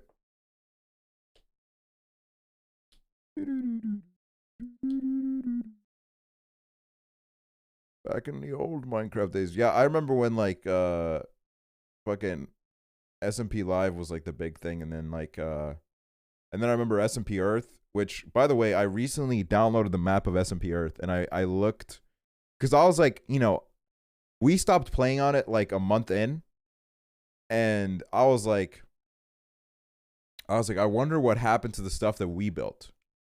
Because like we literally stopped playing, and then the server kept going for like multiple more months after that. And I looked at it and I was like, damn, they didn't touch our shit. They just they didn't even take our diamonds. Like our diamonds were still in the chests, which is crazy because I would have just fucking jacked everything. Like you should have seen fucking the last supercharged, bro. Everybody was stealing from everybody. Even when they would be playing every day. So I gotta say, they're very respectful on that server. Actually, hold on, let me. Yeah, no, it was. And I remember I built. I found my like staircase that I built, and I found my farm, and I found my like shoebox house. And it was all still there, which is crazy. Which is wild. Crazy wild. When does the Minecraft update come out? I don't know. It's annoying if they split it into fucking 2 updates because, you think the fucking Minecraft people would have enough like resources to just have like enough people on each section of the fucking update. But if they think that's better, then that's good. That's good that they did that. That is good that they did that. What about Hamza the Fantastic? I already talked about him, but yeah, I think Hamza is really funny. And I think what he's doing with his podcast is a very good thing. I think his podcast is promoting dialogue, and I think he is kind of like, he's having a lot of conversations that I think some people kind of want to run away from. And I like his podcast a lot, and I like him a lot too. Jake, oh my god, I don't even know how to start Jake. I love Jake so much. I think he's so funny, and I think he's also like literally one of the smartest people I know. I have so much respect for Jake. Like I literally don't even know where to begin. You being on an SMP with Technoblade was unreal. The fact that me and Technoblade used to like talk to each other on that server. Like I used to DM him, like I used to private message him on SMP Earth all the time and be like, "Hey, Technoblade, can I have diamonds?" And then he would be like, "No." And then also I remember one time I joined a VC with him and Voice for Pete, whose name has not aged the most well, but it was one of the most awkward things I think I've ever been a part of. I remember I joined it because I was like, because I met Voice for Pete at TwitchCon, and it was a really bizarre interaction. I think now it's okay to say that, but it was a really weird interaction where I didn't know what the fuck was going on. So then I went to, I joined the voice chat because I wanted to be like, "Hey Pete, remember me?" And it was like literally the most painful conversation I've ever had, I think. Because I was like, hey, Pete, remember me? And he was like, ah. And I was like, you know, you fucking... There's this, like, really funny picture of Pete, because we met Pete at a restaurant, and then I think he really wanted me to follow him back on Twitter, and I just didn't know how I felt about him, so I was kind of like, you know, I'll think about it. So he kept like kind of being like, he kept like insinuating it in these ways where like he looked at my badge and he was like, actually, I'll look for you. And I was like, yeah, Pete. And then he just stared at me, and it was like this like 10-second completely silent pause where it was like 4 people standing in a circle, and then like nobody was saying anything, and Pete was just staring blankly at me. And then Henry just like took his phone out and took a selfie with Pete while he was staring at me. There's like, I don't know if I have the picture anywhere, but it's literally like Pete is just like blankly like staring at me, and then Henry just took a picture with him. And then I joined like a VC on SMP Earth to like, I was like, hey Pete, remember me? And he literally was like, ah. I felt like I was like talking to my grandfather. I was like, what the fuck? Pete Davidson, yeah, Pete Davidson, yeah. Pete Davidson was on SMP Earth. That's how he got his start, actually. The scouts of SNL, they were watching SMP Earth, and they said, you know what, this guy has some potential. We need to bring him on. And that's how they found little Peter. Finally, someone has more dementia than you. True. Actually, you're a cheeky fucking fellow. Thanks, dude. It's very kind of you. I'm looking through my downloads to see if I have the picture. Yeah. No, all I have is this fucking gross picture from the Reddit Crew Confessions account, which says Aksel needs more love, and they chose the worst picture that has ever existed of me that I took when I was like 17 and I couldn't grow a beard. Like literally, if you say that I need more love, why would you ever use this picture? This just is promoting less love towards me. This is an awful picture. That doesn't look like you at all. Yeah, I was look at that. That is the most pathetic beard ever. And I really thought I was the coolest guy ever for having that. That is so sad.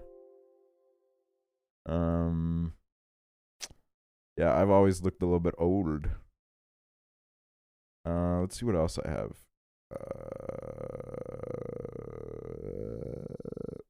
How old am I? Currently, I'm 22. So, no, wait. Actually, I don't think I was 17 in that. I must have been like 18, maybe. Yeah. Shit. Wow. Time's crazy. Time is very crazy. So you're basically almost to the coffin? Yeah. Pretty much. I pretty much am. Let me see what other little pictures I have in my downloads folder.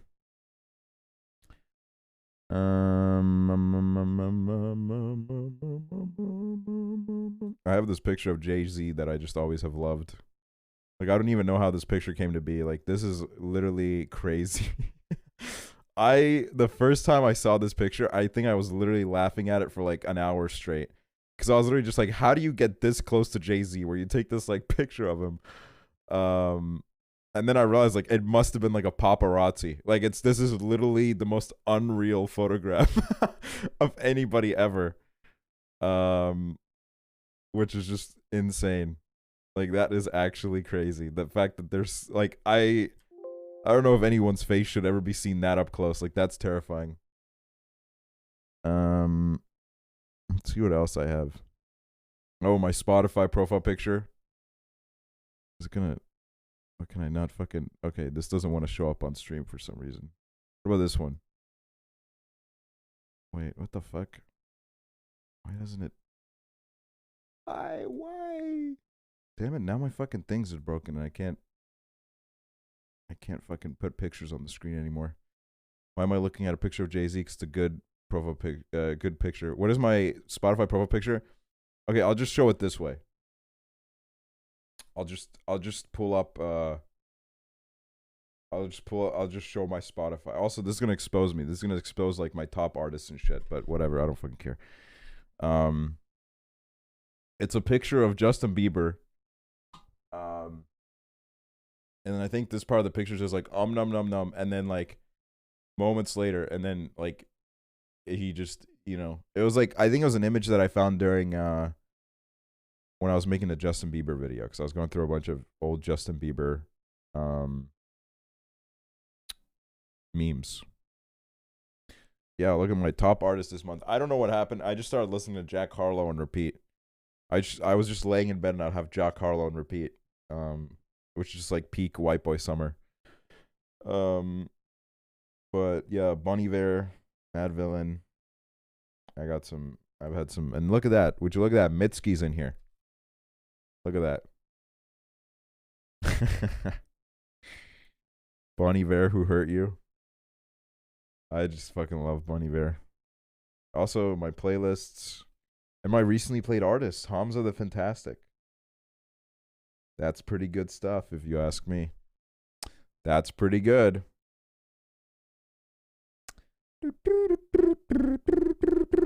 Where's Will.i.am? Will.i.am, I went through my I listened to a lot of Will.i.am in 2020, and then I just fell off him again in 2021. I'm sorry to say. I'm sorry to break the news about the Will.i.am moment, but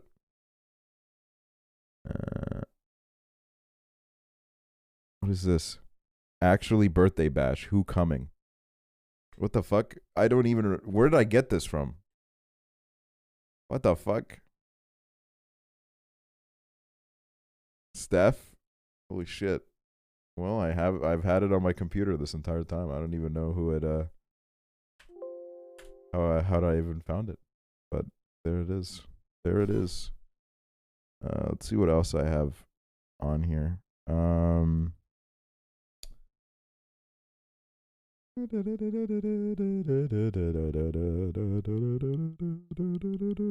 just still trying to... I've had the same downloads folder for years. So there's like all sorts of images from like all sorts of time frames in here, which is crazy. Let me see. Let me see. I have a shirtless picture of Alfie Days for some reason. I don't even know what the fuck I used that for. I just have it for no apparent reason. And then I have this picture of Shaq sleeping, which I'm gonna keep this on the screen for now. This is a very peaceful picture. Honestly, this should be the new resident sleeper. Just Shaq sleeping. I don't know why nobody's made that into an emote. You know what? I might make this into a channel emote. I think that would be a good sub emote. Because, yeah, this sub count we have right now, this is the highest sub count we've ever had. Classified did? Fuck. I'm going to copyright strike him. Just kidding, of course. Shout out to the mob boys. I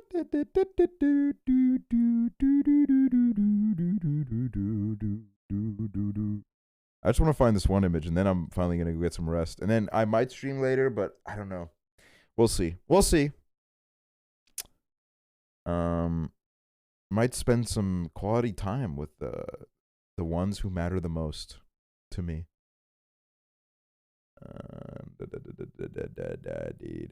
Also, I said the thing about moving the emotes of me on Better TTV to channel emotes, but before I do that, I tried doing it with Pet the Aksel, and I couldn't do it because it said that the emote was already uploaded. So I guess they would need to be like removed or whatever before I was able to do it. Before I'm able to do it. So right now we don't have the emote because I was like, I'm gonna upload it, and then but don't, if you have ever made an emote of me, don't delete it or whatever if you're going to right now, because I haven't downloaded them, so I wouldn't have access to them. I can delete it if you have the image. Yeah, I have the Pet the Aksel one though. Yeah, you could do that one. What is this? Look at this. I don't know why I have this, but this is very cute. Very cute picture of a dog. I think Hoover sent this to me or something and was like, "This is a cool dog." Because when I was like talking about like I'm gonna make a podcast named Cool Dog, and then he was like, "This is a cool dog." I was like, "Thanks, Hoover. Thanks for showing me the cool dog."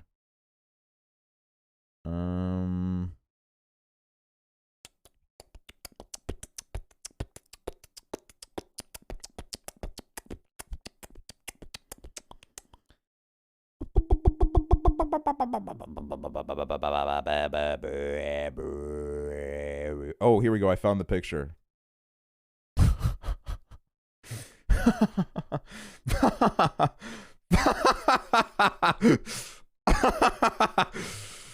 That is actually the most unreal fucking image ever.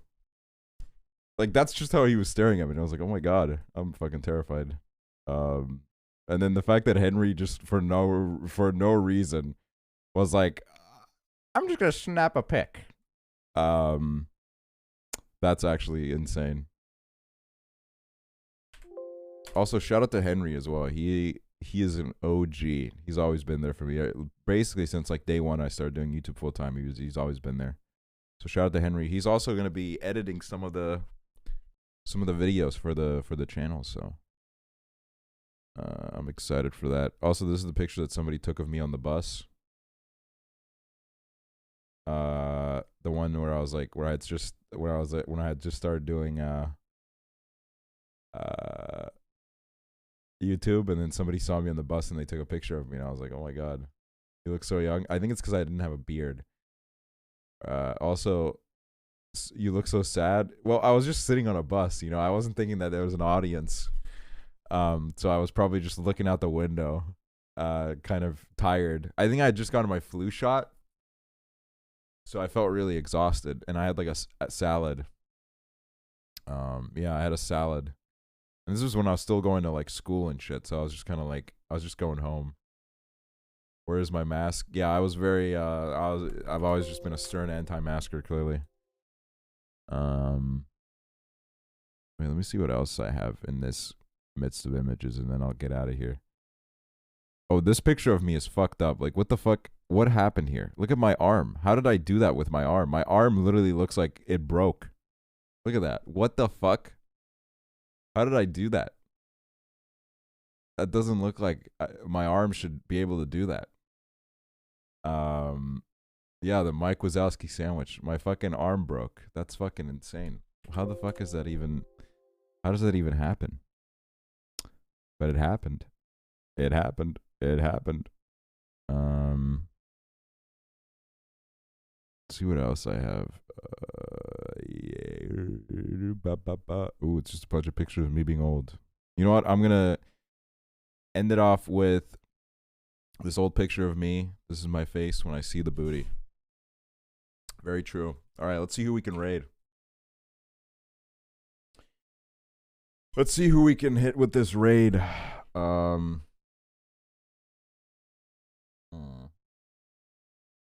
Is there anybody fucking live nowadays?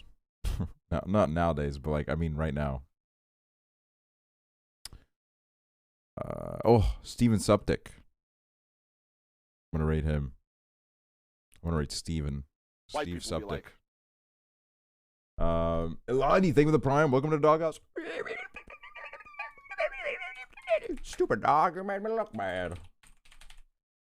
But thank you so much for the prime. Thanks for hanging out, guys. We did basically 5 hours. That's crazy. Did not expect to do that. I might be back later, but it might be like a late stream, you know. I'll keep you posted on that, all right? And go be nice to Steve. Steve is somebody that I used to watch a lot growing up, and he's been very nice to me ever since we became acquainted. And he has Yolk merch, so he's one of you guys. And also he's not live anymore? Holy shit, you saved my ass. Is that true? You're right. He's not live anymore. You saved my ass. Holy shit. I was about to raid on an offline chat. That would have been so fucking embarrassing. Holy shit. All right. We can raid Talia Mar. Talia Mar is also very nice. Let's cancel this Steven Suptic raid. Talia Mar. I went to TwitchCon with her, and she was very sweet. She was very kind. But yeah, I'll catch you guys later. Hope you guys have a good one. Bye. Bye. Bye. Bye. Bye. Bye. Bye. Bye. Bye. Bye. Bye. Bye.